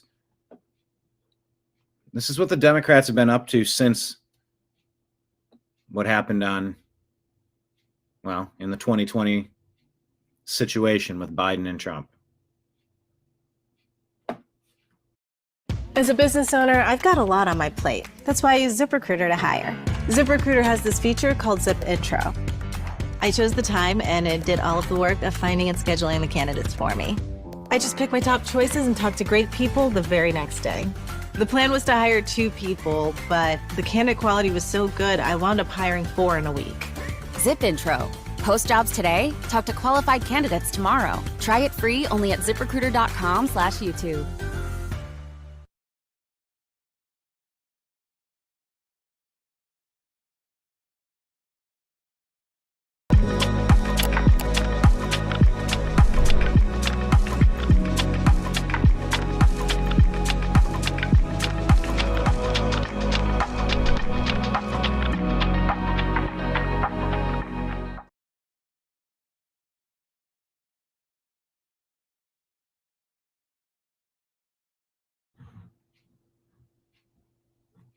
And it seems to be all that they're good at is trying to make enemies of normal America who just want some normal policies.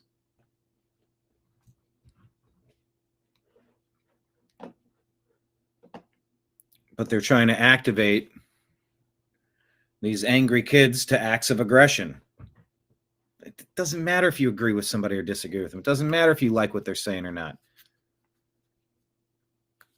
You don't get to run around and be judge, jury, and executioner. And that's what the Democrats have been peddling for a long time. Where was this at? That comment. Why the F do they look? Why the F do they all look like that? There's been a very concerted effort, and it goes to teaching, it goes to schooling, it goes to indoctrination, it goes to media. Oh, yeah. All right, so here's Tim Pool talking with Dave Smith. This is maybe a conversation you're not supposed to think about, but let's talk about it. Put it forefront. My friend, it's the Snapocalypse, they're calling it. Welfare benefits are set to expire November 1st. Trump says he's going to get it done, but I don't know if he means it. And this is a big story in that 42 million people will be cut off from their welfare benefits. It's going to have a ripple effect bro, it just gets crazy, right? So you've got pockets in cities where the stores rely on EBT or SNAP for a large percent of their margins. It may be 5, it may be 10% or more. They can't survive without this. No. It's going to impact producers. But the big thing we're seeing is the threat of violence and looting unless people get our tax dollars to pay for their livelihoods. Now, I'm curious, you're a libertarian. Do you want to see SNAP just gone overnight? What do you think? Well, I mean, I think it being gone overnight would probably be the most reckless way to do it, and I think, look, obviously, like from my perspective, and I think from most sane people's perspectives, none of these programs should exist to begin with. But, I always, as is always my North Star, was when Ron Paul ran for president, what he would always say is what you have to do if you want to have drastic cuts in the government is you have to stop funding the worst things first. You have to stop funding the unnecessary wars. You have to stop funding the unnecessary militarization of local police departments and the huge black budgets for the intelligence agencies. And then you have to, with some notice, let people know that in X amount of time, we are going to be cutting these programs as well. And of course, the government shut down politics, which has been politics now for over a decade in this country, is always the worst way to do everything. But I guess maybe zooming out more, the thing that is amazing to me that more people aren't talking about, it's like, it reminds me almost with the conversation when Biden was president over student loan debt forgiveness. And you're like, okay, even if we're having that conversation, at what point are we going to discuss the elephant in the room? Like, at what point are we going to go like, okay, but wait a minute, you got to go a couple $100,000 into debt for college and then you're working at DoorDash after that. That's a pretty big issue. Right. And the fact that 40 million people in this country are dependent on the government for food in a first world prosperous country in 2025 with all of the wealth that we have. I mean, that is something that's a sign of a very sickening, dysfunctional society. Well, we created that system with welfare. We made it possible for large swaths of our population to not. Who's we? We've been warning about the problems involved with this for a very long time. It's no way to run anything if you care about them. If you care about people, this is no way to run a situation. Not have to work to eat. My friend, it's the Snapocalypse, they're calling it. Well, so this is where we find ourselves. The Snapocalypse. Meanwhile, House Judiciary, GOP, says new documents prove Benny Thompson and Liz Cheney were working hand in hand with Jack Smith. The partisan J6 committee provided transcripts, documents, and text messages, all to take down President Trump and his associates. Well, how about that then, huh? How about that? It's all coming out, the grand conspiracy. The indictment. All right, so here's Kat Abou-Ghazaleh, the Democrat Illinois congressional candidate who's been charged with impeding federal agents, being interviewed by Tara Palmieri about what she did. Alleges that you and others, quote, surrounded a federal officer's vehicle, banged on its hood and windows, etched pig on the side, and impeded movement. Did you etch the word pig on the side of an officer's car? I'm not speaking to the specifics of anything that's in the indictment right now, but like I said, I do plan on pleading not guilty, and the evidence will come out in court, and I plan on winning. Okay, well, let's not watch the video of what happened that day that they are.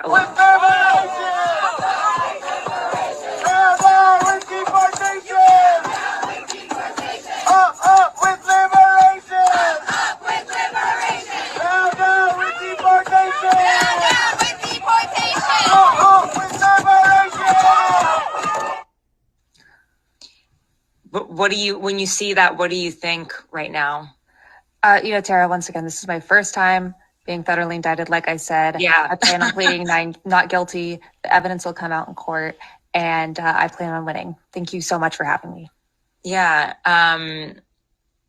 Just really quickly, I did want to ask you about just the fact that conspiracy to impede an officer is up to 6 years in prison, forcibly impeding and intimidating an officer is up to 8 years.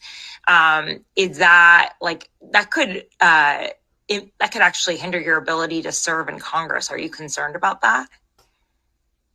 She's gone. She gone. Did she just sign off?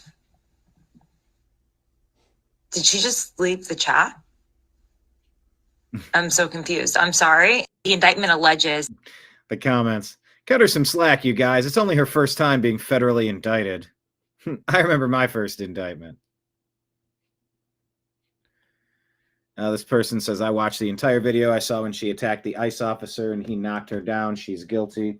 Whoa, Nimbus, don't step on the keyboard. It says report a problem. I'm not. Whoa. Okay, if there's one AI site builder you need to meet, it's this dope tech from Wix.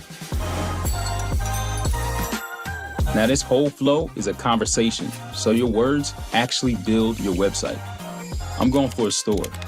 And after a free-flowing conversation, I get this detailed site brief. And just like that, my first draft is ready. Now that's dope. Next, you can really get in there and style it your way. Here's the fun part. You can regenerate this whole thing over and over. Or you can tweak something specific, like your layout. Let me describe what I had in mind. Yeah, that's fire. If there was ever a time to speak life into your dreams, it's right now using the Wix AI website builder.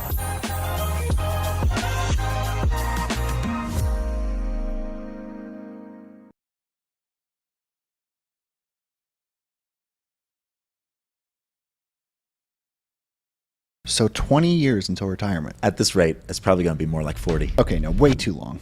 Let's see how much you're spending. Download an app called Rocket Money. Oh, wow. I've got 3 DoorDash accounts. I totally forgot to cancel those. You know you can cancel those right in the app? Rocket Money has a clear dashboard that shows you all your income and expenses, helping you stay in control of your goals. It also shows you a list of all your subscriptions and how much you're paying all in one place. Is this the best budgeting app? Yes, and it's called Rocket Money.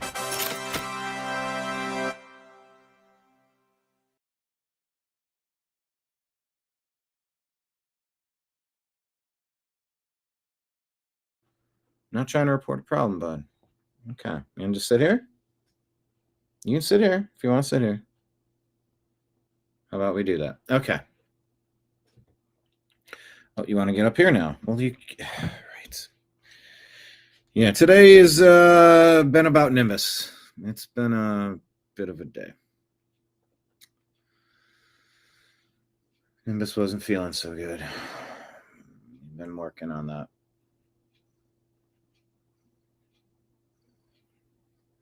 David saying there's nothing that hasn't been touched by the criminals. Yeah. That's why you need to have as few criminals imposing their will on you as possible. Makes sense? You want to have distance between people in power, checks and balances. You just want some basic things. You want the rest of the people to stay out of your way. But the Democrats are the opposite. The deep. But one thing that is... All right, so let's talk about this. The chain of custody showing Joe Biden. Is he involved in meetings with pardon processes, or did we just have an absolute phantom government? Weekend at Bernie's. Consistent, Laura, is the fact that no one saw Joe Biden, no one who authorized the auto pen or even gave the authorization to use the auto pen. No one who authorized the auto pen or actually physically manually pressed the power button on the auto pen ever heard directly from Joe Biden.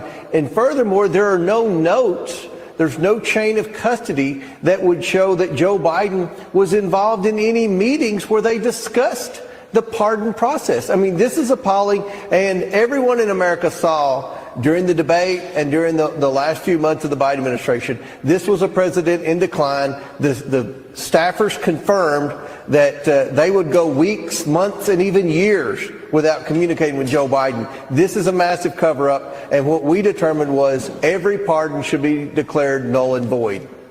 But one thing that is consistent, Laura, is the fact that no one saw Joe Biden, no one who authorized. So should every pardon be declared null and void? That's a start. I mean, for a fraudulent president, I believe he scammed his way into where he ended up. Need to go after Fauci for his crimes. All right.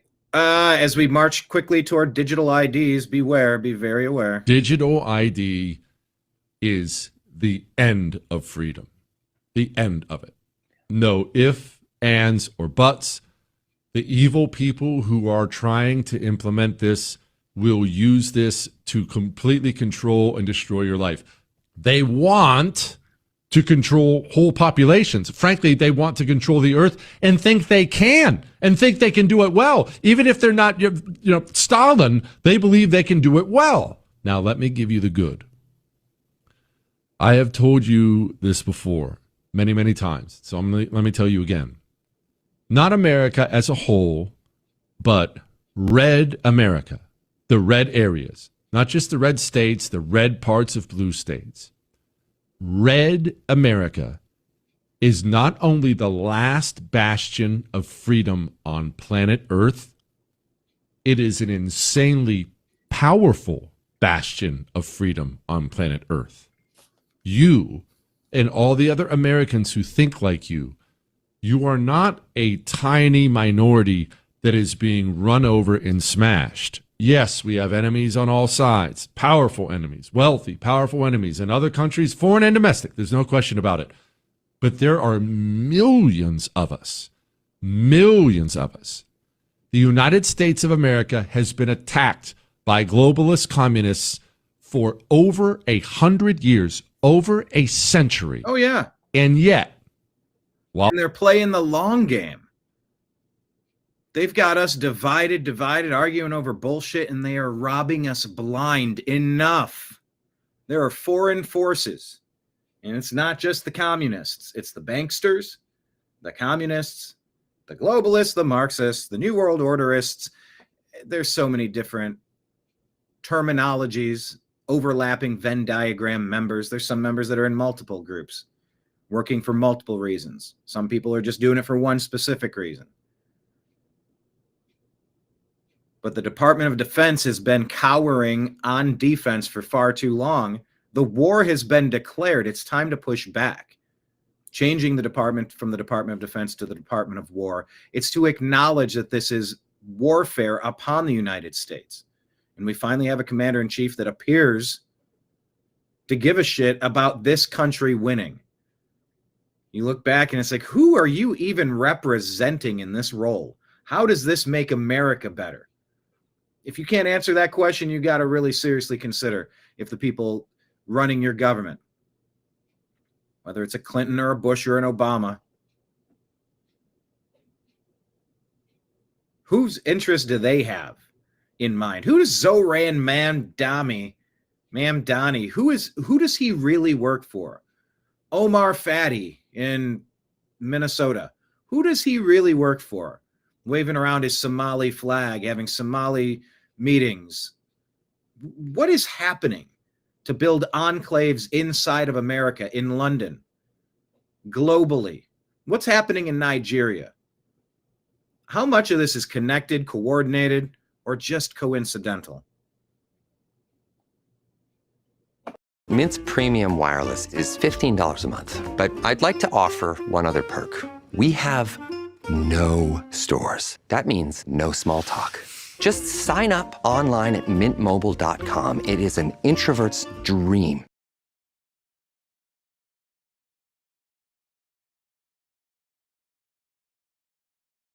Tired of bouncing between different AI tools to get the best generations? AI content creation is better than ever, and Artlist gives you all of the best tools in one place with one simple subscription. I use their state-of-the-art image generation to create a concept, animate my storyboard, and even record the perfect voiceover without ever leaving my desk. The result?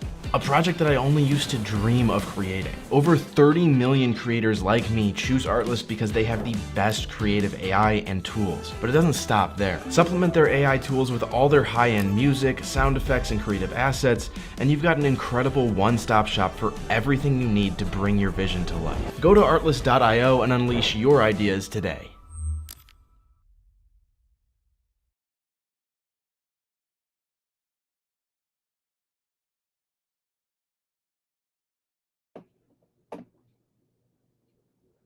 While they have had many, many successes, we have not fallen. We have not fallen because our system and our DNA is uniquely resistant to these things. Will the United States of America ever have digital ID? Maybe. Never say never. As the old saying goes, maybe if that day ever comes, it will be years, decades, and decades away, because red America would reject it outright. They would flat out reject it outright. Whoop, I pressed the button. Even the low, yeah, Chris said violently, and he's probably not wrong. And honestly, he's probably not morally wrong either. That is one of those things where you can't do it. It cannot be an option for your life or my life. Digital ID. You cannot hand over. You can't hand to the government control of you being able to purchase food, go to school, travel to and fro. You can't. You cannot do it, because you'll not be free anymore. You're a slave. You're a slave the second they decide to flip a switch and make you a slave. You can't do it. Digital ID is the end of freedom. The end of it. No if and. So just keep that in mind as we talk about all these other things. It's all connected. All right, Obama, the deep state Democrats, how have they been using Antifa? It's an important conversation on bowling with Mike Benz. Well, we can go country by country. During the Obama administration, the largest CIA operation of all time, Operation Timber Sycamore, which was from 2011 to early 2017, was the over $1 billion in CIA funding to effectively ISIS and Al Qaeda groups that were called moderate rebels.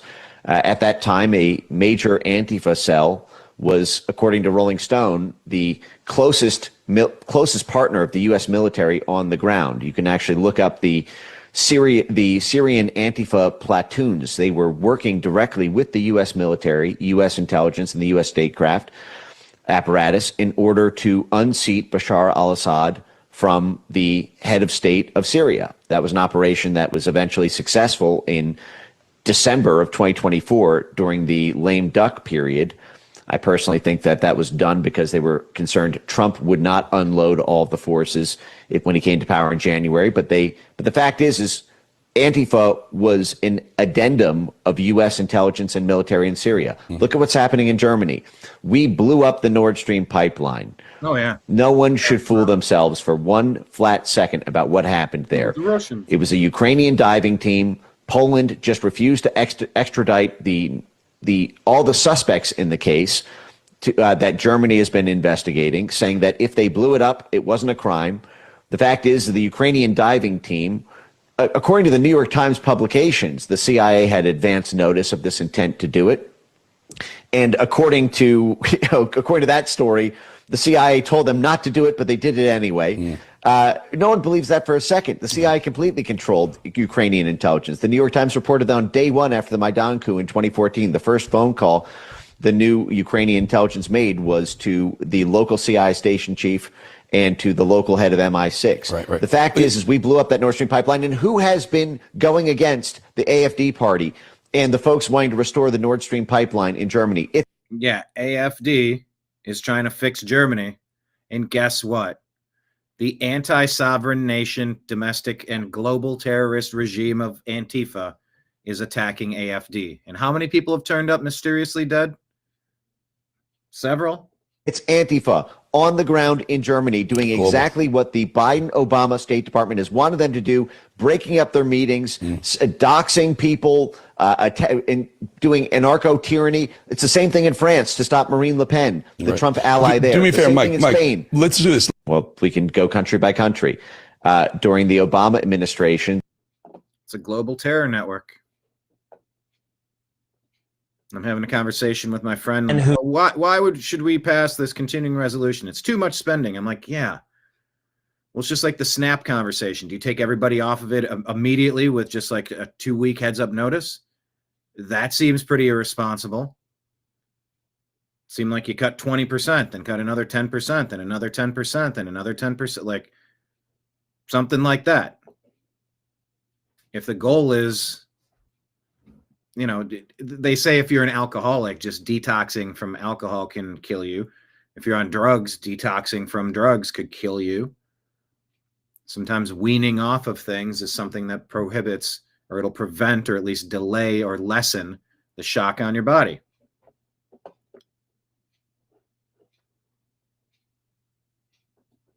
So, the reason why you give Trump money is because we're in a global war. He acknowledges it. He's been shot. They tried to throw him in jail on trumped up charges. We watched J6 play out how it did. We watched Biden seize control of America despite everything we were looking at. We have a commander-in-chief that recognizes we're in a war. It's not the Department of Defense, it's the Department of War. Get to it. We're at war. Domestically. And you know what? How has he been? Has he been reckless and warmongering on the national front, on the global front, rather, representing the nation of America? Or has he been the peace president cutting deals? President Xi Jinping was just praising President Trump as the president of peace, thanking him for working to end conflicts, ongoing regional battle. That's a good thing. That's a very good thing. And so it's not like we're getting negotiations and we have a commander-in-chief that's out of control. It's just getting back common sense. You put the bouncer back at the nightclub door. And if you snuck in, you got to go out. You can come back in if you haven't been causing problems in here. You got to wait in line. There's got to be a process here. I don't care if somebody told you, come on in, I'm just propping the door. You're good. You're not good. That person had no right to do what they did. And that's what the Democrats have been up to. So shame on them. Nimbus is like, ZipRecruiter finds qualified candidates for me. I can't believe how I used to do it before. None of these candidates are qualified. This guy was a cat influencer. Now I'm getting people who are the best fit for my roles. ZipRecruiter. Try it free at ZipRecruiter.com/YouTube.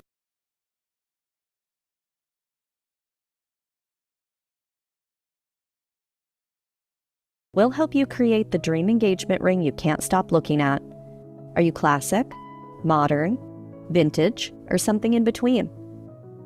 All of our beautifully crafted styles are dreamt up in-house by our design team, so your ring is guaranteed to be as unique as your love story. We have so much style under one roof because a friend knows you like options. Shane Company, your friend and jeweler.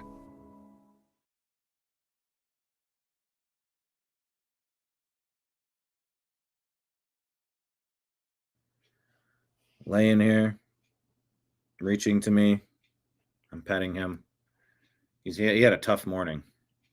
He had a tough, not the worst morning we've ever had, but it wasn't great.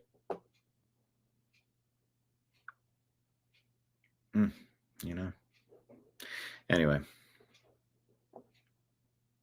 that's why you vote for continuing resolution. That's why you vote for too much spending, because you at least need to give this guy some resources. I did a lot helping my homeowners association, just repairing piping and driveways and electrical and roofing and gutters and drip irrigation and landscaping and paint, repairing buildings, renovating laundry rooms. Like, we did so much work, power washing for the first time in history.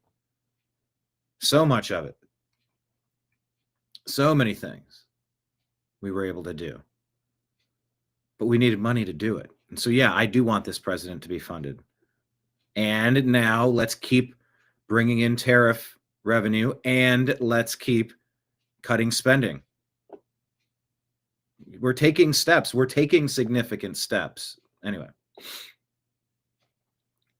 Here's a story about Florida not tolerating violent criminals, period, says Michael Carbonara. Take a listen. Who was released early from prison despite murdering 6-year-old Logan Tipton. He's just been arrested in Florida, according to the state's attorney general. Quote, this afternoon, the Marion County Sheriff's Office and 5th Judicial Circuit state's attorney obtained a warrant for the arrest of Ronald Exantis for failure to register as a convicted felon. State officials are now working to send him back to Kentucky. That's a nice little piece of good news. And who was released early from prison despite murdering. Yeah, why would you ever let a guy like that out?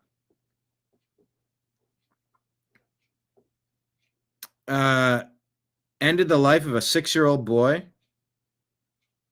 and they let him out 13 years early in Kentucky. Okay. going to say, who in Kentucky could have possibly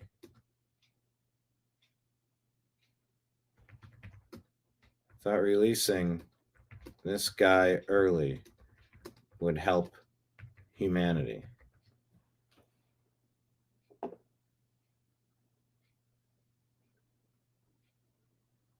Stabbed in the head multiple times, end of the life of a 6-year-old boy. No, these are people you don't need to get back out. No, I'm good. No, I'm not going to hold my breath. I'd rather protect the community. Call me crazy. All right, here's Megyn Kelly talking about what's going down in Great Britain, Europe, England, all of it, the UK.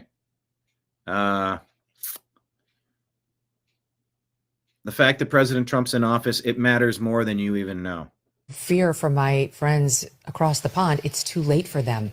They've already allowed so many illegals and others, and also legal migrants from countries that have totally unshared values with those of the West, that we're seeing them overrun. We had a couple weeks ago, I mentioned this, we had Will Kingston on. He's an anchor for GB News. He's actually an Aussie, but he's been living in Great Britain. And he went off just about the problems that they're having over there and how we have to get really honest about how diversity is not a strength, not at all, and that it's actually tearing Great Britain apart. And we talked in that segment, Rich, about how there are certain parts of London now where the immigrants have grown so large in their population that they're now the majority. They're winning in mayoral spots across the country. And they're complaining about the British flag. Okay, this is a UK Labour MP, member of Parliament. So this guy's in Parliament. His name is Jivan Sander. And you'll hear in this soundbite, he's urging authorities to take down the British flags. Watch. It's time to take down the lamppost flags. And you know, because you've seen it online and I see it in my inbox, that this does make people feel uneasy. And they ask, what message are these flags supposed to be sending? Now look, I'll take people at their words. People who say this is about national pride. I'm proud of my country too, and I'm proud of our flag.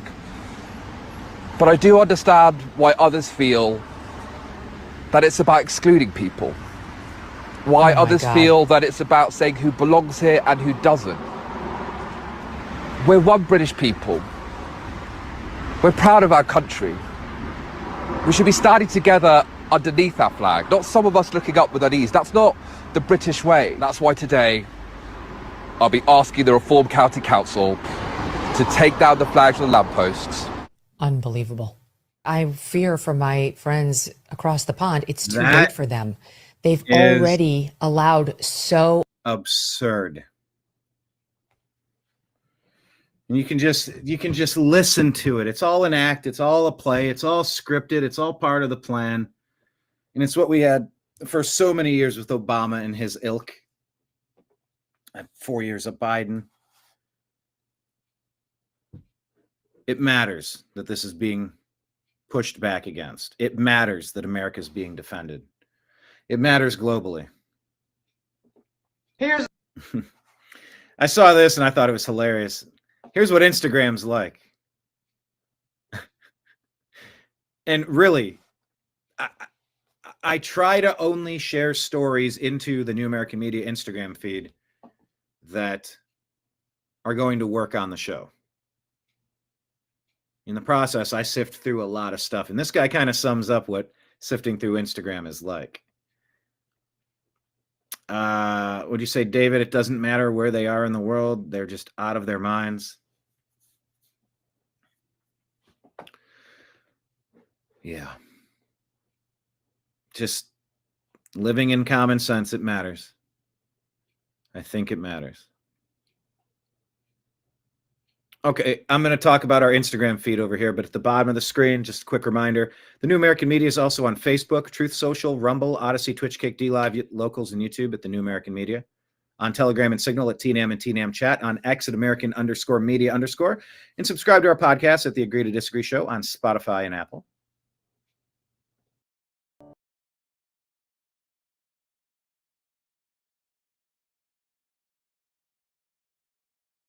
Scribe is how you stop explaining the same thing over and over at work. Watch this. It'll change your life. Raise your hand if you've told your boss how to do the same thing more than once. Thought so. That's why there's Scribe. Go to scribehow.com, click Capture, do the task once, and Scribe will create a step-by-step guide you can share automatically. You ever walk someone through a giant process and know they'll forget half of it? Scribe puts everything they need to know, instructions, pictures, videos, all on one page. So the next time they ask, you can just send the link. I know what you're thinking. They still click the wrong thing half the time. Check this out. Scribe will literally guide them through it click by click. Warning, they're gonna think you're a genius and ask you how you did it. Just say Scribe. Scribe instantly turns any workflow into a step-by-step guide, so you never have to explain it again. Go to scribehow.com and try it for free. You don't even need a credit card.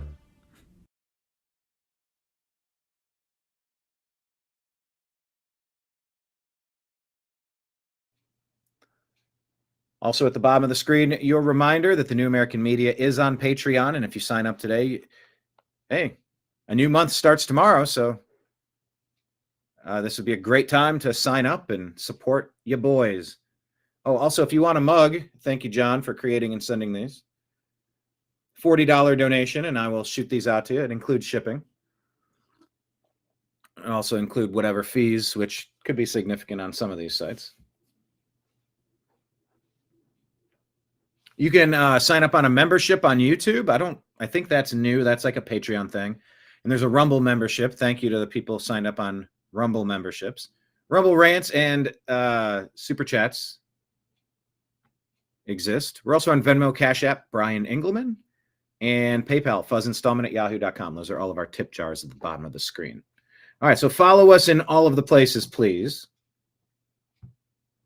And also, this kid describes Instagram perfectly. I do a better job curating my content, but this is kind of what I see for hours when I'm scrolling and watching and deciding what shows. I'm pre-producing the TNAM Daily Show. What will I share? What will I share?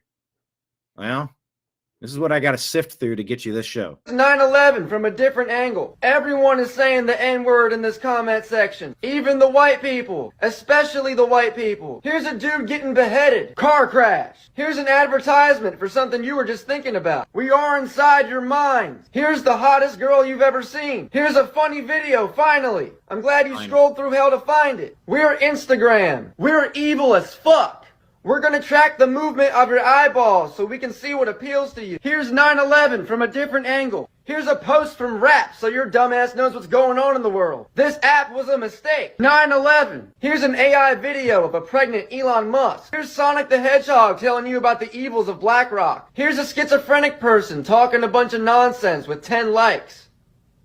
We thought you would like to see this. Y'all ever seen 9/11? They hit the Pentagon. They hit the fucking Pentagon! Here's 9/11 from a different angle. Everyone is saying the N-word in this comment section. Even the white people. Especially the white people. All right, this is hilarious. You know what? I'm going to follow this guy.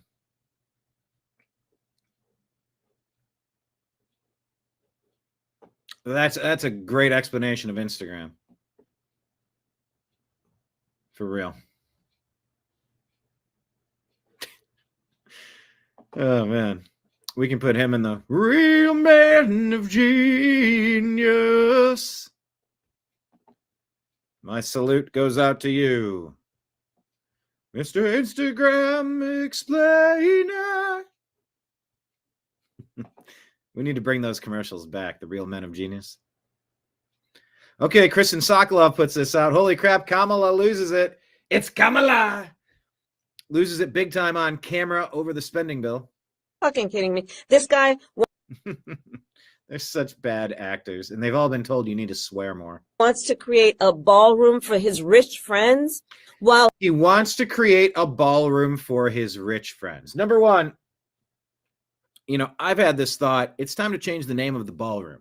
Call it the multimedia room, the dignitary room, or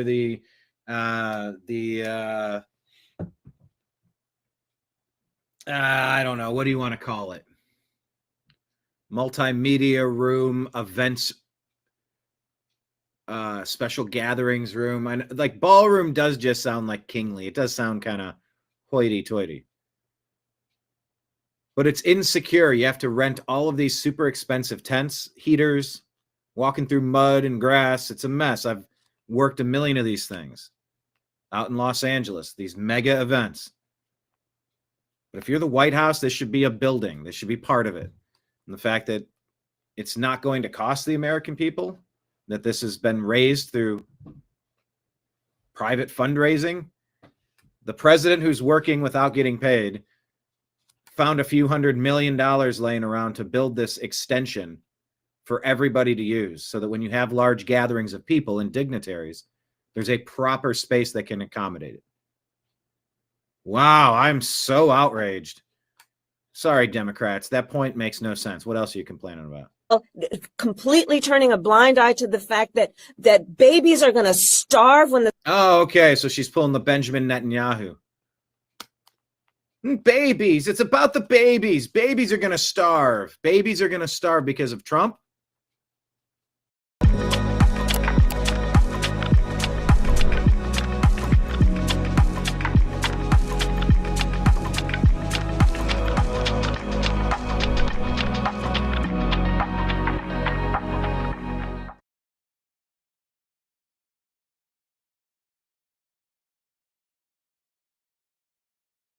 Hey, video creator, we know you. For you, it's about more than getting the job done. You'll keep going until it's perfect. Oh, that's the one. Artlist's video generator is built for you, the creator. It'll take your creativity to the edge. Again and again and again. With all the AI tools you need in one place. Covered by the right license for you. We'll always make sure you have everything to make your next masterpiece. So go to Artlist and start creating without limits. Oh, again?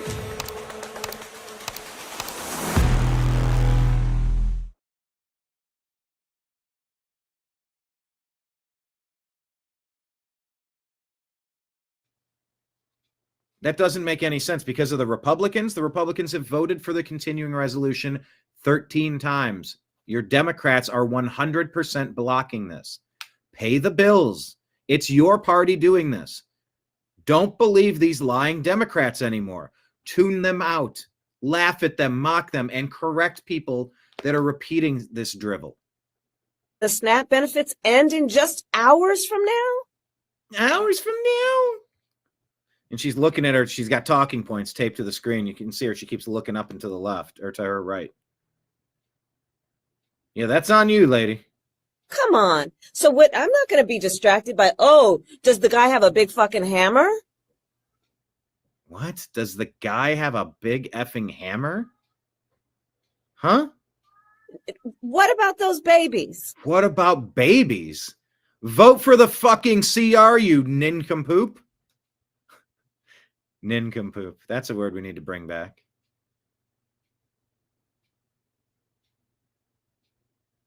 Chuck Schumer wants an extra $1.5 trillion, or else they're going to take our ball and go home. And we're going to blame the Republicans for not giving us what we want. Well, you're not in charge. You got fired. Sit this one out. Sit down, shut up. You take care of the babies. Vote for the continuing resolution. There should be no disruption in service here. And by the way, with 42 million people on these benefits, there needs to be a disruption in service. This needs to be rethought, reimagined. And how can we get people who aren't working into some sort of stable position where they could be working? What would that take? What would that look like?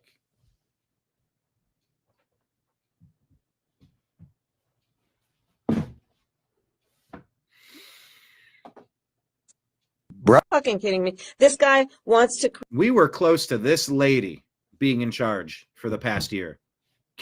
Don't even imagine it. Like, we are so fortunate that we avoided this mess. It matters. And there is a difference between Trump and Obama. Trump and the Democrat. Obama has his finger, even though I told Nancy, what the F, Nancy? Really? Kamala, you're going to just swap him up. Joe Biden, put in Kamala. I don't know. I'm pretty effing upset.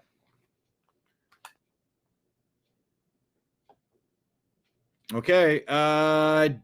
Did we already play this one from Michael Carbonara? And he set to release a report after a series of interviews with more than a dozen key Biden aides. I think so. 127. Let me double check.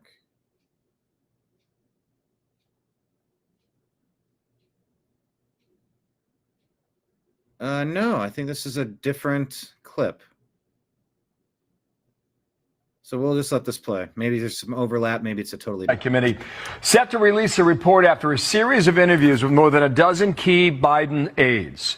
That committee calling on the DOJ to review all of Biden's executive actions signed by AutoPen and avoid any orders signed without his full knowledge and consent. And we have brand new video just released as those aides appeared before the committee. He hand-signed many executive orders, but he did not hand-sign all executive orders. Do you know any of the actual staff who were using the AutoPen? No. You don't know their names? No.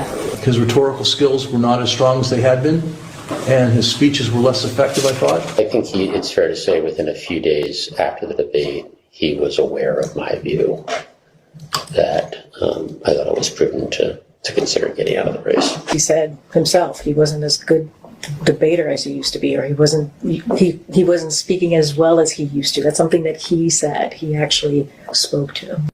Oh, so for a lot of us, that's the first time we've seen that video. Aisha Hosni has the follow-up on Capitol Hill with the key takeaways. And Aisha, good morning there. Good morning to you. What's her name? I couldn't understand how he pronounced her name both times. Bill and Dana. So the committee is just really dumping all of the information for you at home to Aisha Hosni. watch and see and decide for yourself. But they are saying that the former president was not running the show. And so therefore, his pardons and executive actions made by the AutoPen, they are null and void. Committee set. All right, so we'll see how that shakes out. According to Breitbart, ICE has arrested over 145 illegal alien truck drivers on Indiana highways, in coordination with Indiana State Police, 40 of which had been issued commercial driver's license, illegal aliens. DHS Secretary Noem announced, thanks to ICE's agreement with Indiana State Police, 220 illegal aliens were arrested on the Hoosier State's highways in recent weeks. 146 illegal aliens driving semi-trucks, 40 issued CDLs. States that issued the most CDLs were Illinois, California, New York, all sanctuary states. Far too many innocent Americans have been killed by illegal aliens driving semi-trucks and big rigs, Noem said in a statement. And yet sanctuary states around the country have been issuing illegal alien commercial driver's license. Trump admin is ending the chaos thanks to President Trump. Operation Midway Blitz already removed 140 illegal alien truck drivers in Indiana.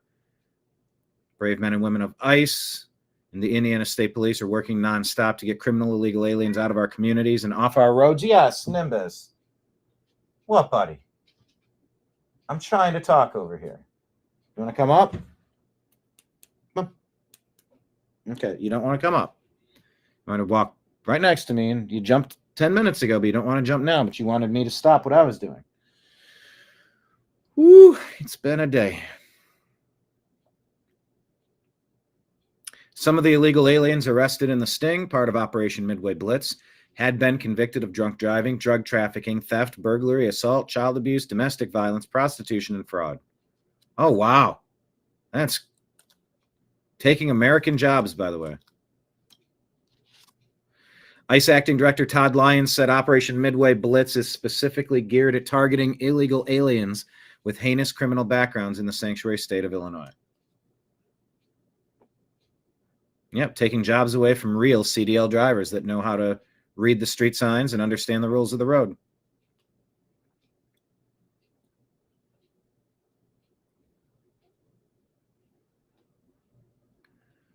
Yes, this whole S show needs to end. Agreed, David? Agreed. AJ, what is this? AJ's Rant Room says the only thing between the United States and its first black female governor is a liberal white woman who preaches the importance of DEI. This so perfectly tracks. Wow. Oh, that's funny. Abigail Spanberger standing on the shoulders of Rachel Dolezal. Bless her heart.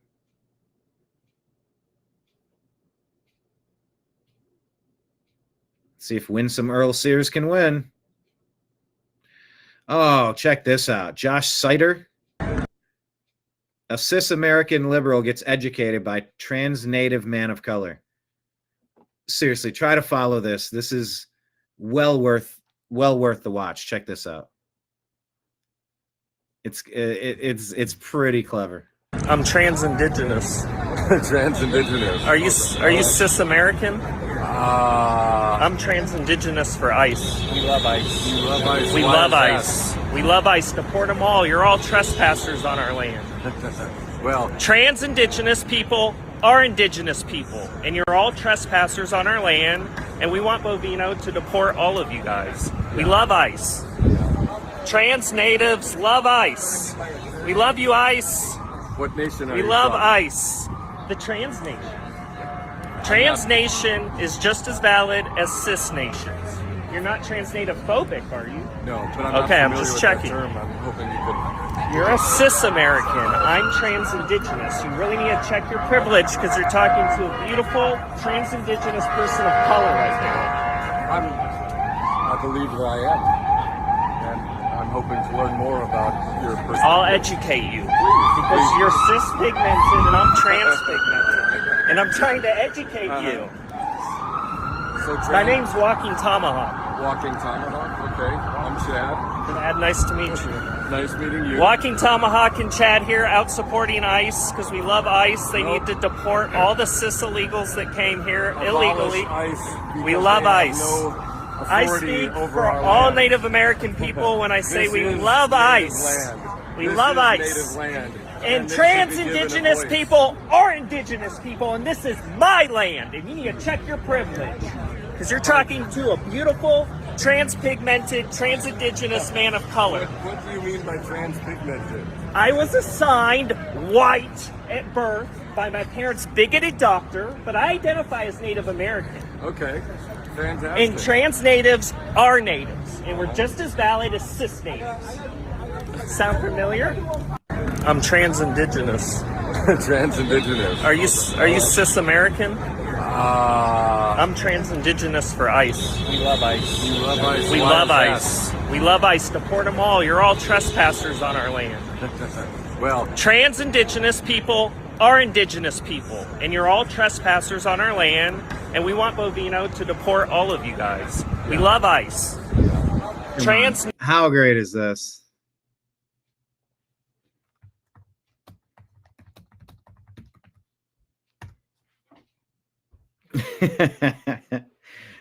Use their strange ideology against them.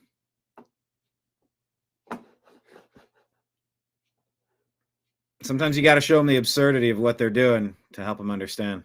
AF Post here says an Afghan migrant in Germany who fatally stabbed a 2-year-old and a 41-year-old was found not criminally responsible for his actions by presiding Judge Karsten Krebs and will serve no prison time.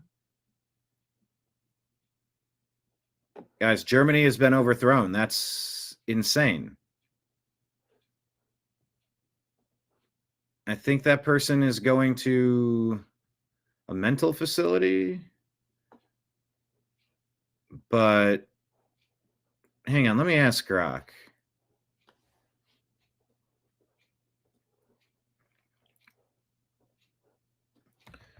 Afghan alien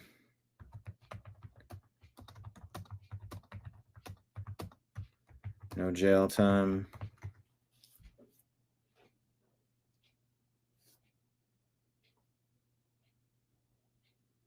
Two-year-old removed a 2-year-old boy's hat and scarf, then stabbed the child multiple times. What is wrong? A 41-year-old man intervened to protect the children, was also fatally stabbed in the neck and chest. October 30th.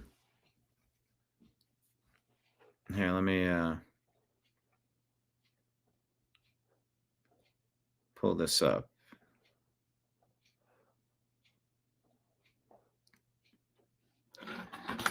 The Bavarian court ruled on the case in a special psychiatric hearing not criminally responsible due to severe mental illness diagnosed as schizophrenia.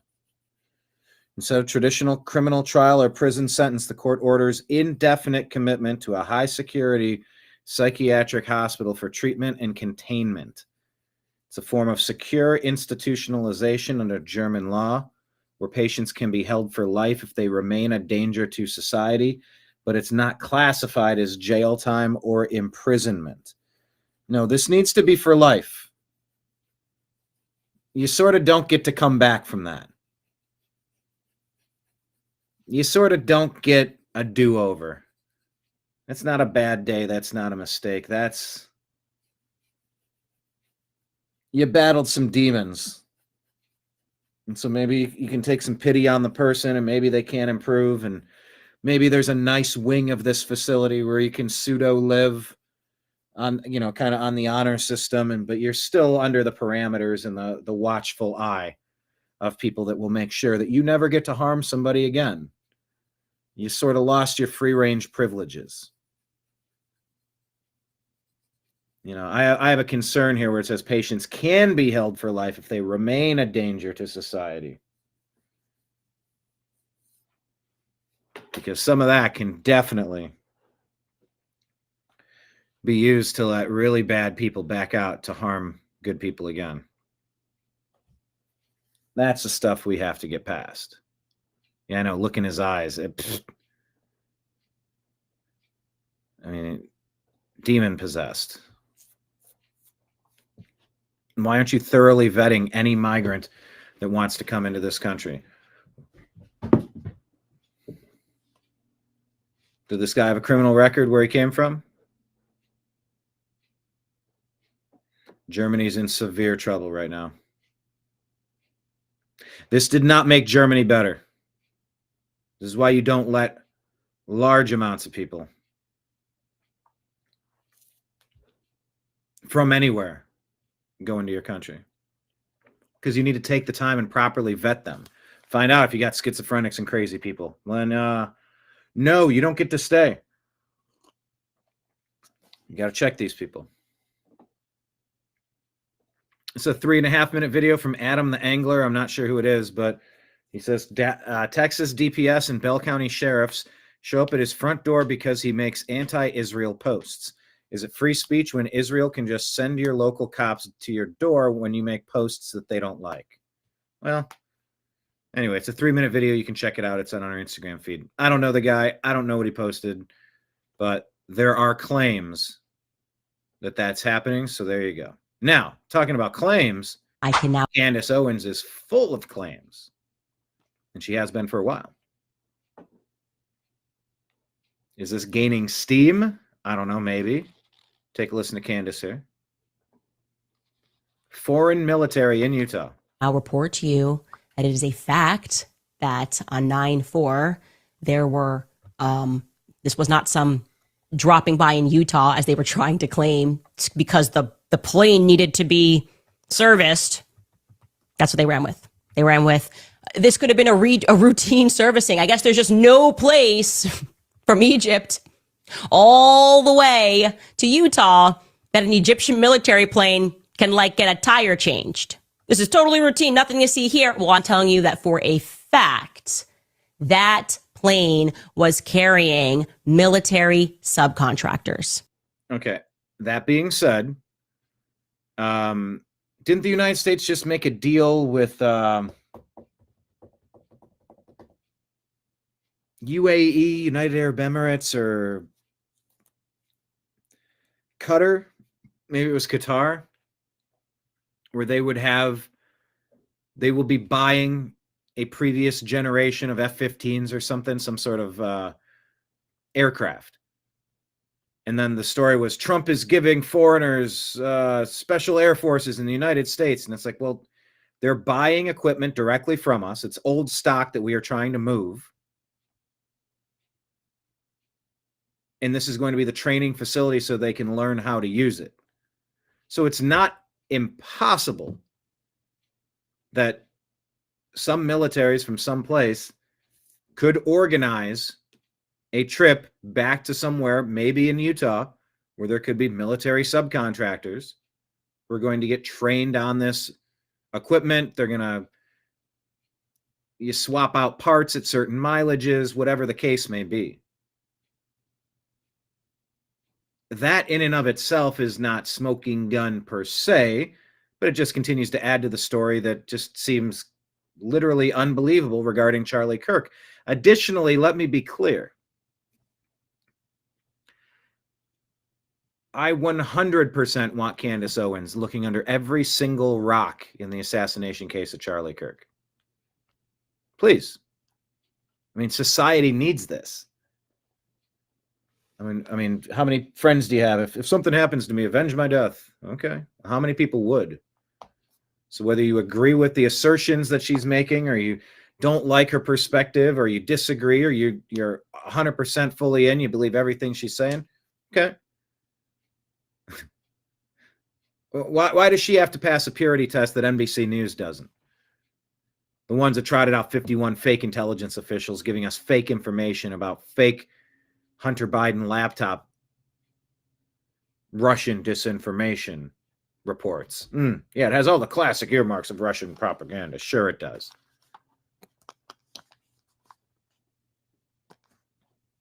Oh, no, see, the difference is that's what happened. No, that's not what happened. So why can you punish Alex Jones for talking about Sandy Hook? Well, that never happened. And Alex lied about that. What did your 51, was it 51 or 53? Your 50-plus intelligence officials lied about the veracity of Hunter Biden's laptop to rig the 2020 election. You're damn right that it played a role in that. You're damn right it did. Election interference. This is right in our face. Grand conspiracy, election interference, treason, coup, all of it. All of it. So why does Candace Owens have to reach a standard that The View can't match? CNN, Barack Obama, the week of the election, saying, that guy Trump, he called Nazis fine people. That asshole's been pushing the fine people hoax for how long now? 5 years? 9 years? I forget when Charlottesville was. Maybe it was year 1, 7 years, whatever it is. Why does Candace Owens have to have a better batting average than Barack Obama or CNN? They're like, oh, the president told you to drink bleach. He never told anyone to drink bleach. He was discussing disinfectant. They say sunlight is the best disinfectant. He was talking about lighting, pills, ink capsules that emit light. You swallow them and it lights up your whole system. Remember during COVID, you had these scanners that would emit a certain type of light that would kill the germs, allegedly. Why does Candace Owens have to have a better batting average in the Democrat Party? Like, I don't know. I'm just saying. There are some people I try to keep distance from when I'm making reports, when I'm putting information together for the show. I can't cover everybody's opinion. I don't know entirely where I stand on Candace, but I would want someone digging under every rock if something happened to me. So I appreciate her doing it for Charlie. And for a fact, they were dropped off in Provo, okay? And that they did not make it back to Cairo. Okay, I would like to know what's going on here. Now, that's different than just coming back for equipment upgrades, repairs, maintenance. I showed you the plane left. They left on September 10th. It then laid over in Wilmington, Delaware, and departed back for Cairo on the 11th. I am telling you that when that plane left, okay, those people were mysteriously missing from that plane. Okay. Speaking of people mysteriously missing, got another story in the stack about that. What's going on here? Why are Egyptian military subcontractors, what are Egyptian military subcontractors doing in the middle of Provo, Utah on the day that Charlie Kirk was assassinated? I'd like to know. Okay. Again, I am saying as a fact, Kash Patel, please feel free to dispute this.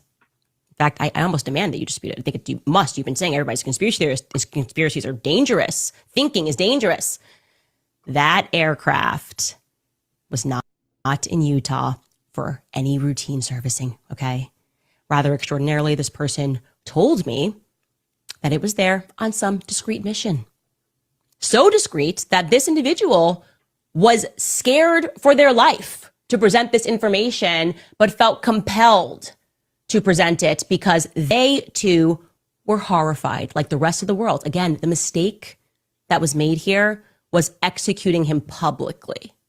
People felt something, right? They felt something. They understood that whatever happened here was a tremendous act of evil. And so what it led to was goodness, more people standing up and doing something brave and saying, we need to root out this evil from our society. What were they doing there? When did they leave? Who are these individuals? I don't understand. Kash Patel, tell us about this flight. Tell us who was on it. I can now report to you that it is a fact that on 9/4. Okay. So keep your eyes peeled on that story. What is it? The feds are saying more than 7,200 truck drivers have been removed from U.S. highways after failing their English test. What did Obama and Biden unleash on America? 7,200 semi-truck drivers taken off U.S. highways since DOT Secretary Sean Duffy implemented new English language proficiency standards in May. DOT requires commercial truck drivers to speak and understand English to operate a big rig, or they will be taken out of service. So President Trump and his admin making America's roads safe again. This is the most basic thing I've ever heard of. If you're not qualified, you don't get to do it. This is 101, first day of class stuff. You can't read the road signs. You can't be operating a big rig. It's dangerous for everyone. Period. That's all. 7,250 truck drivers placed out of service for failing the Trump admin's English language proficiency standards that the Obama admin had gutted, making way for foreign truckers with no understanding of English to drive dangerous semi-trucks on American highways. New standards are meant to shut down the black market trucking industry, which relies on low-wage foreign truck drivers with little to no understanding of English. The announcement comes after another illegal alien from India is accused of killing 3 Americans on a highway in the sanctuary state of California, which issued him a commercial driver's license and, according to Duffy, did not require him to abide by the Trump admin's English proficiency rules. Prayers with the families of the victims of the tragedy. It would have never happened if Gavin Newsom had followed our new rules. Duffy said in a statement about the case, California broke the law and now 3 people are dead and 2 are hospitalized. These people deserve justice. There will be consequences. Duffy is now threatening to withhold millions in funds from California for failing to follow federal English standard rules governing commercial driver's license. In another case, an illegal alien from India is accused of killing 3 people when he made an illegal U-turn on a Florida highway. Well, why is a U-turn illegal? Because it causes this. It is insane. There are so many people driving illegally.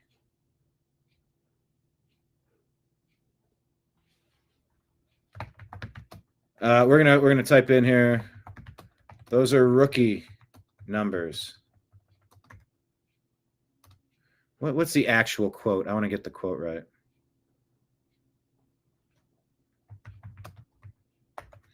Full quote about rookie numbers. Matthew.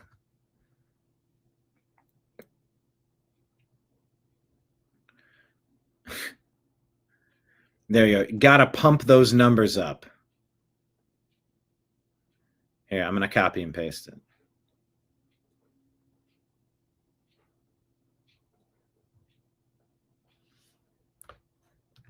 Pretty funny. It's a good quote.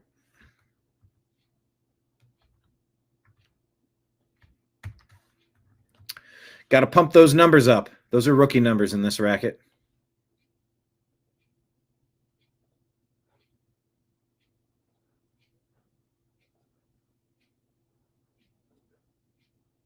That is from The Wolf of Wall Street, 2013, Wolf of Wall Street.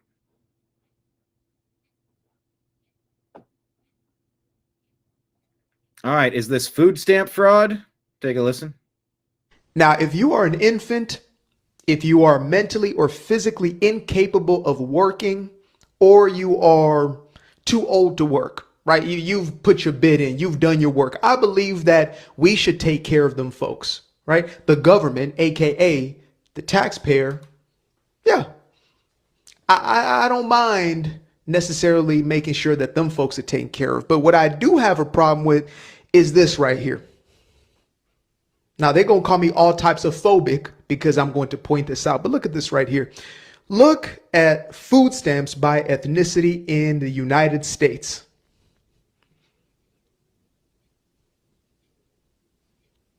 Okay. Are you looking? Who is receiving a majority of the Somali, Iraqi, Haitian, what's the benefits that we pay for in this country? Afghan. Why are we doing this?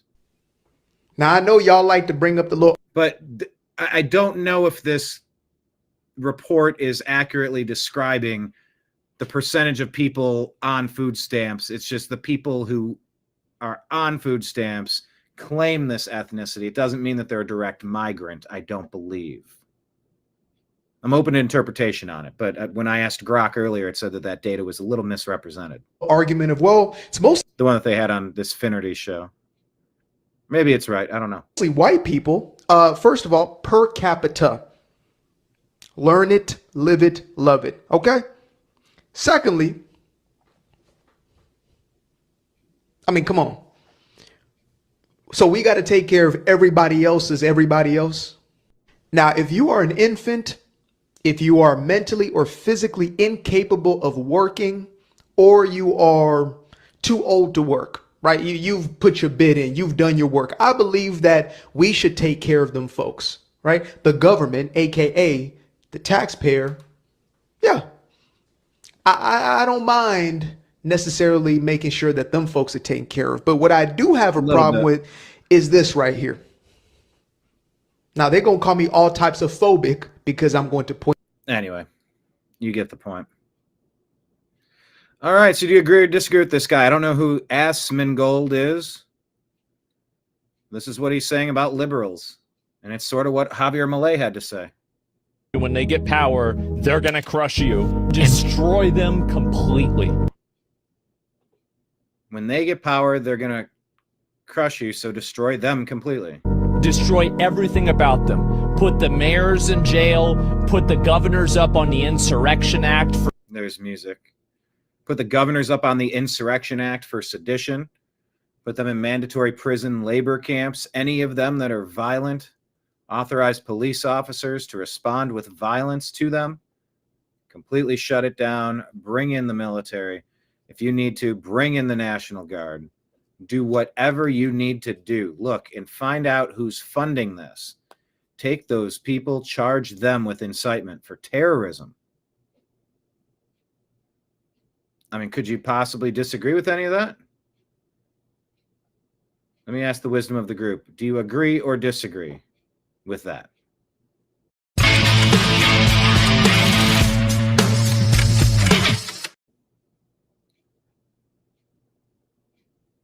All right, here's Omar Fadi. Congressman Brandon Gill says infinity immigration is making America utterly unrecognizable. Assalamu alaikum. Somalia. Isn't this America? This is a conquest. This is an invasion. Yeah, look at me. I'm Minnesota now. What are you doing? This is about building enclaves, satellite national enclaves inside America, on American soil. Hiran State, Maui Slay, Maui slay. Early voting was hadda illa November 4. I need your vote. I need for an outsider to come in, like Mom Donnie, and say, no, I want to run this now. This is my city. Oh, it is. I think we should have the same requirement for mayors as we have for Congress people, as we have for the president. You should be a national-born citizen, natural-born citizen. Let me ask about this guy. I'm not. Omar Fatty, natural-born citizen.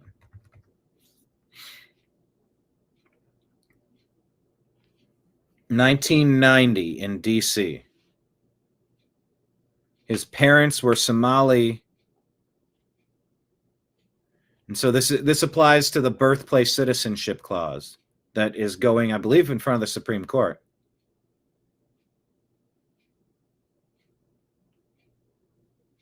State senator running for mayor of Minneapolis. Some online criticism falsely questions his citizenship due to his heritage, but these claims lack factual basis. Well,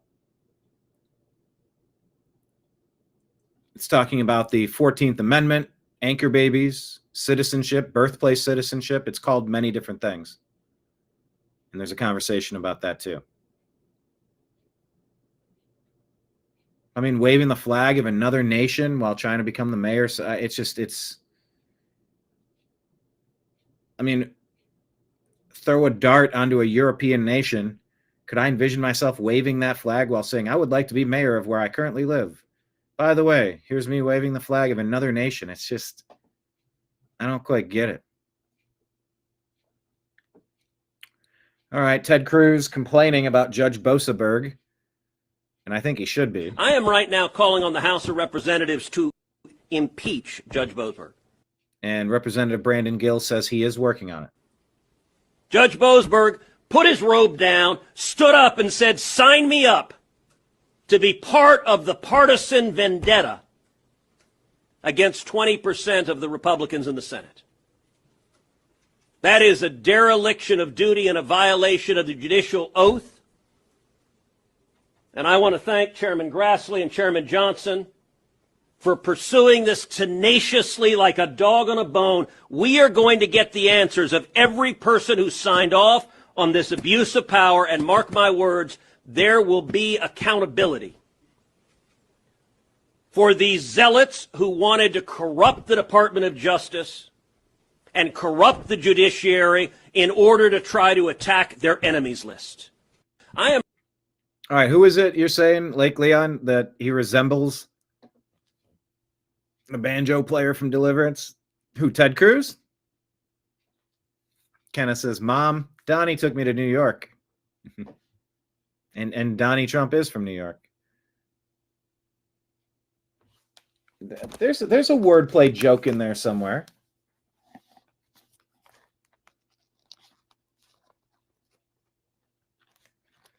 Donnie Trump.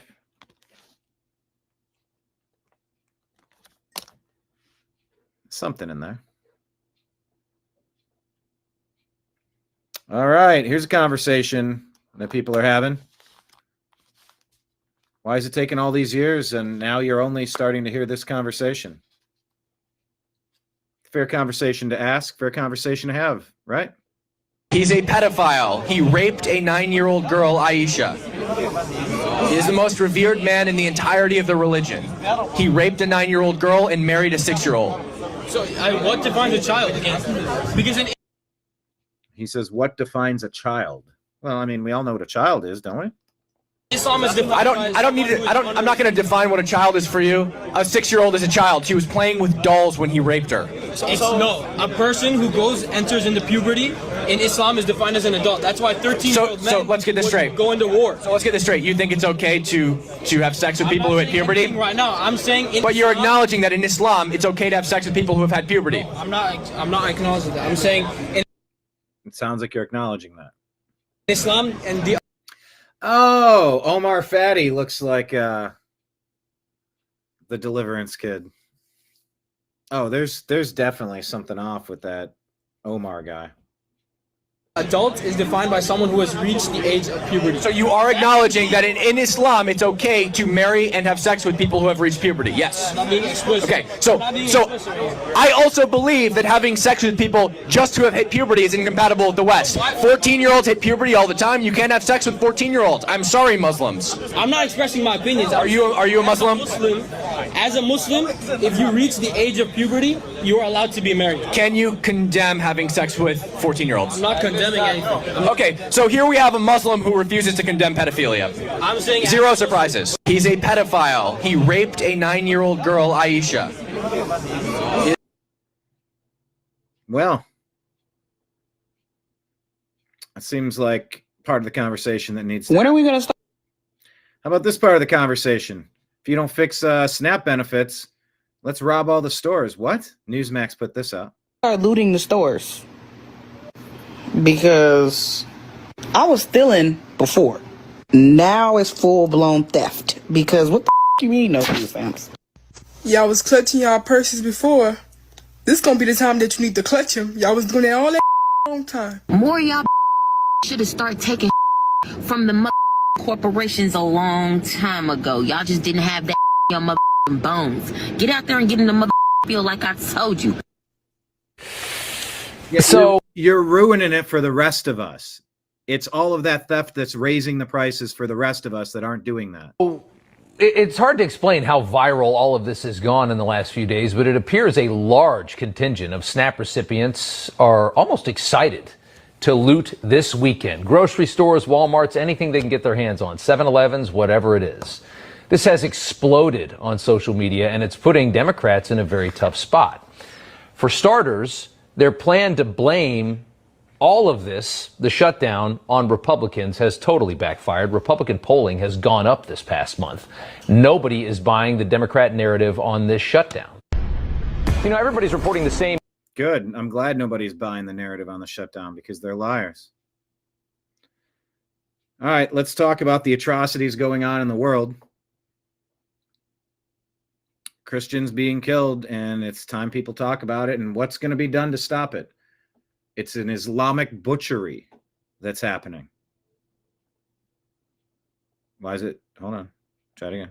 I grew up in Egypt, a Muslim country, where Christianity is a minority. And if you dare speak the name of Jesus, you will either die or your church will get bombed. Like in Egypt right now, Christians are getting killed all the time. So is this a compatible ideology that we would want to bring people in who hold these beliefs?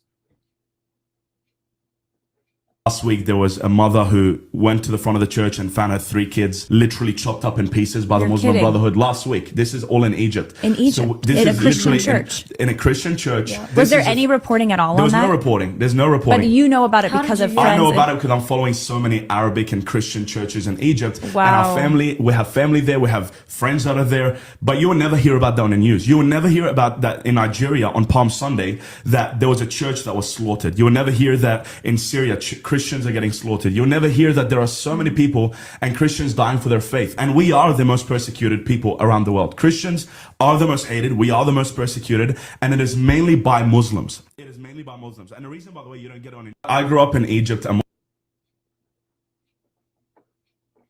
So make it make sense. Explain it away. Help us understand.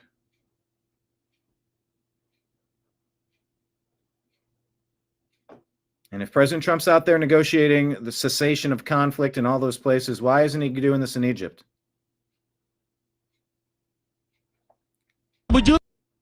Up in Canada, people like David are having conversations because people want to change Canada into a new country with new rules. Do you want to change Canada or do you want to defend Canada?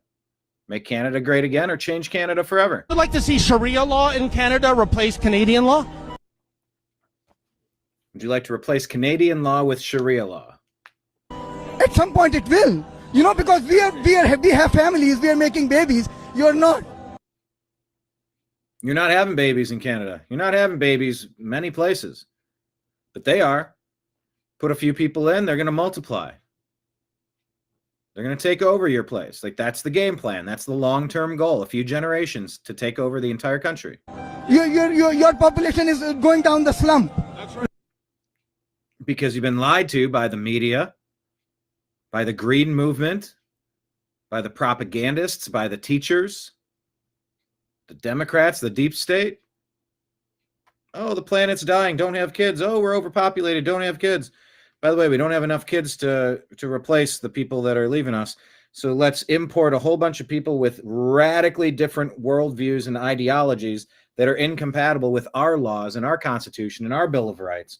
Oh, yeah, that's a great strategy. No, it's not a great strategy. Right?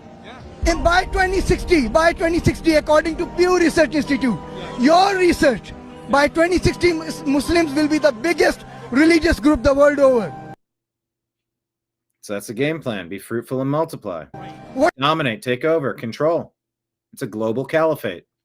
It's exactly why the Crusades happened. What are you going to do then? Actually, go oppose Sharia even then? What are you going to do then? You're going to oppose Sharia then? Do want a Muslim majority nation in the West End, correct? Just like you had a Western majority nation in the land of Native Americans, one day we can have a Muslim majority nation here in Canada. I don't follow where he gets there. Muslim majority nation of Native America. I don't know what that exactly is referencing. He says they can have that. Right in your face. We have Canadian law here, and right in your face. You say that you want Sharia law to displace Canadian law. That doesn't sound very respectful. In majority, you wouldn't have any other option. Go to your queen and tell her to change the laws. Yeah, tell the queen to change the laws because we're going to exploit the hell out of them. Change the laws to what, sir? To Sharia law? No, change the laws to not allow any more Muslims to come to Canada. We owe our allegiance. Their allegiance is not to the place that they show up. And our loyalty, first and foremost, to our religion. It all goes in and out of the religion, the holy book. A lot of warfare. It's a holy book of warfare. To the queen, to be honest. Sorry, there's music playing in the background. I'm not going to keep stopping it, but you get the point. Here's a Florida woman. Let me ask if this is a true story. This sounds just so atrocious.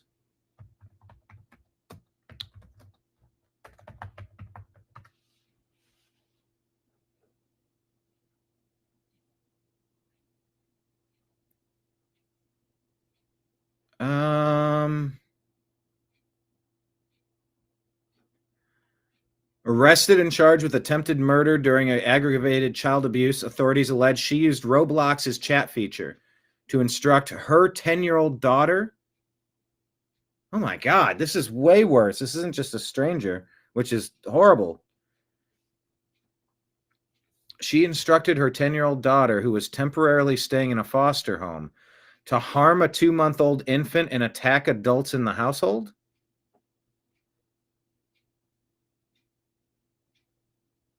To the infant, drop the baby on a tile floor, resulting in serious injuries but survival. See, this one says that this is a different story, and I don't...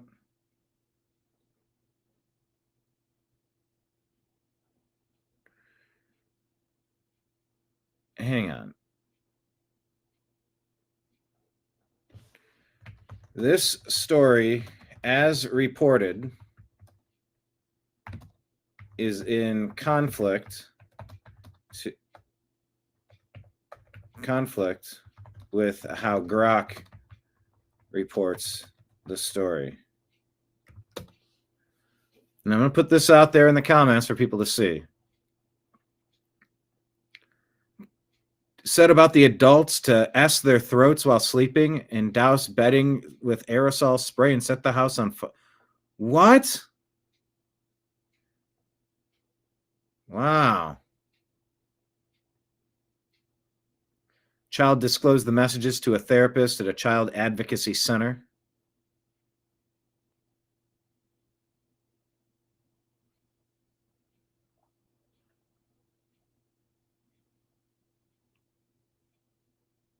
Hang on, wait.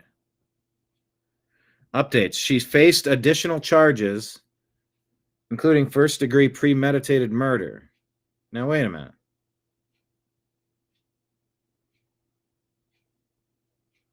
One of the most disturbing. Okay, hold on. Roblox, lady, tile. Did the kid die? No, did not. Serious injuries, but survived. It was said she'd be harmed if she didn't comply. Okay, so it has been misreported on this. It has been misreported. So I'm going to put that in the comments section so people have that update. And if you watch the show, we're discussing this because I don't know what murder fact. I'm not familiar with the website. I'm not following it. I don't know. I'm not going to based on that. But I did a quick search. It seemed to track. That's awful. All right, how about this? This is pretty good. This guy has a dozen children, but doesn't apply for food stamps or welfare. Remember when that was the case? Oh, he might be Amish. Omar Fatty here. David Medina, PDX. This is disgusting, man. Waving the Somalia flag for mayor in an amazing American city. The guy is a current in Minneapolis. His name is Omar Fateh. I got to mute because of the music. This is what happens to our country and not assimilate. The whole time. I'm going to move on. All right, here's a friendly reminder. Not a single country we send billions to every year is reaching out to help the 40 million Americans who won't receive SNAP benefits in November. Are you aware of that? Nobody sends us money. It's all just money laundering from us by pirates to steal the purchase power of our dollars. Are you aware? Nobody's helping us. Here's Chuck Schumer. Hey, free healthcare for illegals or the country gets it. See? That's a Democrat's plan in 2025.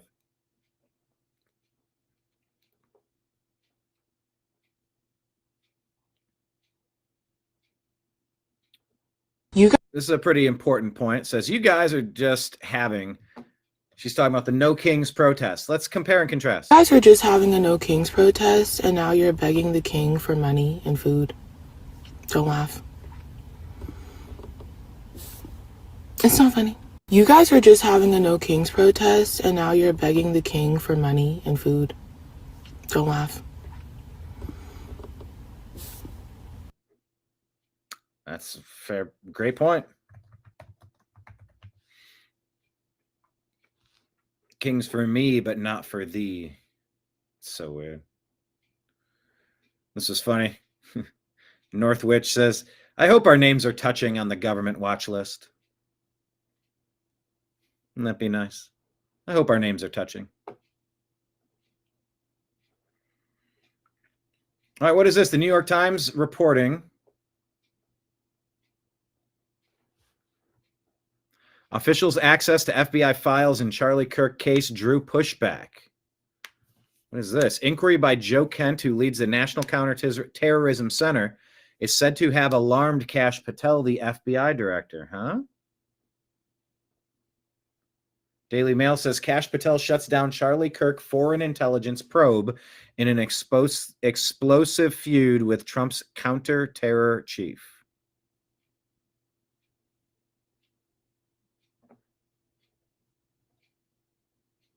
Officials' access to FBI files in Charlie Kirk case drew pushback.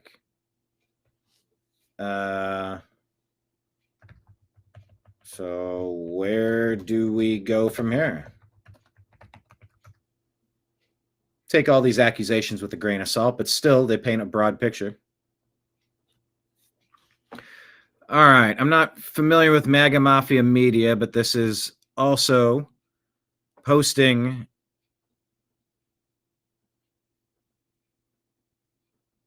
okay, so here's the claim, if I can elaborate on what I believe Candace is talking about.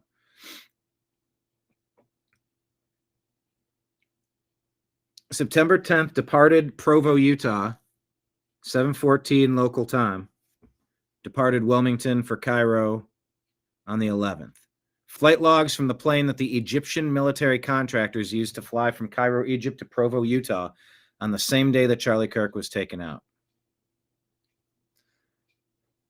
Unverified claims, but I believe this is what Candace is discussing, so let's just toss it out there. Unverified, but this is what's going around. Now we got to figure out how accurate it is.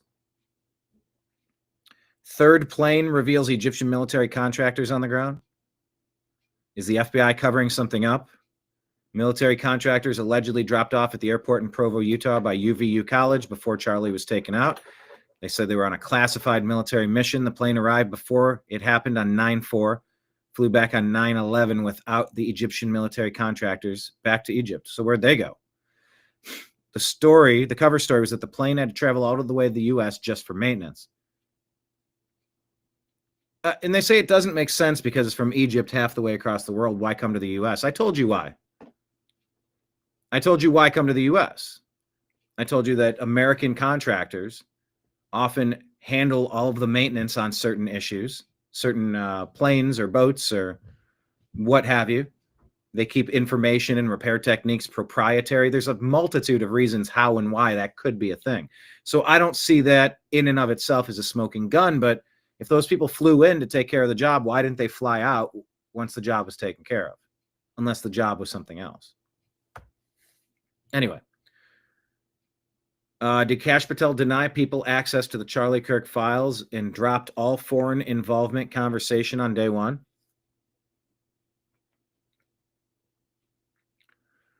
This claim is that it was definitely a military operation and it was definitely not a 30-06 round that hit his neck.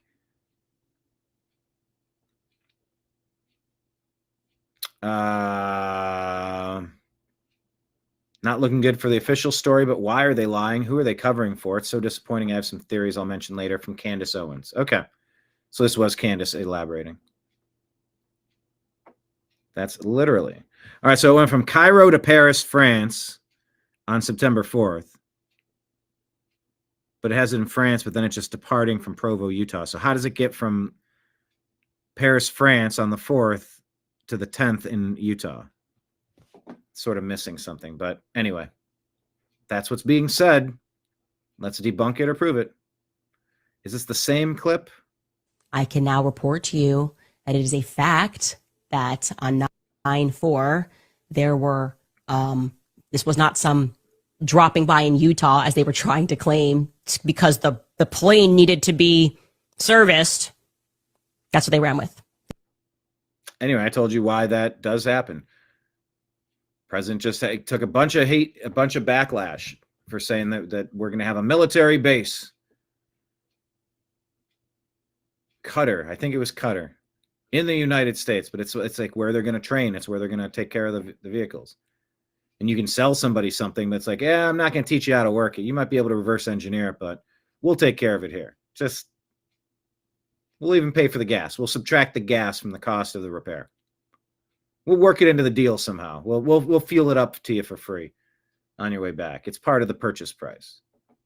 They've thought all this stuff out. So anyway, I just don't see that as the smoking gun in and of itself. Here's a wild video showing FBI storming Dearborn home.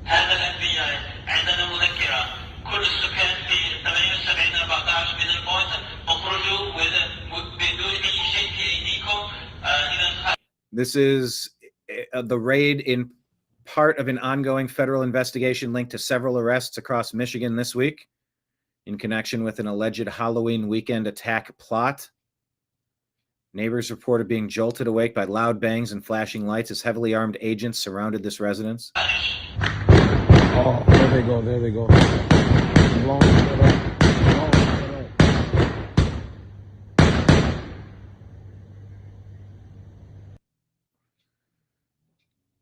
Yeah, some of these, and I guess if you have an attack plan for today, it's more dire and you got to do this at the last second. But there's a lot of these raids.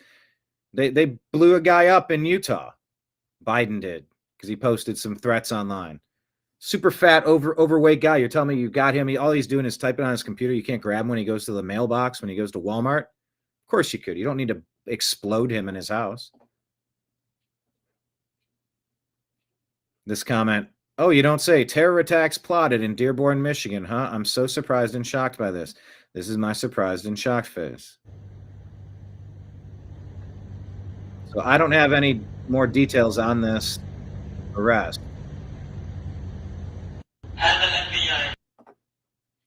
But anyway, that's happening in Dearborn. JD Vance, I mean, this was, I caught this conversation. How much of this is connected to what's going on today? Maybe more than you realize. Maybe this comment, this topic, this question feels inappropriate or unnecessary, or maybe it is necessary. Christian values out there that I think that we've just sort of assumed and we've in fact taken for granted. Christian values are the idea that you should respect every single person as an individual, whatever the color of their skin, created in the image of God. That's a Christian concept. And in fact, it was a Christian empire, Great Britain, that abolished slavery to begin with. The idea that we should eliminate child sacrifice. What did the Christian settlers find when they came to the New World? They found a lot of civilizations that were murdering babies in weird religious rituals. It was Christianity that said we don't kill children just because they're somehow inconvenient to people.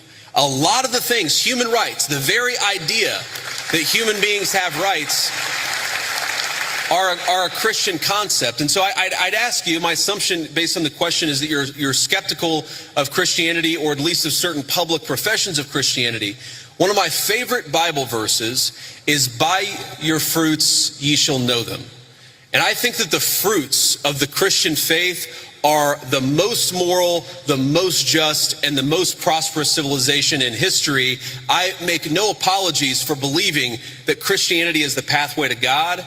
I make no apologies for thinking that Christian values are an important foundation of this country, but I'm not going to force you to believe in anything, because that's not what God wants, and that's not what I want either. A lot of Christian values out there that I think that we've just... But are there Jewish supremacists that want to force their way onto other people? Well, not as much as Islam. That's what they want to do. They want to conquer, dominate. It's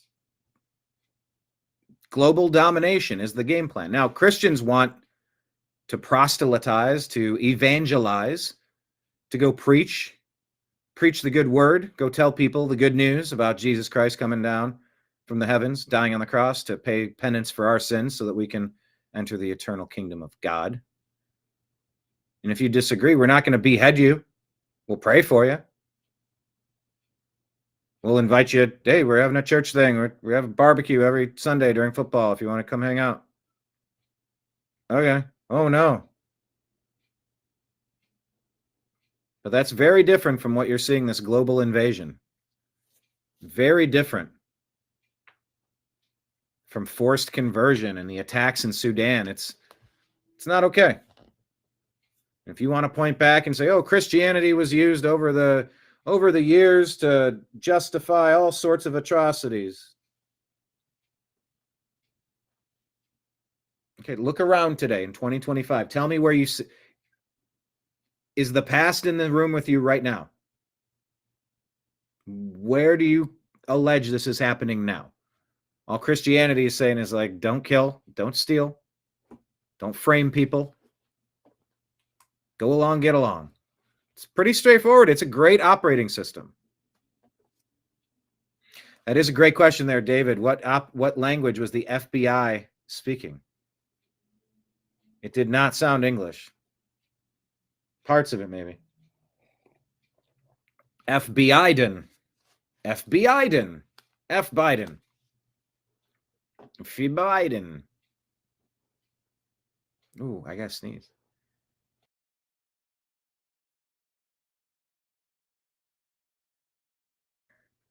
What's uglier than a sneeze face?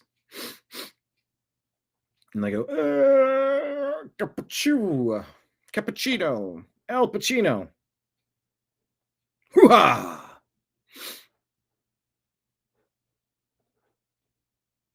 Okay. Moving on. I played this for you before. Chief Lee Zeldin talking about stratospheric chemical spraying. Yeah, I'd like to see this stopped. All right. I've shared that with you before, so I will not play it a second time. Oh, I don't know if I put yesterday's show into the chat. By the way, hit like, hit subscribe. Check out yesterday's program, Strictly Football. We put that one out yesterday. Oh, that wasn't yesterday's show. That was a different show. We do one per week. What was our content from yesterday?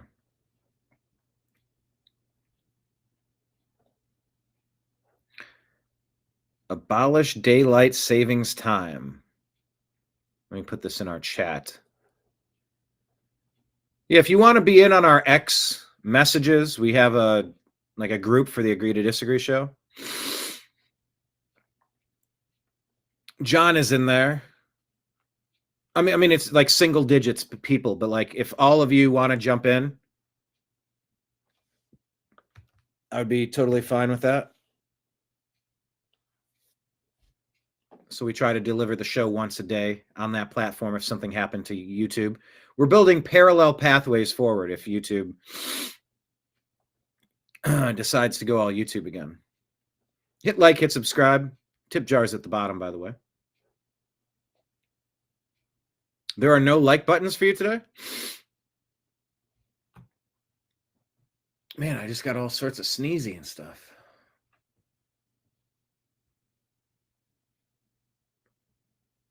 I do see the hearts. I see the hundreds. I see the confetti. Go ahead and tap that on YouTube if you have that availability.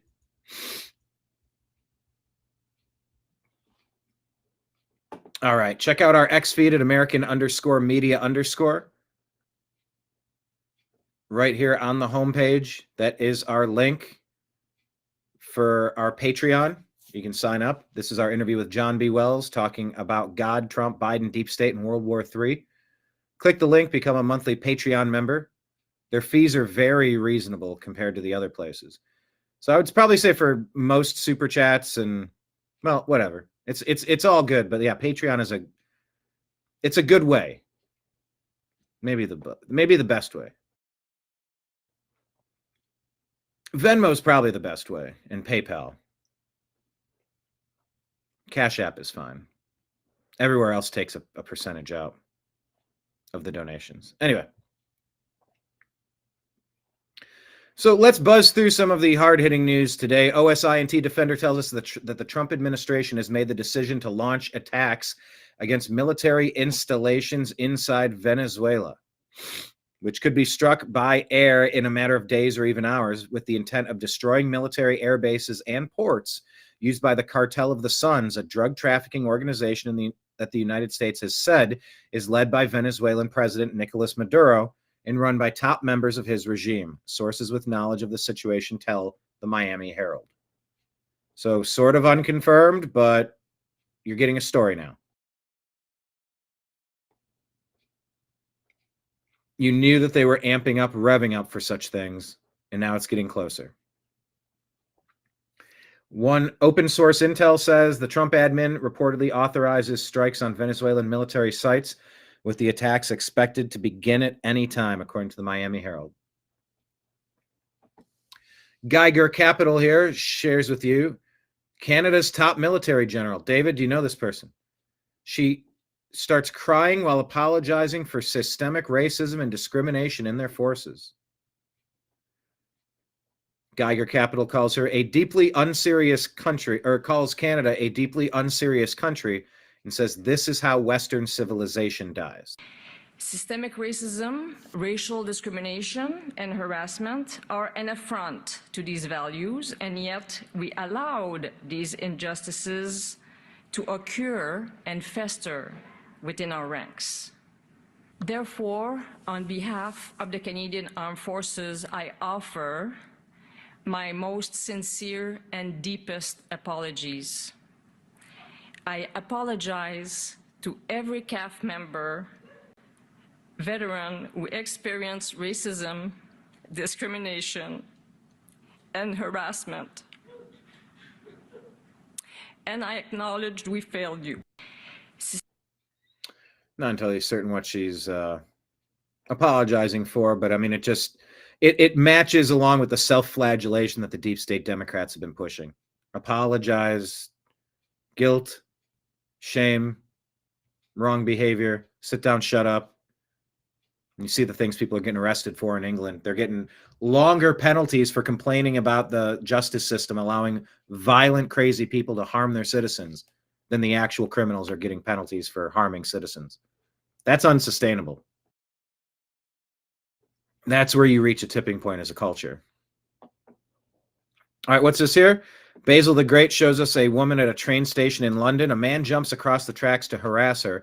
She tells him to go away. She's clearly terrified. When she rejects him, he says he wants to rob her phone.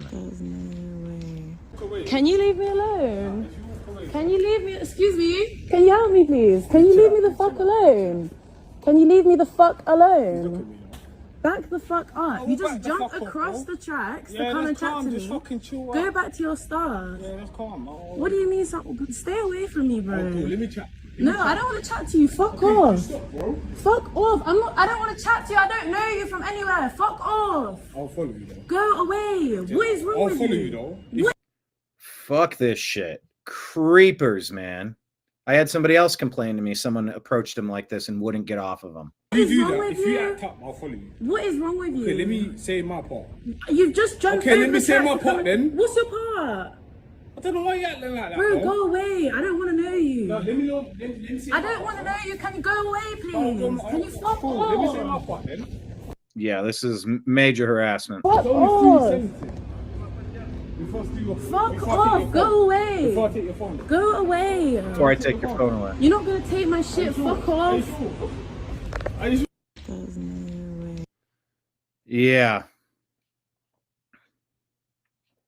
Basil the Great says these women just sat at a train station in London. This guy approaches and strokes her hair. She rejects his advances. He asks if they want to be. I saw this. What? I saw you from over there. I like it. Some kind of a skit where they're getting pleasure out of. Why? Why? Nah, bro.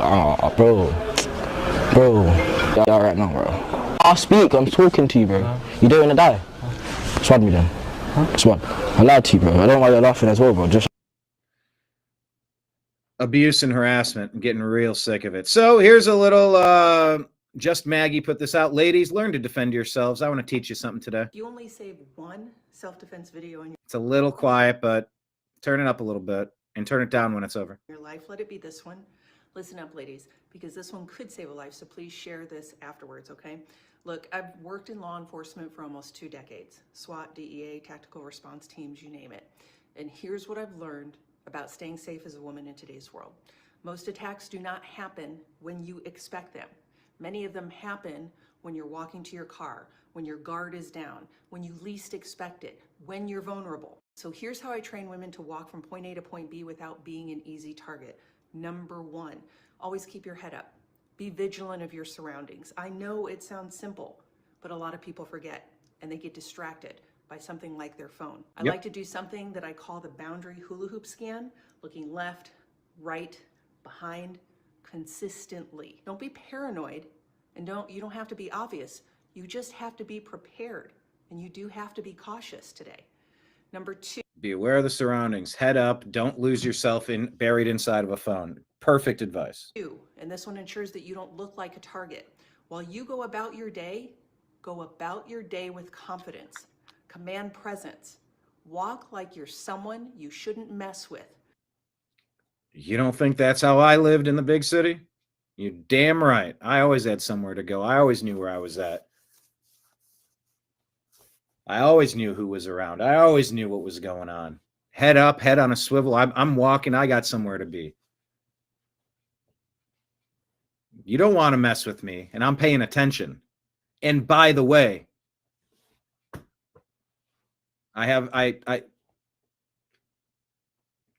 yeah. Out of 100 people, you might be able to pick 99 that are an easier target than I'm going to make myself. And that'll help you a lot. And doing things with purpose, very clear intentions, as if you're familiar with your surroundings. as if there's more of you around, as if you intend to be there. You know, you fake it till you make it. I've been in some pretty sketchy places. That you're going to be their biggest ever loving nightmare. If your shoulders are rolled in, you look uncertain, and your eyes are constantly on your phone, you become a much easier target. A weak target. And this leads to my last piece. Number 3, keep something between you and them. This is called creating distance. We like to layer our safety here. The further away they are from you, the less likely they'll feel compelled to attack. It can be your car, it can be a shopping cart, it can be a chair, it can be your bag, okay? It can be anything. Just try and keep something in between you and them. You don't need a black belt or to be a pro fighter to stay safe. It's knowing a few key actions that you can take that are simple, small, but can help keep you safe. So if you're watching this and you're thinking, man, like more women need to know this, you're right. And maybe you're also passionate about teaching and helping people. And if that sounds like you, DM me the word safer and I'll tell you. Anyway, gotta be alert. Hey, speaking of being alert, U.S. is going to start testing nuclear weapons again. Dave Jones says, I'm confused. The equal basis is currently 0. China last tested a nuke in 96. Russia was 90 when it was still the Soviet Union. North Korea hasn't tested since 17. Before that, it was Pakistan and India in 98.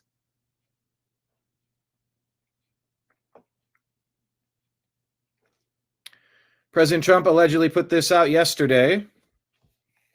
The United States has more nuclear weapons than any other country. This was accomplished including a complete update and renovation of existing weapons during my first term in office. Because of the tremendous destructive power, I hated to do it, but had no choice. Russia is second, and China is a distant third, but will be even within 5 years. Because of other countries testing their programs, I've instructed the Department of War to start testing our nuclear weapons on an equal basis. That process will begin immediately. Thank you for your attention to this matter, President Donald John Trump.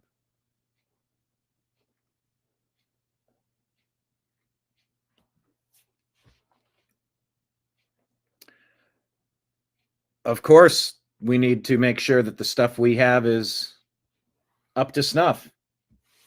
All the important stuff needs to be tested. I do support that. And it's also a bit of a negotiating tactic, calling out China, calling out Russia, figuring out like, hey, here's where we are. You know, Reagan and his Star Wars programs. You don't want to mess with the United States. It's a really bad idea. Don't do it. Don't even think about it. Don't even try it. Don't. So I like it because that's what a responsible commander-in-chief would do. You'd want to test your systems. And number 2, it's part of the negotiation to shut down the Russia-Ukraine war. And I think President Trump is trying to bring Xi Jinping in on that to help put some leverage and work with Russia on some protection protocols. Maybe Russia's freaking out because of Ukraine and this and that and NATO. What if China would end up helping Russia and just saying, hey, they'll cover your back. Like, you can pull back. They'll be watching. This is your closest neighbor. They're not going to let that happen. But we from on the other side of the country, let us get out of here. I think that might be part of the conversation that's being had at this moment. I'm not privy to these conversations, and I don't have all the complexities memorized. But, I mean, I'd be saying something similar if that were me. Boy, that escalated quickly. David Z here says Russia just released details of the ultimate cruise nuclear missile. 14,000 kilometers. Russia completed tests of the Burevestnik missile. Putin Chief of Staff Gerasimov to Putin. The Burevestnik was airborne for 15 hours, covered 14,000 kilometers. That's not its limit, though. Has the ability to bypass missile defense systems, allegedly.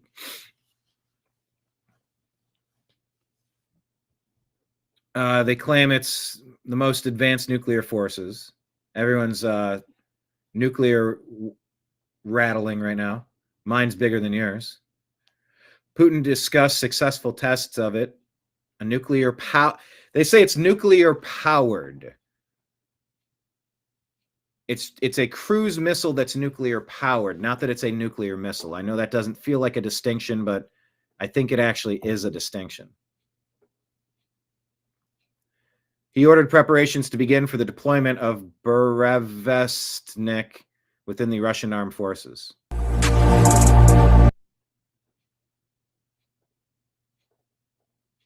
I mean, so there's the renderings. They're very generic renderings.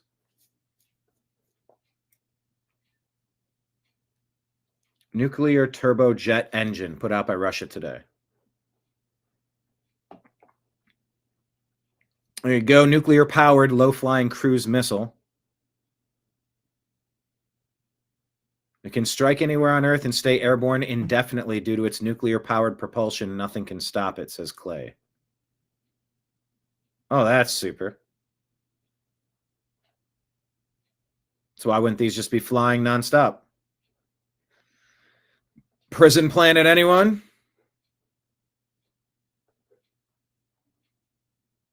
All right. Also, speaking about nuclear, I just want to tell you about. Oh, I guess I did just lose it. The nuclear option with energy.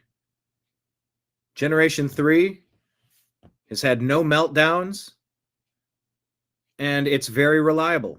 I think that's probably going to be the energy choice of the current, of the now, the near future, the current, and the near future. And then there's Gen 4 coming online only in China. Cleaner energy, no meltdown possibility. So when we start hearing nuclear, it's not all bad. Some of this stuff, I mean, it generates enormous power, which can be destructive, but it can also be fantastic for powering AI, data centers, all the electricity, the heating and cooling needs that we have. Wouldn't it be great if energy didn't cost? You know, maybe that's not realistic, but what if? Why couldn't we? Why couldn't we cut the price in half by 80%? Why couldn't we? Of course we could. But Eric Daughtry here talks about another way that nuclear is in the news. President Trump just demands that Senate Republicans nuke the filibuster. He says he's done. Let's take a listen to what this says. Majority Leader John Thune and Speaker of the House Mike Johnson are doing a great job, but the Democrats are crazed lunatics that have lost all sense of wisdom and reality. It is a sick form of the now legendary Trump derangement syndrome, TDS, that only comes from losing too much. They want trillions of dollars to be taken from our healthcare system and given to others who are not deserving. People who have come into our country illegally, many from prisons and mental institutions. This will hurt American citizens, and Republicans will not let it happen. It is now time for Republicans to play their trump card and go for what is called the nuclear option. Get rid of the filibuster and get rid of it now. Just a short while ago, the Democrats, while in power,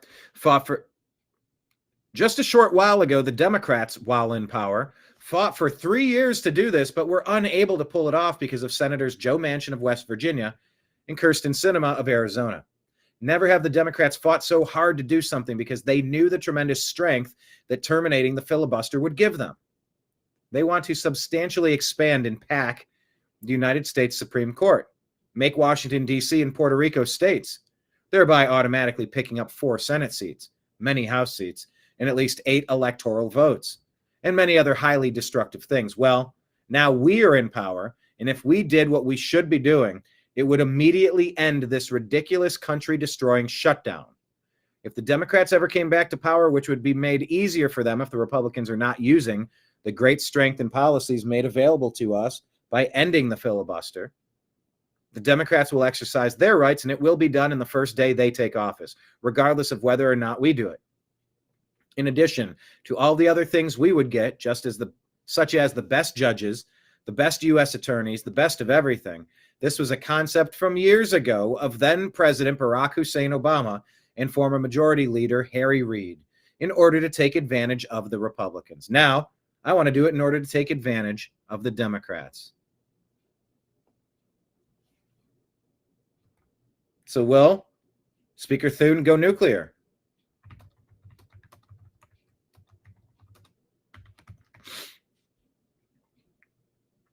That's one way to stop whatever it is that the Democrats are cooking up. You kneecap him legislatively. He's playing to win and to destroy his opponent. This will mean that you don't need 60 votes, okay? I mean, what are we supposed to do?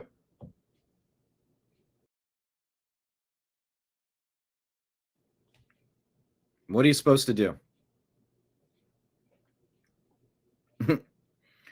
This is how she looks at you when she finds out that you're long in nuclear stocks and rare earth stocks. Did you see the buzz? Did you see all of the buzz about Sydney Sweeney? She's not just a jeans girl, she's a dress girl.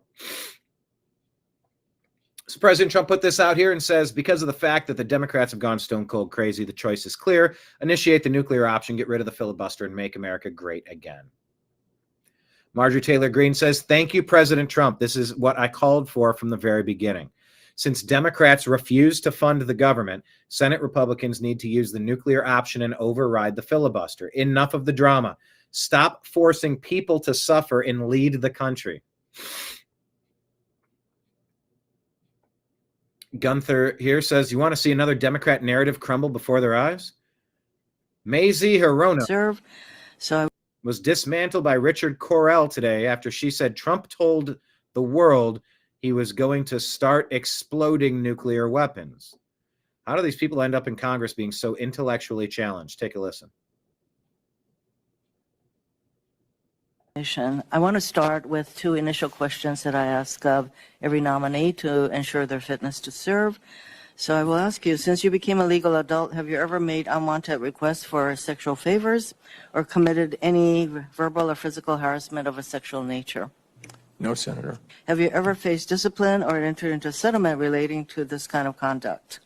No, Senator. So the president made what I think it was a surprise announcement while he was going to meet with President Xi. So this has to do with saying that we should resume nuclear testing. And the last time the U.S. conducted nuclear tests was in 1992. Would resumption of the kind of testing that he's talking about apparently require an EIS? I'm not familiar with the term EIS. Environmental impact statement. That's not a matter of expertise for me, Senator. Well, I think under the National Environmental Policy Act, I mean,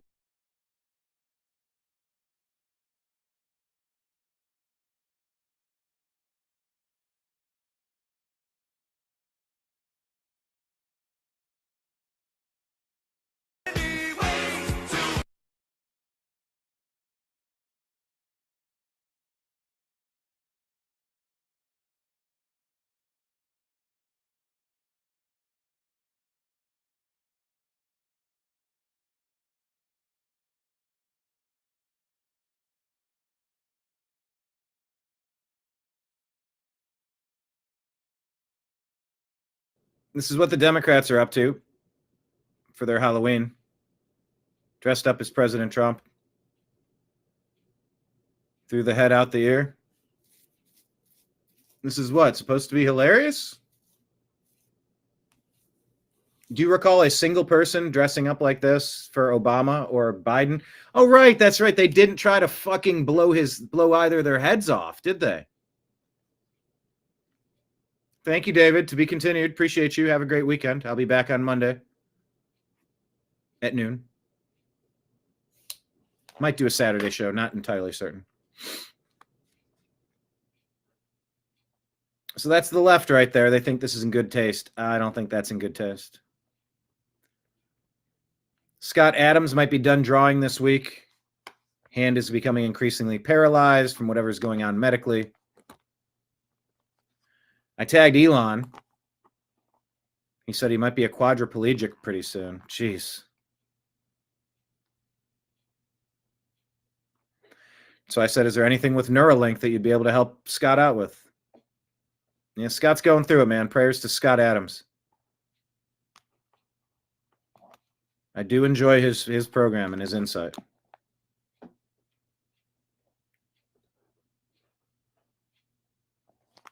Fort Lewis College denies application for a TPUSA chapter. You can contact him there. Byron, New York says convicting Donald Trump of 34 felonies is Alvin Bragg's biggest accomplishment, and now he's running for re-election. Touting his record, but in debate with opponents, Bragg said not a word about the case, and neither did they. It's like the Trump trial never happened. Huh.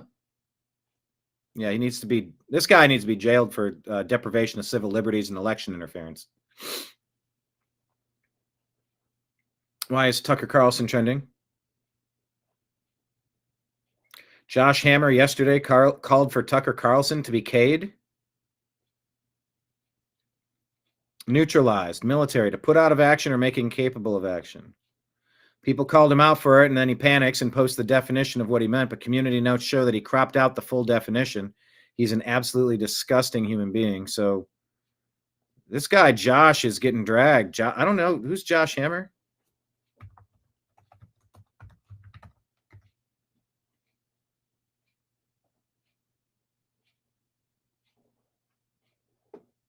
Nick says that Charlie hated you more. And Jewish donors, they have a lot of explaining to do, a lot of decoupling to do, because Jewish donors have been the #1 funding mechanism of radical, open border, neoliberal, quasi-Marxist policies.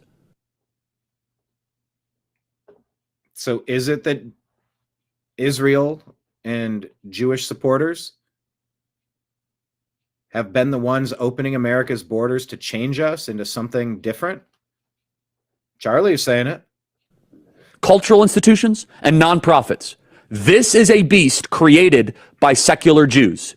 And now it's coming for Jews, and they're like, what on earth happened?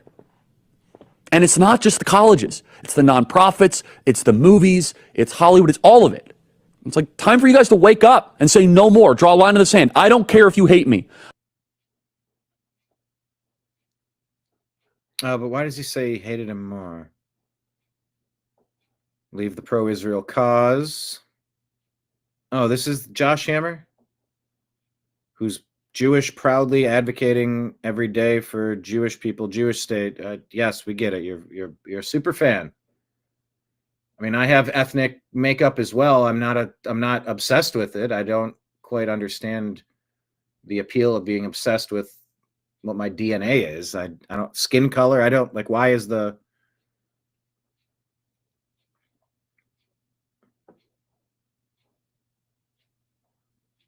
saying the fox should be neutralized?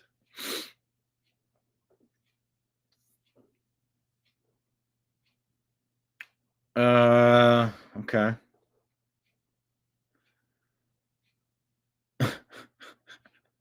Harrison Smith says Josh Hammer has to come to San Antonio and kiss the Alamo if he wants to continue to be welcomed in the MAGA movement. Kiss the wall. That's funny.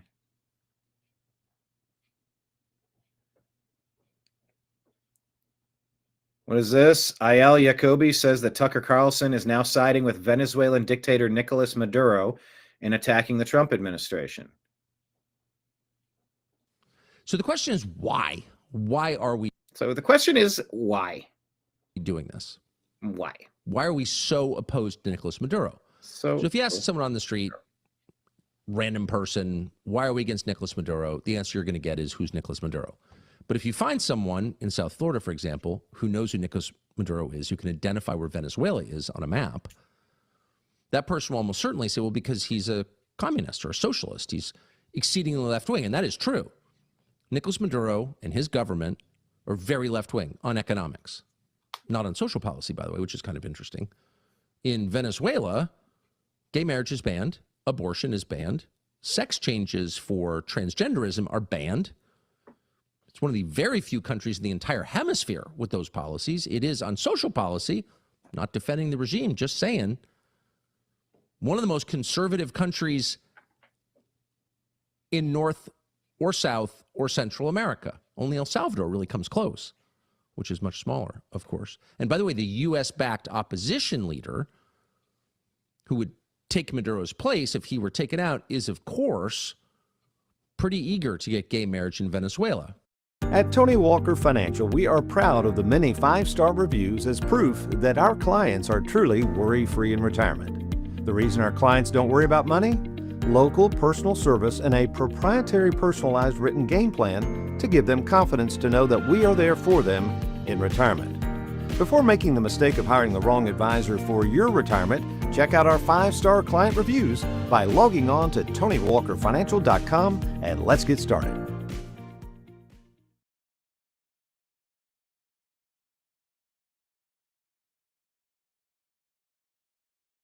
Are you interested in mushrooms? Do you like drama? You'll love this. I'm Matt, a food scientist, and it's crazy how many lies brands will tell you about mushrooms just to scam you out of your money. First, it is true that lion's mane has cognitive benefits. Lion's mane has well-researched compounds called haricinones and erinacines that cross the blood-brain barrier and promote nerve growth and nerve health all up in your brain. This is all true. So where's the lie? You'll hear extracts are the only way to get these benefits and to avoid mycelium. Here's the truth, it's completely the opposite. We've tested our US-grown full-spectrum lion's mane, which contains both the fruiting body and mycelium, against the lion's mane extract used in the scammy brands, and found our mushrooms contained almost 7 times the amount of these cognitive health compounds. 7 times. That's crazy. Why?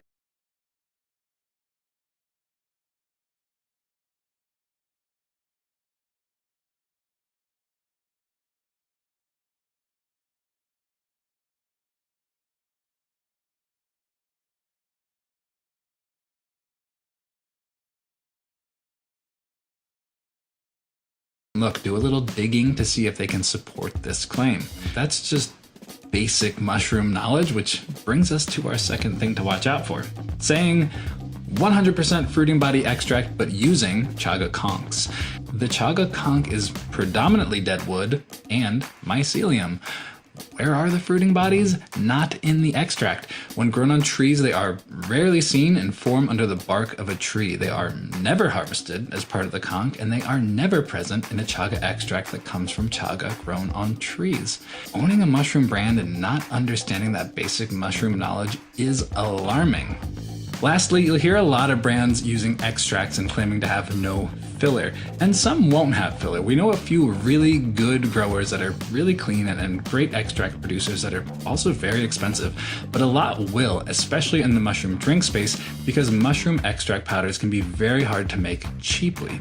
They get goopy and they get sticky, and in order to make them into a powder, you need to use something solid to act as a carrier. Maltodextrin is a very common carrier used in mushroom extracts, but it's almost never labeled. Some mushrooms tested up to 40% maltodextrin, meaning only 60% of the powder being added is actual mushroom. The issue is so systemic that some mushroom producers will use FDA loopholes to avoid labeling ingredients like maltodextrin, so brands buying them for their own products may not even be aware they are using them. That's why it's so incredibly important to know where your mushrooms are coming from and to ensure a brand really has some integrity and transparency when it comes to the mushrooms they use.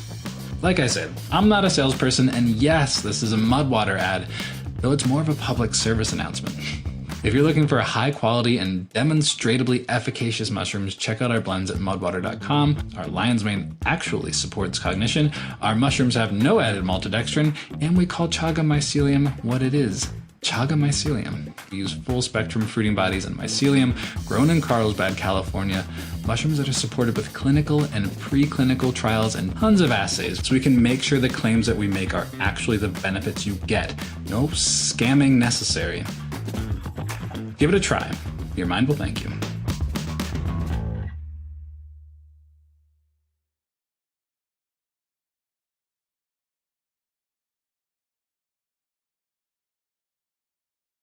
So to those of you who thought this whole project was globo homo, not crazy, actually.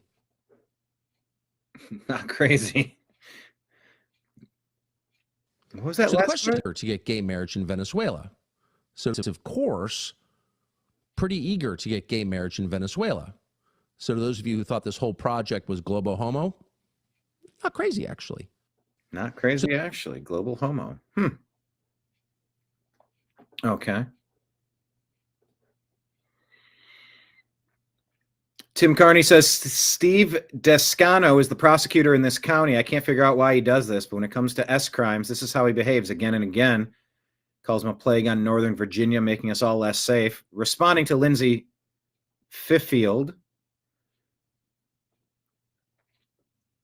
she tells this story. When I was a few weeks postpartum with my second child, I bundled us both up and waddled into the Fairfax County Circuit Court to testify against a man who had accosted my then toddler daughter and I in a public bathroom while I was heavily pregnant.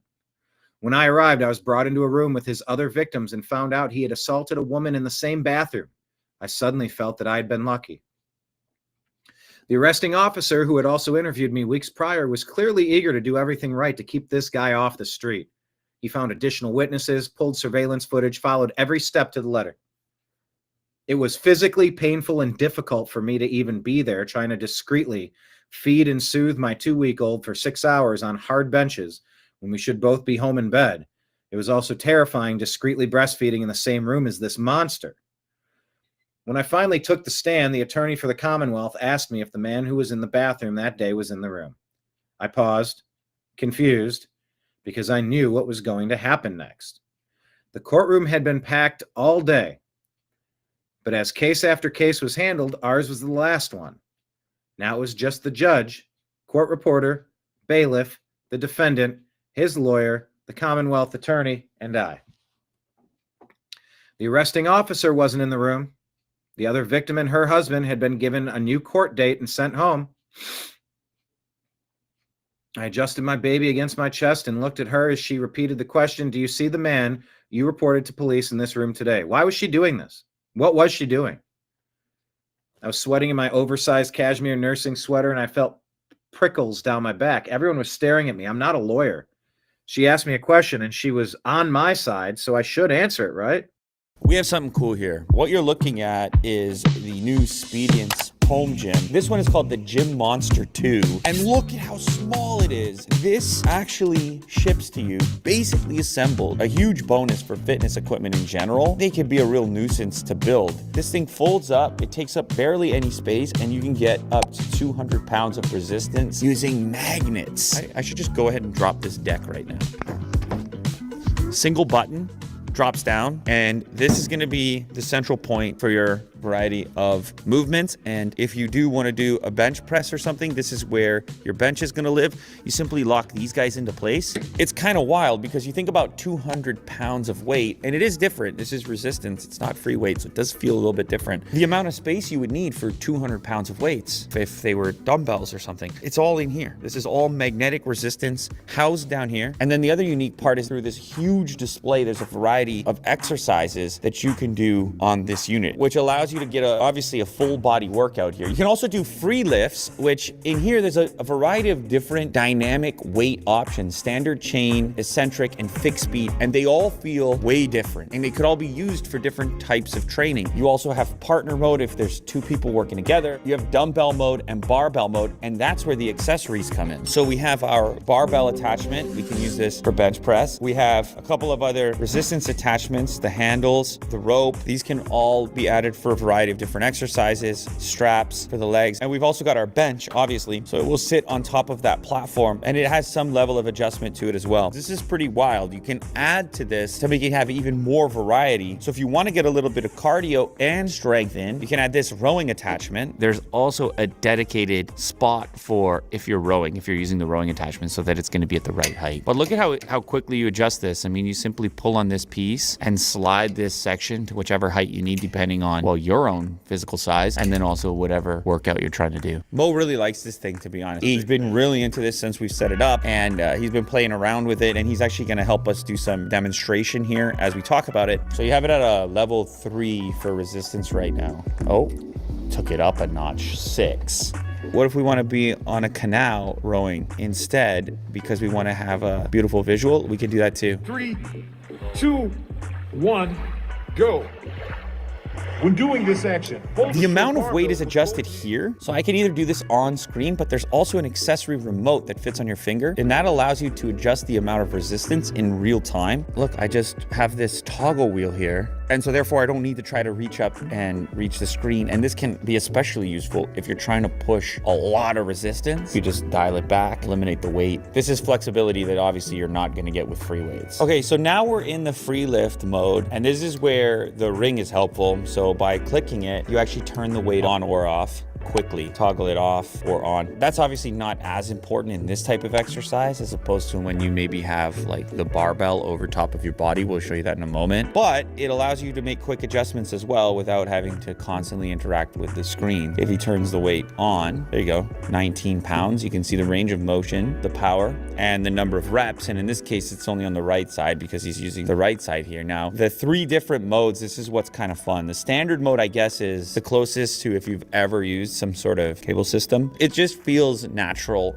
and typical with this kind of interaction of your own momentum. Then it has something called chain mode, which is slightly harder to pull compared to the amount of resistance once you let go on the way back into the system. So this is the opposite of the next mode, which is called eccentric. Here, we're looking at the eccentric mode, and what this basically does is it adds some tension as you're returning to the anchor position. So this is on the way down or as the muscle lengthens. So this offers you a different way to train for different muscle groups, or possibly if you're looking for a different muscle appearance.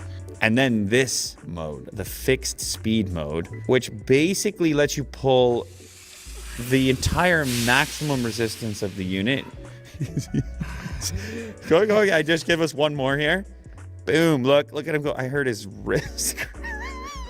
Don't hurt. I think I saw 100. I saw him crack 100. Each of these modes has its own usefulness or functionality depending on the exercise. But it's just cool to be able to modify the way the resistance is being applied. And this is not something that you can do at all on a typical cable system. It's exclusive to this because this is dynamic magnetic resistance. You can push yourself really far on this fixed speed, look for a maximum figure in terms of power, and not necessarily have the same risk of loading all that weight over your head. Again, not necessarily for this exercise, but possibly for others. When it comes to installing the bench, you can actually completely move these attachments to these spots and then have your resistance come up from the floor. Deadlifts, bench press, squats, you can do all of those things to remove the accessory. Little quick release stainless steel ball, clicks in and holds.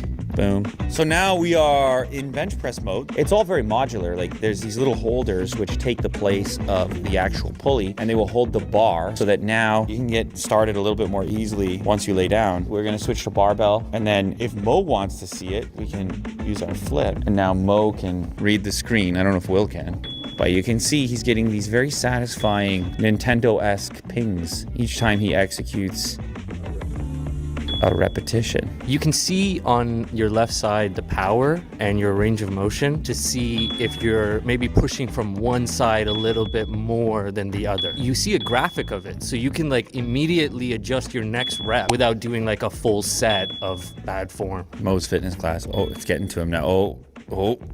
We're gonna get bust out these last few reps here. It's also got a couple of different assist modes. So if you're struggling with a lift and the system senses it, it will actually help you get those last few reps in. So with this assistant mode turned on, what you'll see is at the top of the rep, if Mo pauses for a moment, the resistance begins to go down in order to make it easier for him to do his final reps.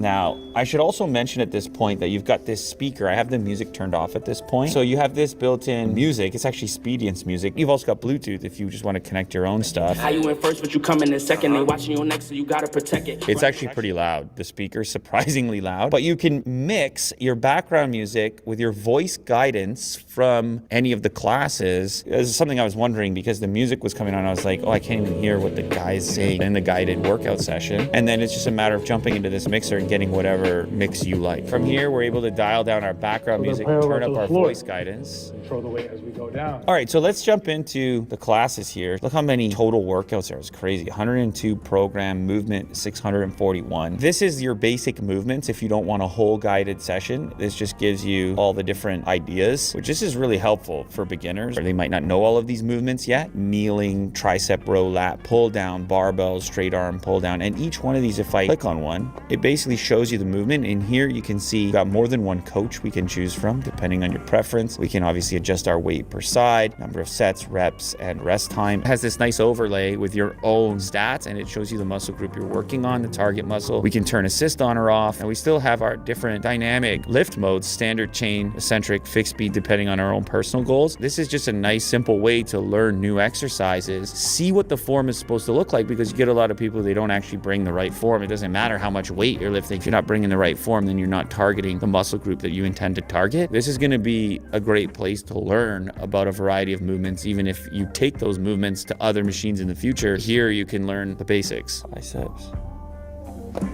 Yeah, if you're looking to work on biceps, here's 4 different options: bicep stretch, barbell, bicep curl, dual handle, alternating bicep curl, and standing dual handle, cable bicep curl. So yeah, if you select a muscle group, it will bring up, and it's really a lot of different options. But then it goes into full workouts. You can see like a full body workout, 76 minutes. This is an advanced workout targeting a variety of different muscle groups. We can see our previous stats, and we can also see the workout schedule. We can see basically what it's going to entail, and it's going to move from exercise to exercise in sequence. An actual workout for archery, circuit training, soccer, frisbee. They got a workout for frisbee, baseball, triathlon. So if we just click on one, let's see a basketball workout. What would you work out for basketball? Bodyweight squat, push-up, dual handle bench press. You can design these yourself if you just want to go into the free workout mode, or if you want to have a quick workout, 20 minutes. Look at this, 11 minutes. Wow, I can actually get like a 12-week, a 2-week program.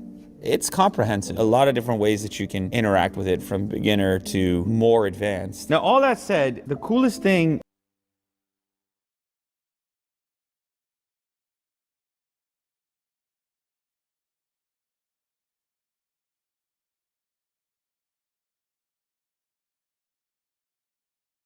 Experience the irresistible crunch of our golden fish crisps, more addictive than chips or spicy corn snacks.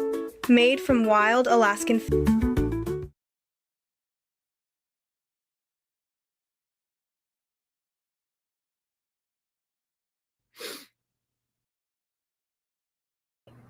All right, everybody, thank you for being here. We're going to sign off for tonight. We'll be back tomorrow at noon, and then we have Strictly Football at 6, and then we're probably going to have live election coverage immediately following. So thank you so much. Today was a day to remember. Monetization, advertisements unlocked on YouTube. What a day. Thank you all for helping. Tip jar at the bottom if anyone wants to throw anything in there. We'll be back tomorrow. Thank you so much, everybody. Take care. Peace. Oh, I guess I'll do this on the way out.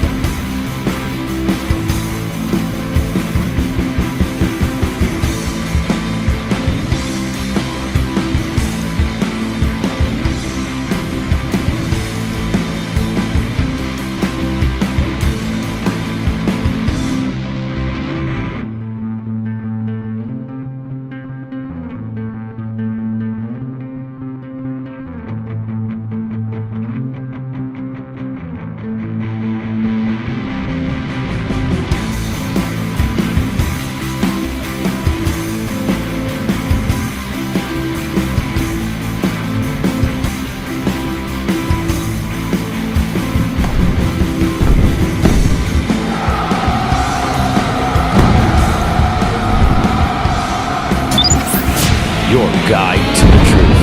TheNewAmericanMedia.com.